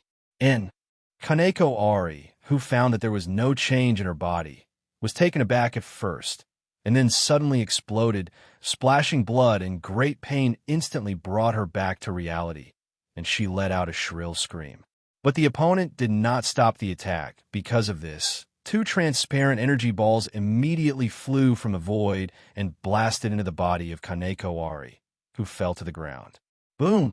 A few seconds later, Kaneko Ari's body burst open, and a large amount of blood and minced meat sprayed out from her broken body. Pada! At this time, a black shadow suddenly jumped out from the side and landed beside the dead Kaneko Ari and Yamuchi Kazuma, who was still hanging on by a breath. Yamuchi Kazuma's pupils dilated as he looked at Nakachi Yuko, who was wearing gray casual pants, a white shirt with lace patterns on the upper body, and a red baseball cap with English letters written on the front of her head, and said in a weak voice. But Nakachi Yuko just glanced at him indifferently, then pointed the Gantz spear in her hand at Yamuchi Kazuma's head and pressed the trigger without hesitation. You? In the face of death, Yamauchi Kazujin's body abruptly sat up from the ground. But soon after, his head exploded like a watermelon that was hit by a wooden stick, causing his body to powerlessly fall back to the ground. Teleport. Nakachi Yuko gently dropped the Gantz spear in her hand to her side and ignored the blood splashing on her cheeks and body, and looked up at the void and said softly. As Nakachi Yuko's voice fell, a laser beam instantly fell from the starry sky. When it was about 3 meters away from the top of Nakachi Yuko's head, it suddenly divided into several rays, wrapping Nakachi Yuko and teleporting her back to the black ballroom. Ding, the score starts. The next moment when Nakachi Yuko returned to the room, the red time that had been jumping on the surface of the black ball suddenly stopped, and then gradually disappeared on the surface of the black ball like a collapsed building block, and changed into a new set of text. Then, the text quickly disappeared, and an abstract head of Nakachi Yuko and a new set of descriptive text appeared on the surface of the black ball. Sister, you are indeed the newcomer that I'm optimistic about. I am very satisfied with your performance. You got 105 points. Finally 100 points. Seeing the score on the surface of the black ball, Nakachi Yuko exhaled a long breath, sat on the ground, and whispered softly. At this time, the text on the surface of the black ball changed again, and 3 sets of different lengths of content appeared in front of Nakachi Yuko. 1. Resurrect a member who died in the mission of the black ball. 2. Strengthen yourself. 3. Choose a more powerful equipment. I choose 1. Resurrect a member who died in the Black Sphere mission. Yuko Nakanochi immediately said without thinking. As Nakachi Yuko's, the 3 options in an instant Yuko's is? Instead, there were photos of all the people she had seen since she entered the Black Sphere room. Nakachi Yuko, slightly. Nakachi Yuko Yuyunis? With Nakachi Yuko's choice, all the character portraits fell into the abyss, quickly shrinking into the inside of the black ball. After all the portraits disappeared, several laser rays were shot from the black ball, and behind Nakachi Yuko, who was hiding sideways, Nakachi Yuko was scanned out. I remember that I seemed to have died. After the last laser disappeared, Nakachi Yuko clenched his fist and frowned to himself. Then he looked up at Nakachi Yuko with a happy face and said, "Did you resurrect me?" "Yes." Nakachi Yuko nodded heavily. "Thank you." Nakachi Yuko smiled at Nakachi Yuko. He walked slowly to her, reached out and hooked Nakachi Yuko's chin, bowed his head and kissed her lips, and said softly, "No, it's nothing." Nakachi Yuko, who was blushed by Nakachi Yuko's action, said weakly, "How long has it been since I died?" Nakachi Yuko let go of Nakachi Yuko and asked while looking at the empty black ballroom. "It's been 5 days." Nakachi Yuko looked up at Nakachi Yuko in black tights and replied, 5 days, that is to say, now is the end of the first mission after my death?" Nakachi Yuko looked at Nakachi Yuko and said, Yes. Nakachi Yuko replied. But 5 days. Inexplicably disappeared for 5 days. The Ministry of Environment can't explain it. Nakachi Yuko frowned and said to himself. Then he raised his head and said to the black ball in front of him, Black ball, help me contact the behind-the-scenes boss. As soon as his voice fell, a group of bunko appeared on the surface of the black ball and asked, I am the boss. What's the matter? You didn't use the laser projection. It seems that the boss is very busy now. Nakachi Yuko said with a smile. Is that all you want to say? Bunko changed. Of course not. Nakachi Yuko saw this and quickly said, Boss, you also know my situation. I inexplicably disappeared for 5 days. The Ministry of Environment can't explain it, so I want to ask you to provide shelter for me. Bunko was silent for a moment. Fortunately, Nakachi Yuko was also not an ordinary person, and he didn't become impatient because of the change of Bunko. After a few seconds, Bunko changed again. Yes, you can use this number to contact this person and say that you are my subordinate, and he will solve all the problems for you. Thank you very much. Nakachi Yuko relaxed. For Nakachi Yuko's gratitude, the text didn't answer, but directly showed 4 big words. Transmission begins. Then 2 lasers shone from the top of the ceiling at the same time, teleporting Nakachi Yuko and Nakachi Yuko out of the black ballroom and randomly throwing them in 2 places in downtown Tokyo. Of course, the place where Nakachi Yuko appeared was specially selected and placed in a dark corner where no one would notice. Okay, in the bedroom in the Ito shrine, Ito turned his hand and put away the small black ball inquiry device and said, I didn't expect that the final choice would be that. Yi turned to look at Ito and said, Yeah. Ito also said with a look of emotion, but it is indeed the right choice at present. Yes. Yi nodded and agreed. Well, now that the movie is over, we should rest. Ito chuckled and said while taking off his clothes. You sleep first. I'm going to take a shower. Yi got up and said, Okay. Ito nodded and said. After that, Yi turned and left the bedroom and went to the bathroom to take a shower, while Ito took out the quilt from the side drawer and spread it on the ground and got into the quilt to rest.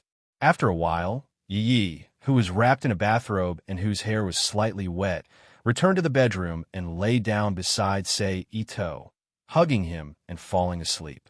Just like that, they slept peacefully all the way until dawn. Although there was a special monitoring device outside, except for the need to pay attention to what they said, their normal life was completely unaffected. So Ito and the other 3 still got up, did morning exercises, and ate according to the original time, and then left Suzu Ito to guard the shrine, and the other 3 continued to repair the enchantment barrier in the mountain. After a few days, the 7 days of the Yulon Hungry Ghost Festival finally came to an end. Although there were a few ghosts and wraiths that came near the shrine, they were all easily killed by Suzu Ito and did not cause any disturbances to the shrine. The only thing that made their lives more inconvenient was that the energy explosions in the surroundings had not completely calmed down, which often caused cell phones and televisions to have no signal, making the already boring life in the shrine even more boring. Fortunately, the whole family had been repairing the enchantment barrier recently, so the need for televisions and cell phones had decreased a lot, and they did not feel particularly uncomfortable because of this. On the 2nd night after the 7th day of the Yulon Hungry Ghost Festival, it was time for the Black Sphere's mission. This time, with the suppression of the B-rank ability, user Yoshimi Heisei, the members of the Yulon Environment Department, and a special person among the newcomers were all well-behaved, obediently listening to Yoshimi Heisei's command and completing the mission of eliminating 3 members of the Yulon Environment Department. The mission went smoothly, and although there were some losses due to the newcomers' fear, there were not many casualties. By the end of the mission, only 2 out of the 6 newcomers who entered this time were ordinary people. In the post-mission scoring, Yoshimi Heisei and Nakachi Yuko both got 10 points one after another, as expected. As for the last person's 10 points, it was taken by a middle-aged male special person. From now on, All missions are to target the mid to low combat power of the Yulan Environment Department. After watching the entire process of the Black Sphere's mission, Seito used the small black sphere to order, and then secretly said in his mind, I don't believe that the mid to low combat power of the Yulan Environment Department will be exhausted under the pincer attack of the Black Sphere's team and the spy. As for the high-end combat power of the Yulan Environment Department, Seito did not have any extravagant hopes of taking them down. After all, the strongest member of the Black Sphere's team was the B-rank ability user Yoshimi Heisei. Dealing with the mid to low combat power of C-rank and D-rank, or the sporadic B-rank combat power was fine, but fighting B-rank and above was purely suicide, unless the latter were strengthened. However, the number of people in the Black Sphere's team is still too small, and the scope is only in Tokyo. It seems that after Tokyo recovers, I will have to find an opportunity to leave and set up Black Sphere teams all over Japan or the world. When the time comes, I will be considered a tyrant in the main world. Seito secretly said in his mind. However, the strengthening of the Black Sphere's team must keep up, or else they will only mix in the mid to low range. Even if they become a tyrant, they will only be a small character. Right, my own strength must also keep up. Without absolute strength, I will not be able to suppress my subordinates. It's a pity that I am now at a bottleneck. I can only work hard on diversifying my combat power and try my best not to be restrained by any means. Seito concluded. Then Seito turned over and hugged Yi beside him and rested. The rest of the night was still uneventful, and the two slept soundly until dawn. Then, according to their usual schedule, they got up from the bed, washed their faces, changed their clothes, and went to the dojo to start morning exercises with Suzu Ito and Eriko.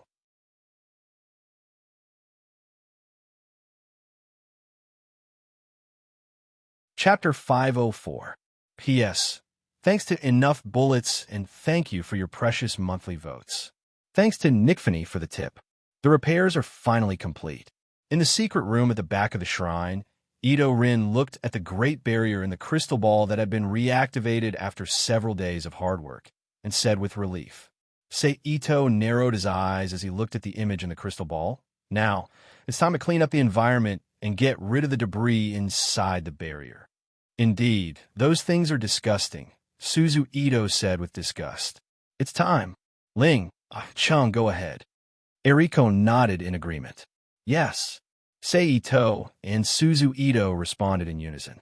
They turned around and walked out of the secret room one after another to clean up the debris that the Ministry of Environment had placed within the barrier. As for the outside of the barrier, with the protection of the Great Barrier, the special detection signals could hardly enter the mountain, so there was no hurry to deal with it. It would not be too late to deal with it after cleaning up the inside. Let's split up. Suzu Ito turned to Seito and said. Okay. Seito agreed. Then, the two of them nodded to each other and jumped into the forest on both sides of the shrine. Following the strange fluctuations in the enchantment, they walked toward the source of the fluctuations. After a while, Seito arrived at the first strange point. This is the place, Seito thought to himself as he looked at the faint golden light in front of him. Then his feet shook, and the fallen wood under his feet instantly broke into two pieces, exposing the soil under the fallen wood. Ito squatted down and pressed his hand on the ground, using the earth release technique to dig out the impurities buried in the ground. Is this what you mean? There seems to be a lot of good things in the Ministry of Environment. Ito turned his hand and put the monitoring equipment into the Rubik's Cube world and continued to search for debris buried underground or in the trees within the enchantment. After more than half an hour, Ito and Suzu Ito returned to the shrine after completing the cleaning task. How is it on your side? Suzu Ito asked. It's cleaned up, Ito replied with a smile. It's the same on my side. Suzu Ito smiled. Let's go. Let's get rid of this garbage. After that, Suzu Ito and Ito turned around and returned to the back room. They gathered the collected monitoring equipment and destroyed it with brute force, then burned it to ashes with spirit flame. Of course, it's not all of them. After all, Ito's cube world. Phew, I can finally talk without worry. When the spirit flame was completely extinguished, Ito Rin said with a long sigh, "Yeah, without the strange feeling of being watched, it's much more comfortable." Seito also said, "But little brother, your skills have improved." Suzu Ito turned around and looked at Seito with a smile. Well, Seito couldn't explain to Suzu Ito and could only spread his hands. He made a helpless look. "Okay, let's go back to the house." Suzu Ito didn't mean to get to the bottom of Seito's strange methods. She smiled and stepped forward to take Seito's arm as she pulled him to the front hall. Based on the situation during this time, Yodo should have made appropriate arrangements for the people from Kyoto. I believe that as long as the people from Kyoto don't make trouble, there should be no problems in the short term. In the front hall, Eriko, who was sitting at the table, slowly rubbed the cup between her palms back and forth. She looked at Seito and said, "So you should bring Reina back in the next few days." "Okay." Seito nodded and agreed. It's finally calmed down. Suzu Ito's left hand clenched into a fist and raised straight up. Her right hand held her left elbow. Her body leaned back slightly, and she sighed with a comfortable look. "Do you want to take advantage of this blank period for our family to go out and play?" Seito asked. "Yes, mother." Suzu Ito's eyes lit up when she heard this. She put down her arms and looked at Eriko. "Okay, but we have to wait for Reina to come back." Eriko pondered for a moment. She agreed. "Okay," Seito said. Then he put his hands on the table and stood up. He stood up and said, "Then I'll go and pick up Lena now. It shouldn't take long, at most 3 to 5 days." "Okay." Eriko's eyes followed Seito's movements and said, "Be careful on the way." "I know." Seito smiled. "I'll walk you out." Yi, who had been listening to Seito and his mother's conversation, also stood up and said. Then he followed Seito and walked him to the corridor. "Yi, please take care of the family." Seito, who had put on his shoes, turned to look at Yi, who was standing on the corridor, and smiled. "Okay." Yi responded with a smile. Then he said with concern, "You have to be careful too." "Don't worry, I know." Seito reached out and stroked Yi's cheek with a smile. Then Seito withdrew his hand and waved at Yi. He turned and left the back room, passed through the front hall, and walked down the mountain. "Oh, I forgot to give the gifts to mother and eldest sister." Seito paused halfway and said with an annoyed expression. Then he shook his head slightly and said to himself, "Forget it. It won't take a few days anyway. I'll give it to them when I come back." After that, Seito didn't stop walking. He slowly walked down the mountain and walked into the distance. After walking for more than 100 meters, he didn't feel anything strange. Seito waved his hand and summoned a Mercedes-Benz sports car. He drove the car to the Hungbin Expressway near Tokyo. Although the people who had gathered in Hokkaido had gradually returned to their original places under the government's advice, the number was still small. Therefore, the traffic on the road was still very smooth. Basically, they didn't encounter many vehicles along the way.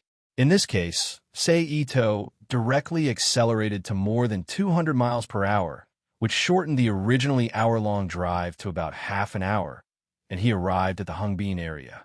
Then Seito's engine didn't stop. He strolled around the Hungbin area at normal speed and buried the small black ball relay device for the black ball team's teleportation location in a suitable dark corner. After more than 3 hours, the arrangement in Hungbin City was completed. Then Seito turned the car around and drove to the location of Zhonghua Street. He wanted to see if the Cheeto Wenjai was still open. If it was open, he would buy some books from them again. Zhonghua Street is a lot more desolate. It seems that this place has also been affected by QB. Seito, who drove to Zhonghua Street, looked at almost half of the shops and the sparse flow of people, and thought to himself, "We're here." A few minutes later, Seito lightly parked the car outside the Cheeto Wenjai. Then he opened the door, got out of the car, and came to the door of the Cheeto Wenjai. He bent his finger and knocked on the very China-style wooden door. "Come and open it." Behind the door, the familiar voice of the boss quickly came out. Creak! Then the wooden door was opened from the inside. "Oh, it's you, little brother." What a rare guest. The boss who opened the door was stunned at first. Then, with a warm smile on his face, he cupped his fist and greeted Ito Seiji. I haven't seen you for a long time. You're still as elegant as ever. Ito also cupped his fist and replied in Chinese with a smile. Little brother, please come in. The boss opened the door and stretched out his arm. He invited him. Please. Ito bowed slightly politely and also stretched out his arm to lead the way.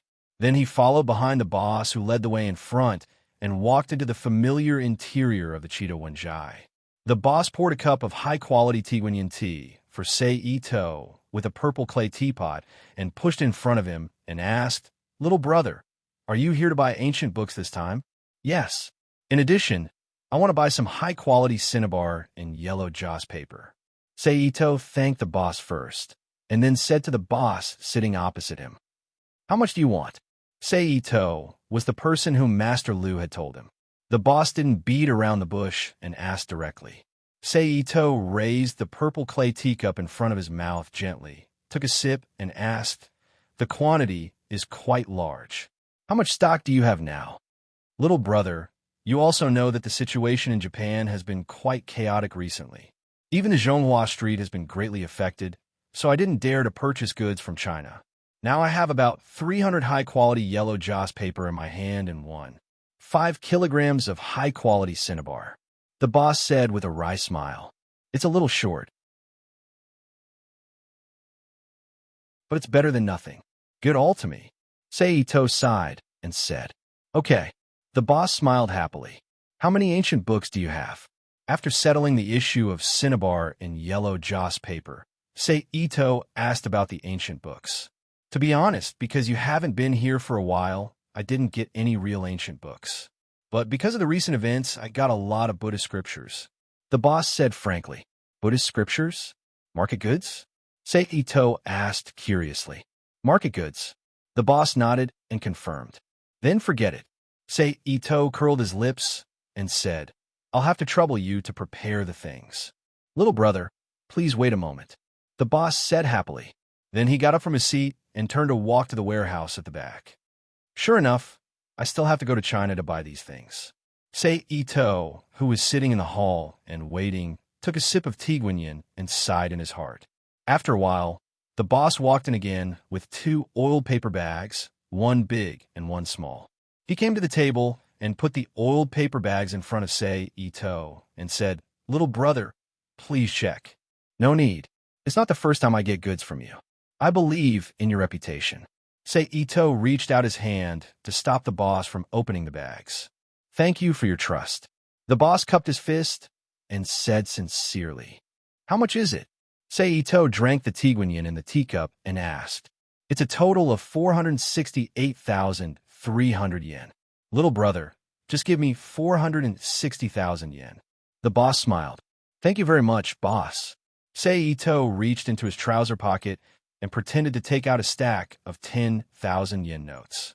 After taking out 4 of them, he put them all on the table in front of him.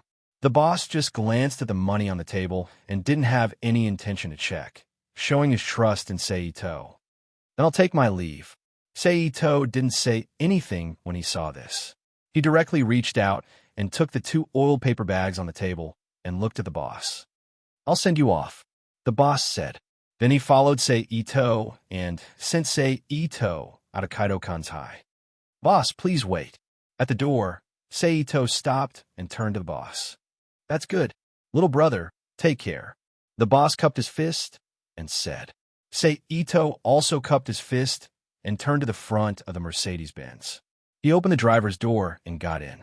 Then he started the engine, turned the car around, and drove away from Zhonghua Street under the boss's gaze, heading in the direction of Aichi Prefecture. In the next 3 days, Ito began his trip to the main island of Japan. Except for Kyoto, which had been completely blocked, he visited all the important cities on the island and left a black ball in a suitable place to use the small black ball to receive the transmission device. Among them, Osaka is an important area. Ito deliberately found a building near the center of the Osaka district to prohibit the space and strengthen it. Then he left the black ball number 2, which also uses the Philosopher's Stone as the life core, and Sei Ito's spiritual force as the consciousness, to build a second black ball team. During the arrangement, the number 1 black ball team, led by Yoshimi Heisei, once again carried out a mission to block the members of the environmental ministry. In the process, Yoshimi Heisei performed well. He killed all the mission targets and got 20 points. In addition to the 10 points obtained from the last mission, he entered the 30 points list. At the same time, because of Yoshimi Heisei's excellent performance, a total of 8 newcomers, including a new member of the environmental ministry who entered the black ball room, died. In addition to the 4 newcomers who survived the last mission, Yoshimi Heisei and Nakano Chiyuko, the black ball team once again broke the limit of 10 people and had 14 members. That's it for now. The rest will be arranged next time. At about 3 o'clock in the morning on the 4th day after leaving the shrine, Sei Ito drove back to Tokyo and returned to the area near the shrine. Then Sei Ito turned off the car, pushed the door open, got out of the car, and put it away. Then he slowly found a green area with dense vegetation suitable for hiding in the field and entered the Rubik's Cube world. Which world should I go to? Standing in the void of the Rubik's Cube world, Sei Ito frowned slightly. After a while, he seemed to give up thinking and said, "Forget it. Let's go to that world and have a look." Although there is nothing in that world that can be used to strengthen the members of the black ball team, it may be a good world to replenish the power of the world. Rubik's Cube, send me to that world. After thinking about it, Sei Ito recalled the situation of that world in his mind while looking up and said to the void. As Sei Ito's words fell, a huge vortex channel that would be reopened every time he went to a new world appeared in the void above his head again. It rotated at high speed and pulled Sei Ito into the center of the vortex, causing him to disappear into a stream of light.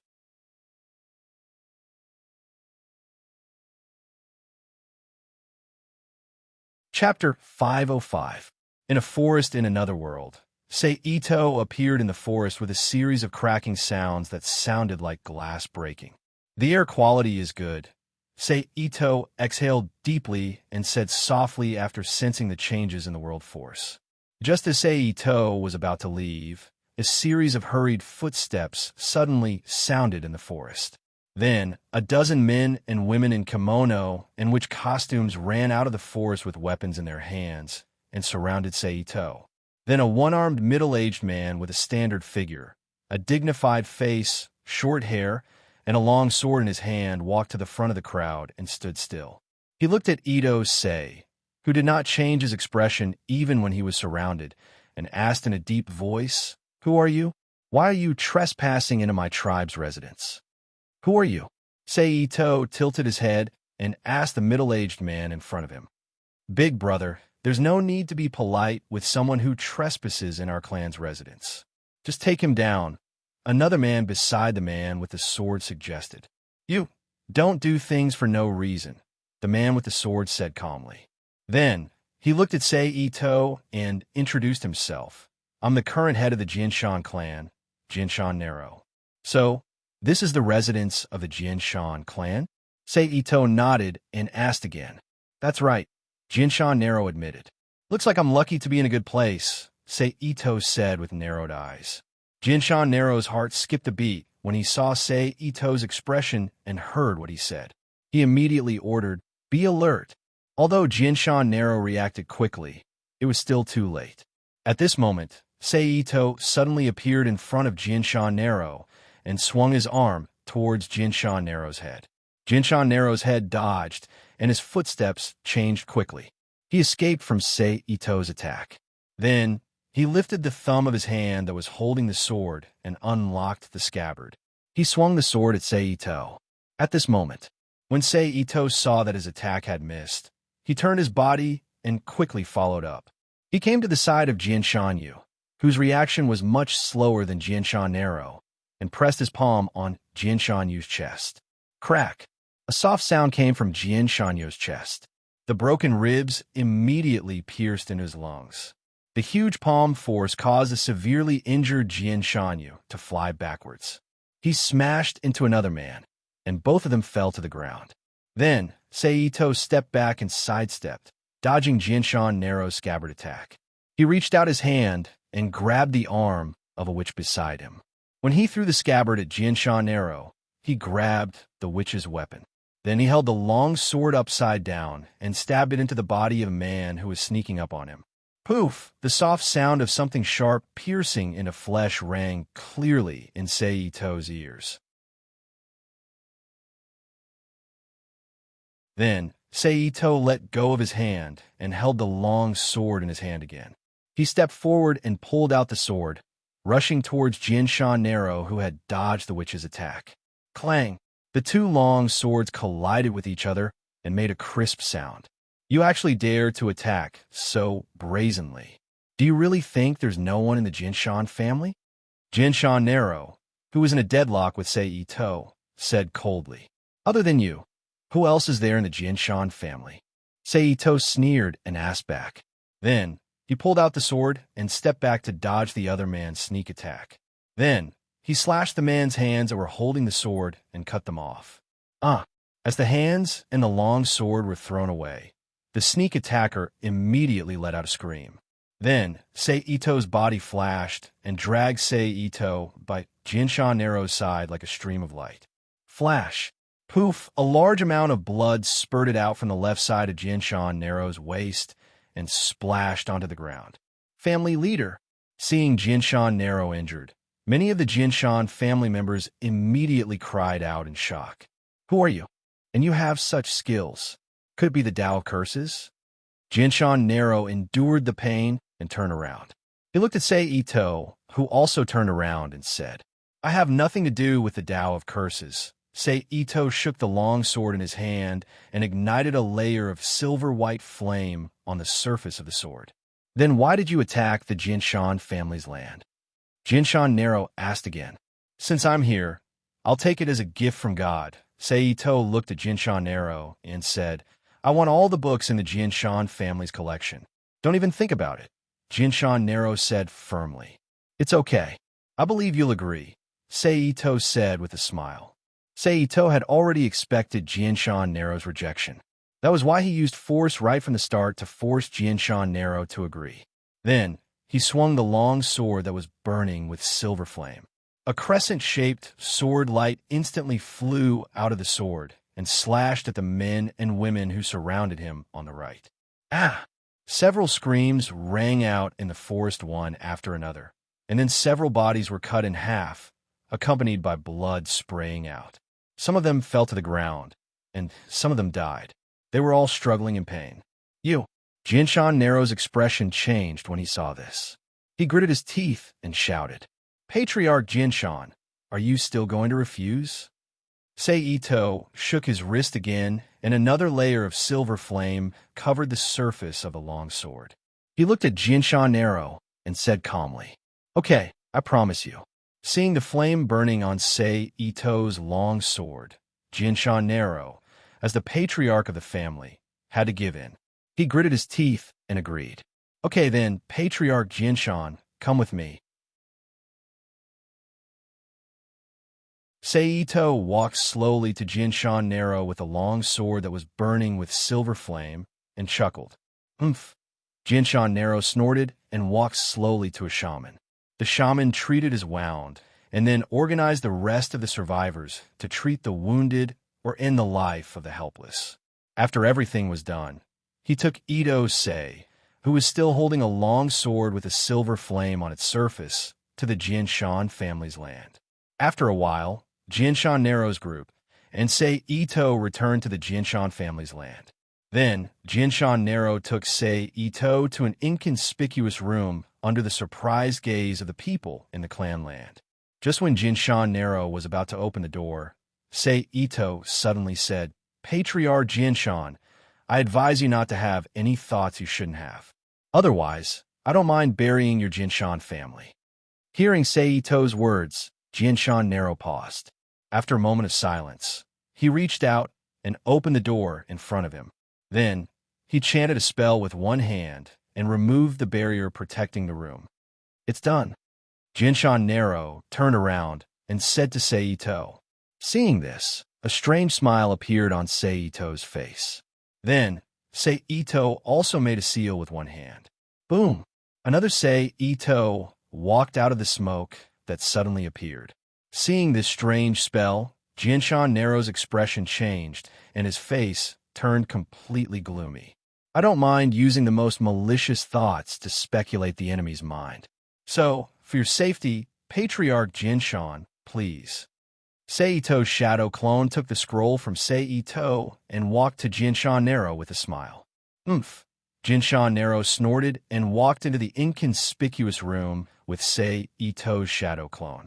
It wasn't until about 10 minutes later that both of them walked out. Seito reached out and took the scroll from the shadow clone. Then, when the shadow clone exploded into smoke, he put the scroll into the Rubik's Cube world. Thank you for your cooperation, Patriarch Jinshan. Seito looked at Jinshan Nero with a kind smile and said, I'm sure Patriarch Jinshan doesn't want to see my face again, so I'll take my leave. After that, Seito threw the long sword in his hand on the ground. Then, his body suddenly turned into a pile of dirt and slowly disappeared in front of Jinshan Nero. What kind of spell is this? Jinshan Nero thought with a heavy heart as he looked at the strange spell Seito kept using since he met him. It seems like I have to send this person's information to the countermeasure room as soon as possible. By the way, Patriarch Jinshan, for the sake of Ling Yuan Yomi's safety, I don't want my information to appear on the countermeasure room's table, Seito said to Jinshan Nero after he disappeared completely. Damn it! Jinshan Nero cursed in a low voice when he heard Seito's words. No matter how good his self-restraint was, he couldn't hold it in anymore. It seems like there are some good things in this world that can be collected. For example, these secret spell books and the Guan Fox domestication technique from Aiga's family. Alright, there's also the spiritual adhesion tools from the countermeasure room. At this time, Seito, who had left the Jinshan clan's residence, slowly walked down the mountain while thinking to himself, I just don't know if those killing stones are what I think they are, although the Jinshan clan's residence was in the mountains, wasn't far from the city. So, it didn't take long for Seito to leave the mountain range and enter the suburbs of Tokyo. Then, he raised his hand to hail a taxi and went to a nearby hotel. A company. On the TV in the hotel room, a female announcer was broadcasting the news with perfect pronunciation. In other words, it's the year of the anime's last episode. There's still 2.5 years before the manga's plot begins. Seito, who knew the current time from the news broadcast, thought to himself, there's plenty of time. I just don't know how strong the A-level spirit named Mitakawa Kazuhiro is. If it's a real A-level spirit that's equivalent to the main world, it'll be a bit tricky. Then, Seito turned off the TV with the remote control, took out the sealing scroll that contained the Jinshan clan's secret spell book, opened it, unsealed it, and began to browse the spells of the Jinshan clan. Net. W.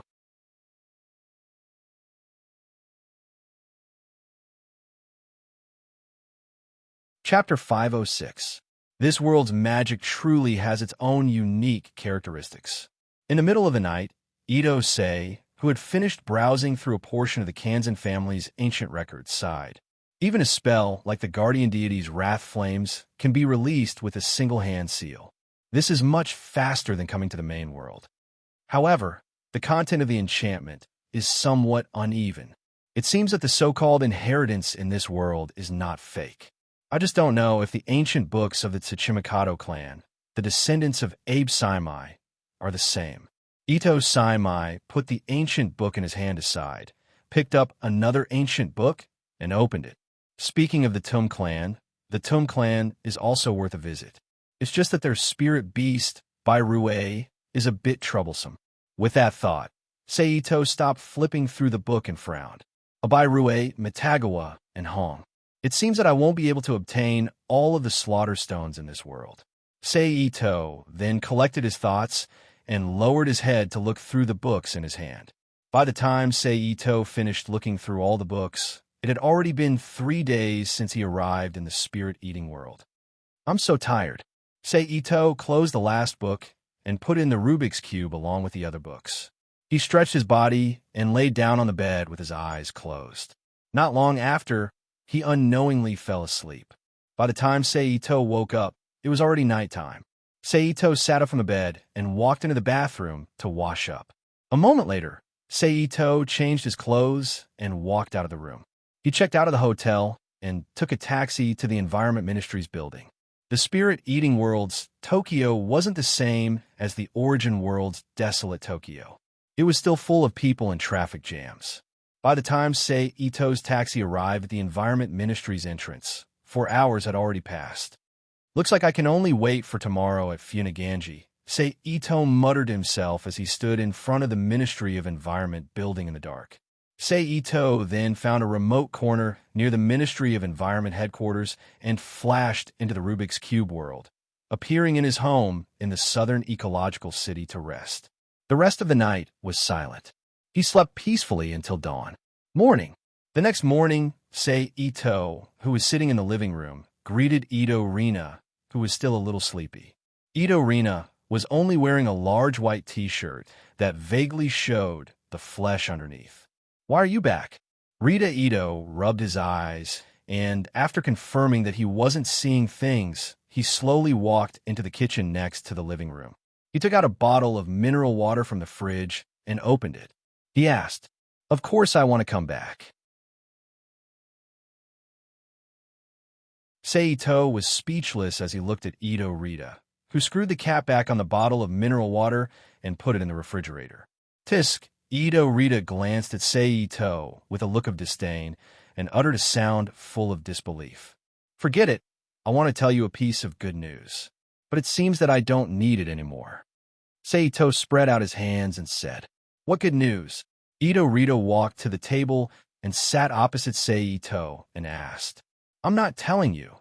Seito crossed his arms, leaned back on the chair, and looked at Ito Rita with a smile and said, "I don't care."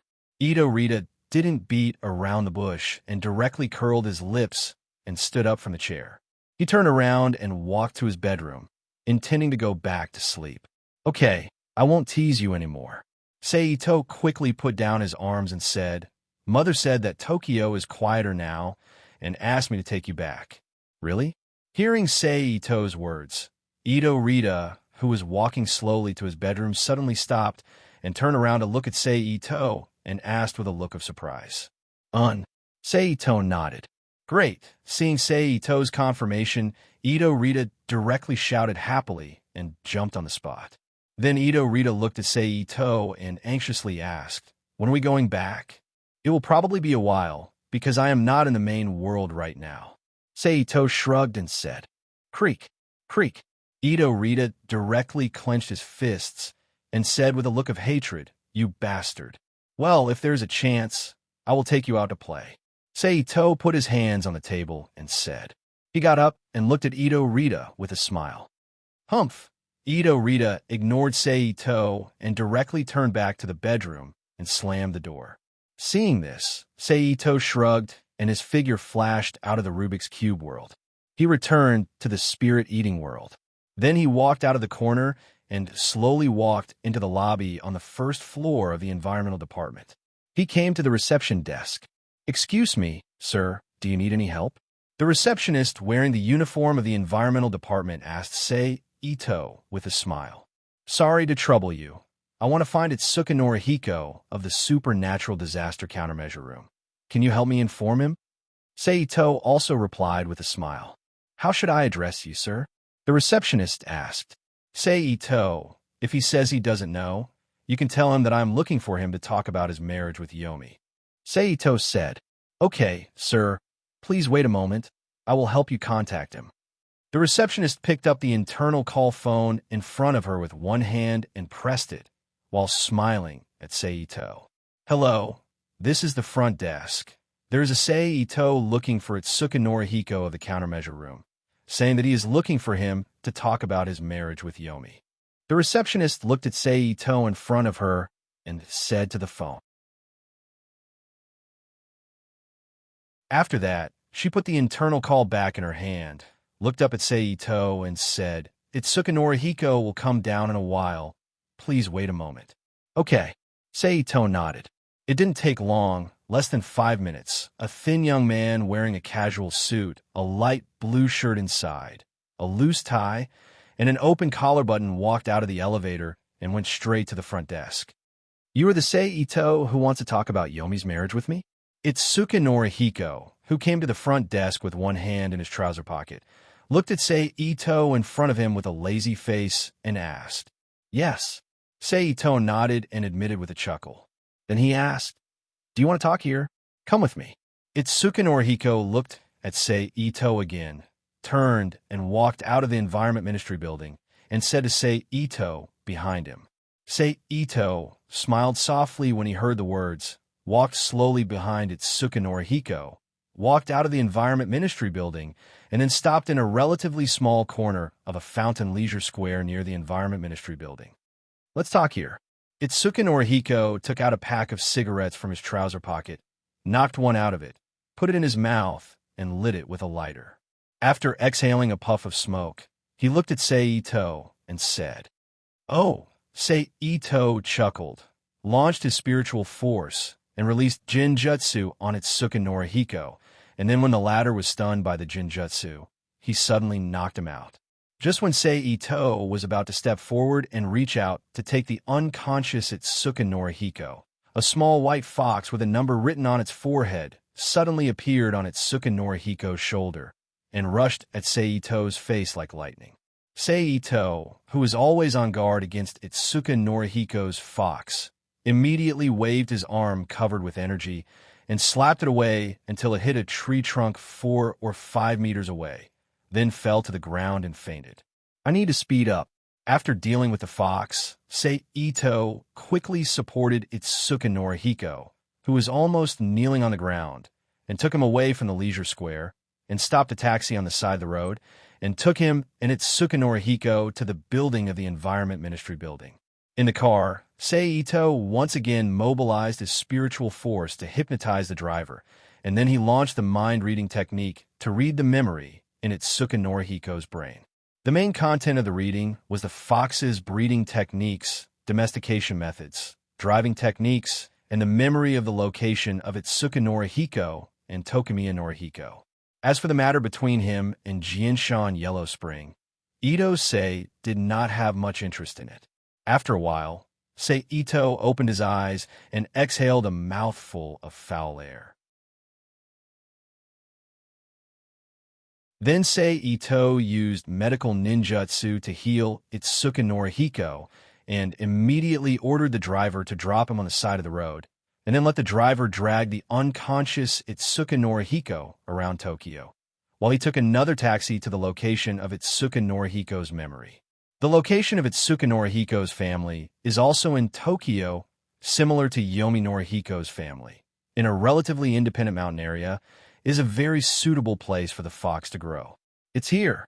Ito-sei, who had directly hypnotized the driver to leave, looked at the Japanese-style buildings that occupied a large area not far away, and thought to himself. Immediately, he restrained his aura and walked to the Itsuka Norihiko's family like an ordinary person.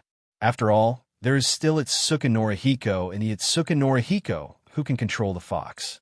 Too obvious hostility and movement will alarm the fox, who is very sensitive to this kind of aura, and the other party will be prepared in advance. As a result, Seito spent more than 10 minutes to finish the short distance, and arrived in front of the Itsuka Norihiko's family's main gate. Ding dong. Seito reached out and pressed the doorbell next to the Itsuka Norihiko's family's main gate. Creak. After a while, the closed double wooden door was opened from the inside, and a woman wearing a kimono appeared at the door, looking at Seito with a puzzled expression. Hello, I'm a messenger of Yomi Norihiko's family. I am here to visit the Itsuka Norihiko's family under the order of the patriarch to discuss the marriage between young Miss Yomi and young Master Itsuka. Seito said with a gentle smile to the woman who opened the door. Net, W.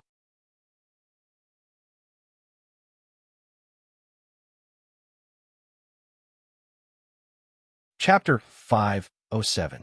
P.S. Thanks to Xiao Mo Feng Nikfany, Hisakav, and Kazwoliang for their tips. Thanks to Shirley for her monthly votes. Please come in. The woman who opened the door opened the wooden door and stepped aside to make way for Ito-sei to enter. After Sei-Ito entered the courtyard, she closed the door and slowly walked in front of Sei-Ito. She led him to the room where the head of the Ichika family, Ichika, was. My apologies. Please allow me to report. The woman slightly leaned forward and said politely. Please, Sei-Ito also bowed back and said. The woman bowed back and walked to the room where Ichika was and said softly, Family head, there is a person who claims to be a messenger from the Ichika family. He says that he wants to discuss the marriage between young Master Ichika and young Miss Huangquan. Is that so? Let him in. After the woman finished speaking, a deep male voice came from the room with a wooden sliding door. Yes, the woman responded respectfully. Then she turned to look at Ito-sei, who was standing and waiting. She stretched out her hand, indicating that he could go in. Seeing this, Ito-sei nodded and strode to the front of the room. He took off his shoes at the door and stepped into the room that exuded a cool aura. He saluted the man who was sitting on the futon and reading something in the room. Greetings, Eigen-sama. What instructions does Ihika-sama have for you? Hearing Sei-Ito's greeting, Ichika did not let Sei-Ito sit. He stopped reading and looked up at Sei-Ito. It's like this. Because of young Miss Huangquan's wishes, our family head has decided to cancel this marriage. Sei-Ito lowered his head and said, How can that be? We just agreed on this a few days ago. Why are you suddenly changing your mind? Ichika frowned as he stared at Sei-Ito. My apologies. This is the family head's decision. I don't know. Sei-Ito shook his head and said, And he only sent a servant to inform me. Ichika said unhappily, It seems that I need to see family head again and see what he wants. Ichika closed the things in his hands and stood up from the mat. He angrily walked out of the room. But the moment he walked past Sei-Ito, the submissive Sei-Ito suddenly made his move. His palm hit Ichika's neck and knocked him out. Plop! Ichika fell to the ground like a piece. After that, Ito-sei formed a seal with one hand and used the mind-reading technique to read all the information about Guan-hu and Itoka's mind, as well as the location of Itoka's secret technique collection room. Fortunately, when Sei-Ito used his mind-reading ability, no maid or anyone else appeared. This allowed Ito-sei to smoothly read the memory information in Itoka-ji's mind. Looks like I'm in luck. Ito family's Guan-hu recently gave birth to a group of little Guan-hu, which saved me a lot of trouble. After a while, Ito Qinglong exhaled and thought to himself. Sei-Ito immediately bent down and picked up Itoka. Tossing him into a dark corner of the room, Seiji cast a transformation technique to change into his appearance and slowly walked towards the library in its Sugu's memories. Compared to the inconspicuous library of the Hantan clan, the library of the Izuga clan was much more eye-catching.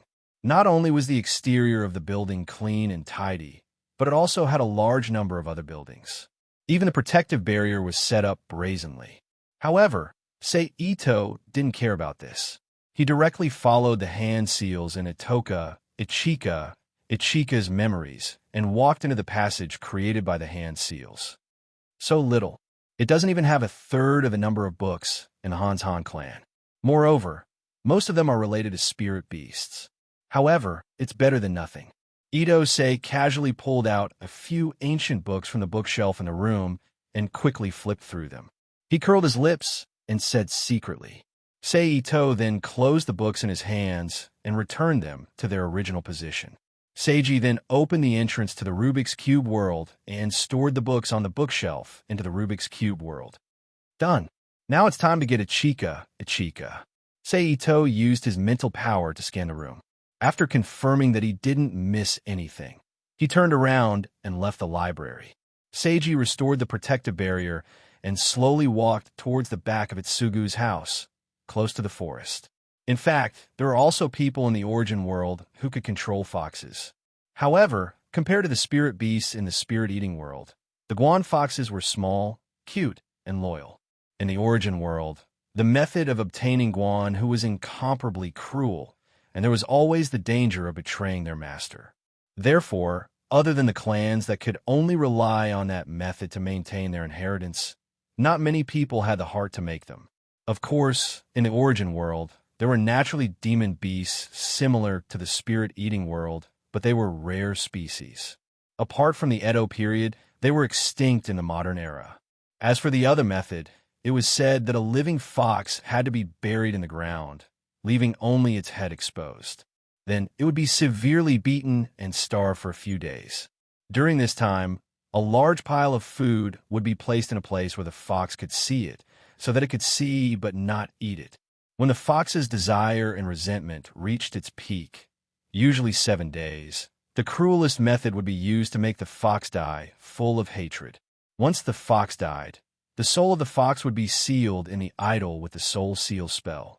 After that, the process would continue until the fox was obedient to the creator. This process usually took 49 days. After the Guan Hu was made, the fox's soul would normally reside in the idol that sealed it. When something happened, the idol that contained the fox's soul would be placed in a bamboo tube and brought out. The Guan Hu made in this way was also known as its sugu. Its main function was to attack the mind.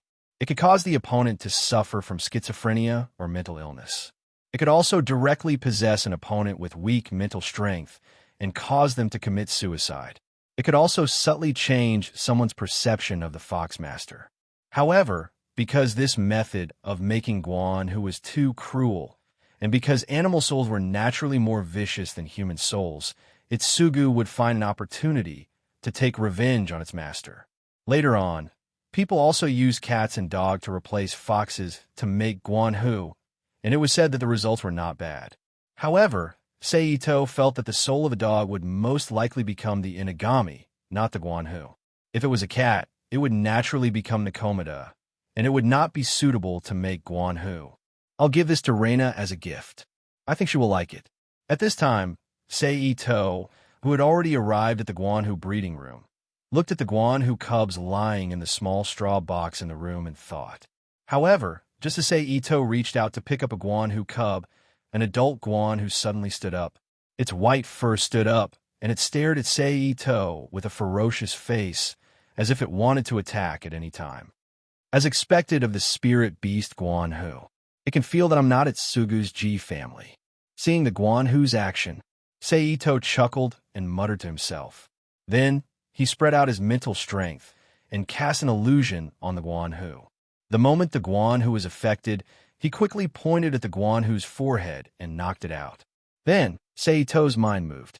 Together with the Guan Hu breeding room and all the Guan Hu in the room, he put them into the Rubik's Cube world. He placed them in the dense forest not far from the central area of the house. Now all that's left is the Tsuchiya family. At this time, Seito did not care whether or not he would disturb the Itsugu family's defensive barrier. He directly jumped over the high wall of the Itsugu family's backyard and jumped into the forest. As he went down the mountain, he thought to himself.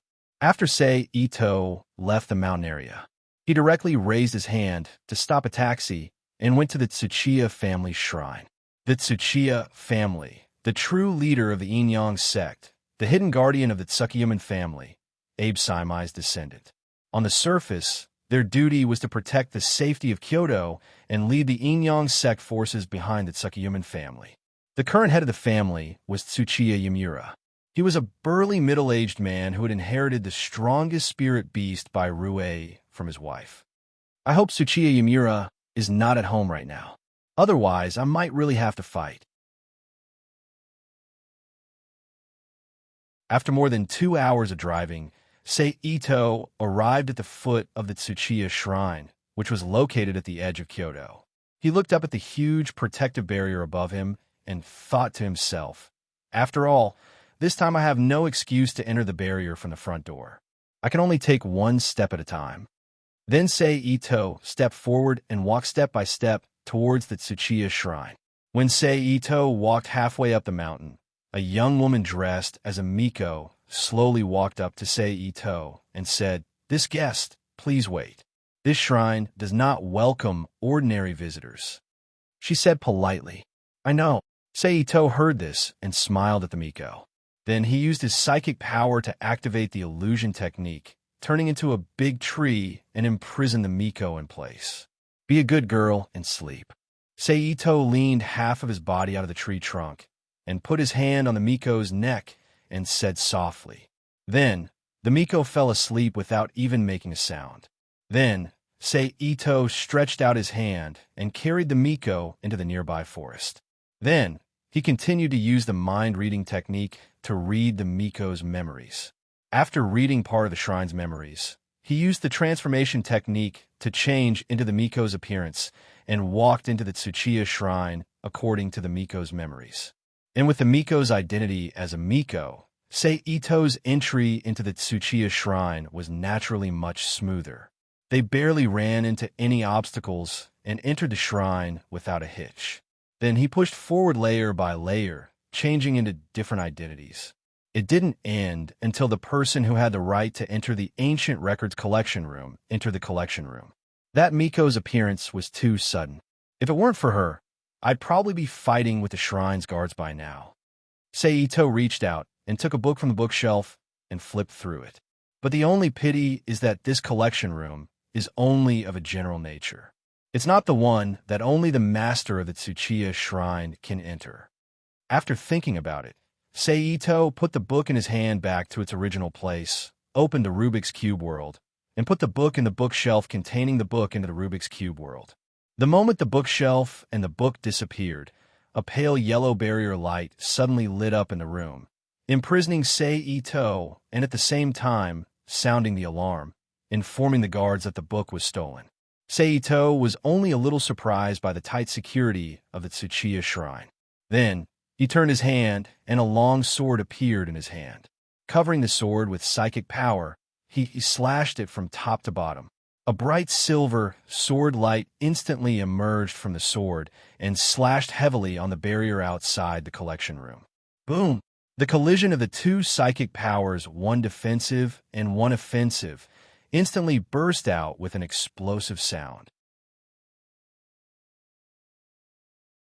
Then, the barrier outside the collection room flickered twice and naturally dissipated in the void.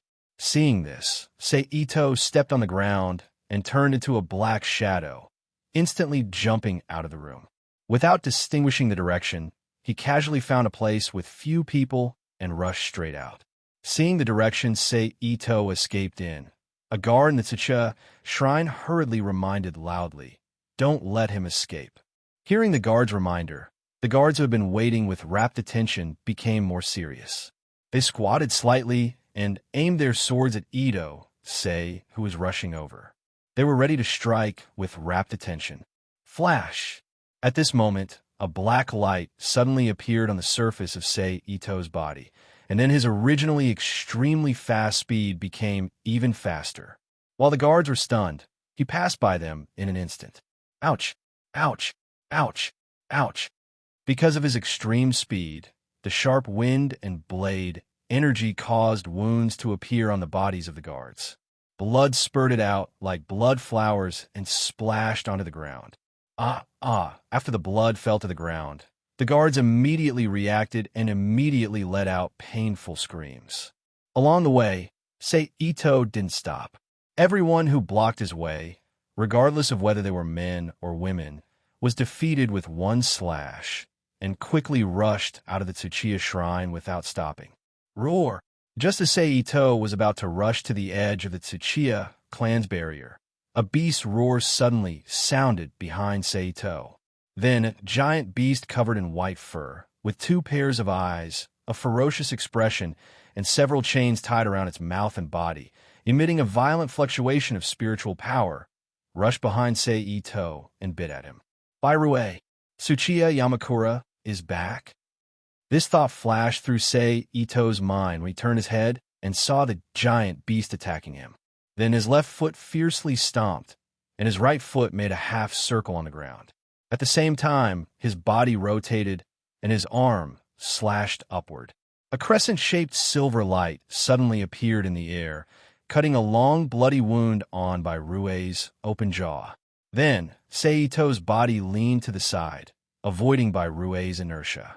Boom! By Rue, who failed to attack, hit the ground heavily. A deep pit was formed on the ground, paved with big stone slabs. A lot of dust was raised, covering the figure of Sei, who was beside by Rue. Ito took advantage of this opportunity to turn his palm and hold his long sword upside down. He stepped back and formed a seal with his hands.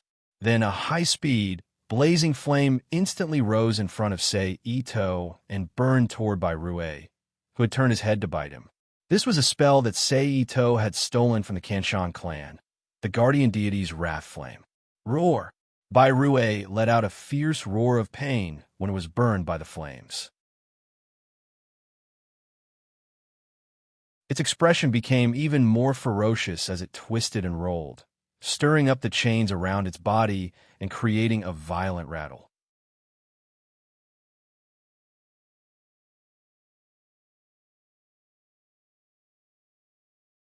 Chapter 508.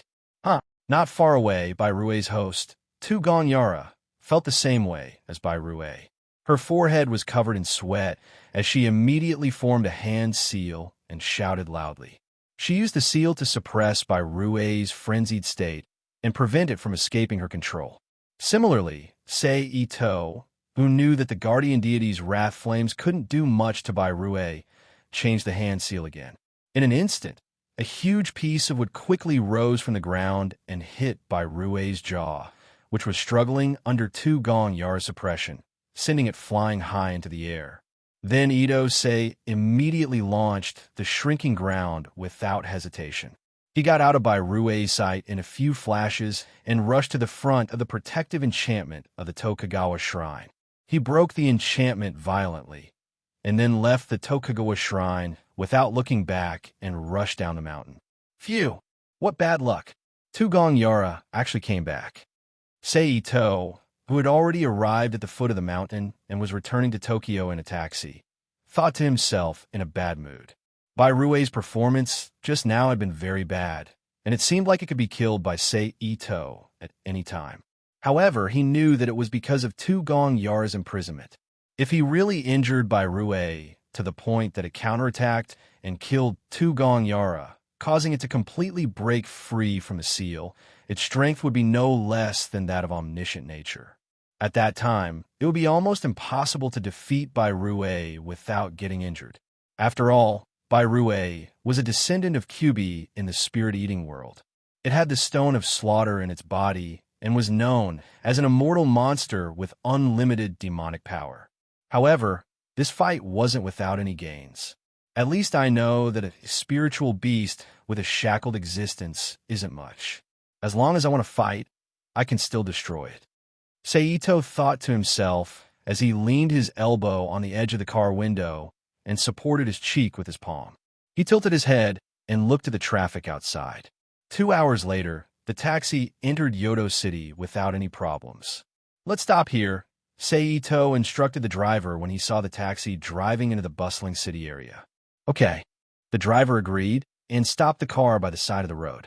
There's no need to look for it. Sei casually took out a 10,000 yen note and handed it to the driver. He said casually. Then, he pushed the door open and walked out of the taxi while the driver thanked him repeatedly. He put his hands in his pockets and walked slowly into the distance. Let's do it here. Ito stopped in a lush green belt. Then, with a thought, he released Rita Ito. Why did you call me out? Rina casually looked around and said to Ito in an unfriendly tone. Are you still angry?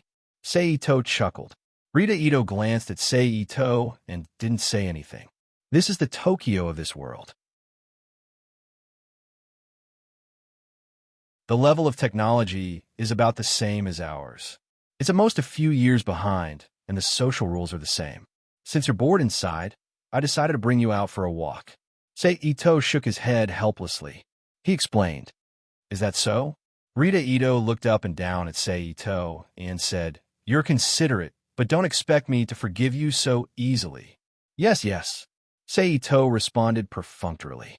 Then, the two walked out of the green belt together and began to wander around the bustling area of Tokyo in this world. Is this what you mean by similar to ours? Rita Ito casually killed a ghost that came close to her, then glanced at Seito and said, "Of course, as long as you restrain your spiritual power, there won't be such ghosts coming close." Seito shrugged and smiled. Hearing Seito's words, Rita Ito immediately calmed her mind, closed her eyes, and retracted her spiritual power fluctuations that naturally emanated from her body, then opened her eyes again and continued to wander around with Seito. What's going on in this world?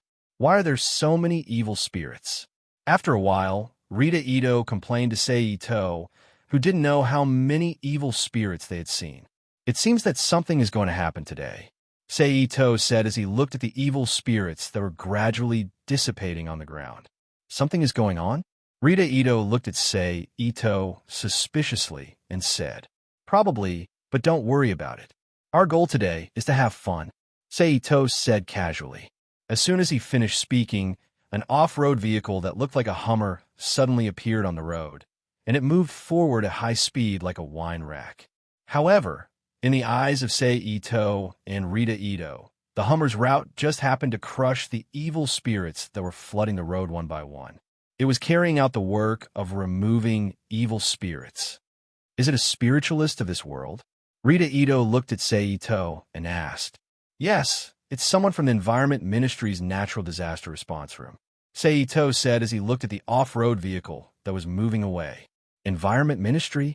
Rita Ito said in surprise. Environment Ministry. Seito turned to look at Rita Ito and said with a smile, "Let's go.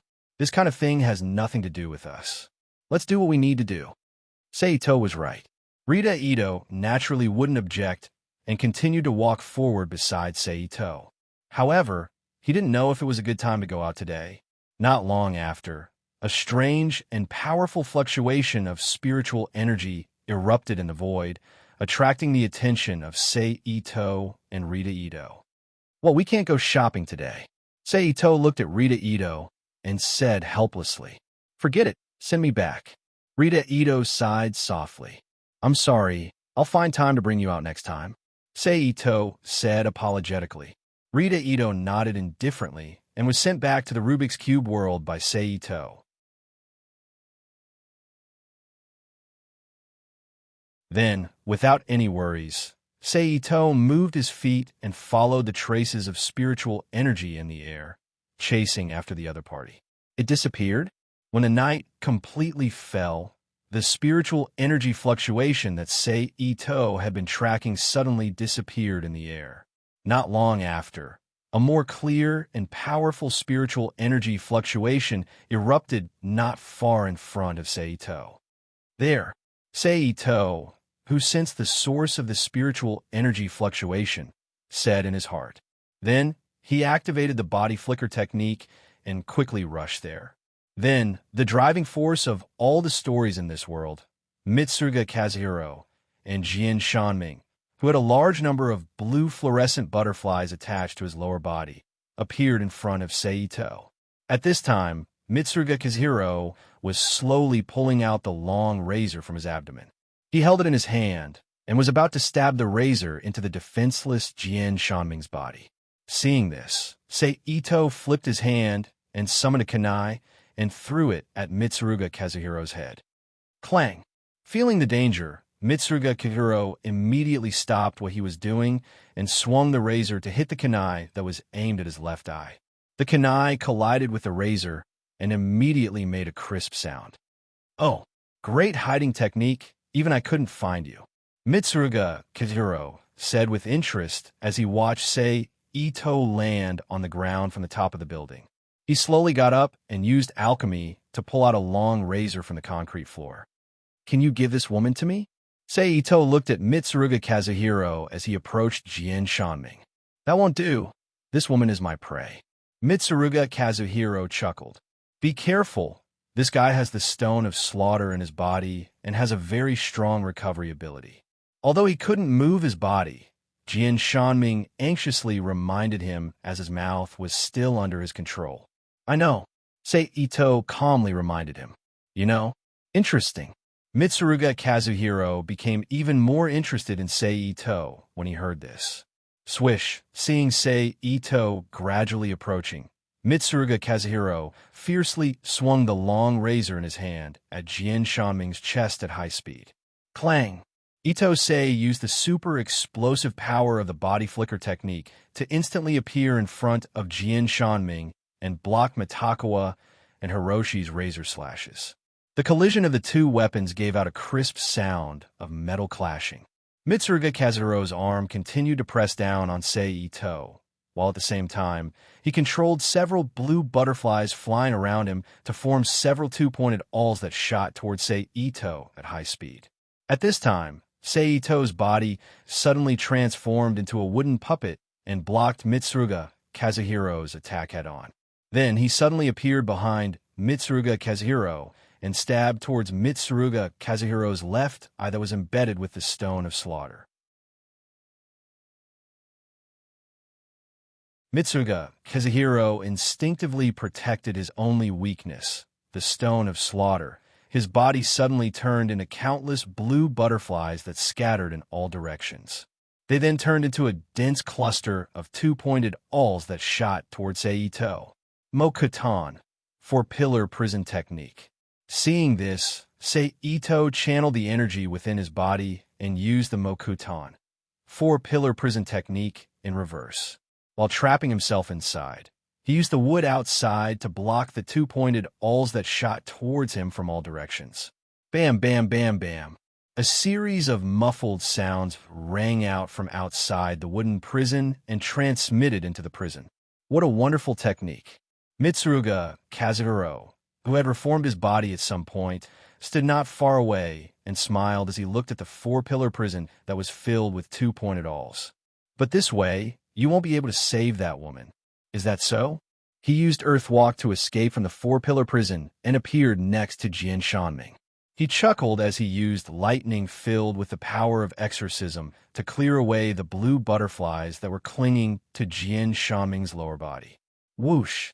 All the blue butterflies immediately flew away from Jian Shanming's lower body when they were stimulated by the power of exorcism.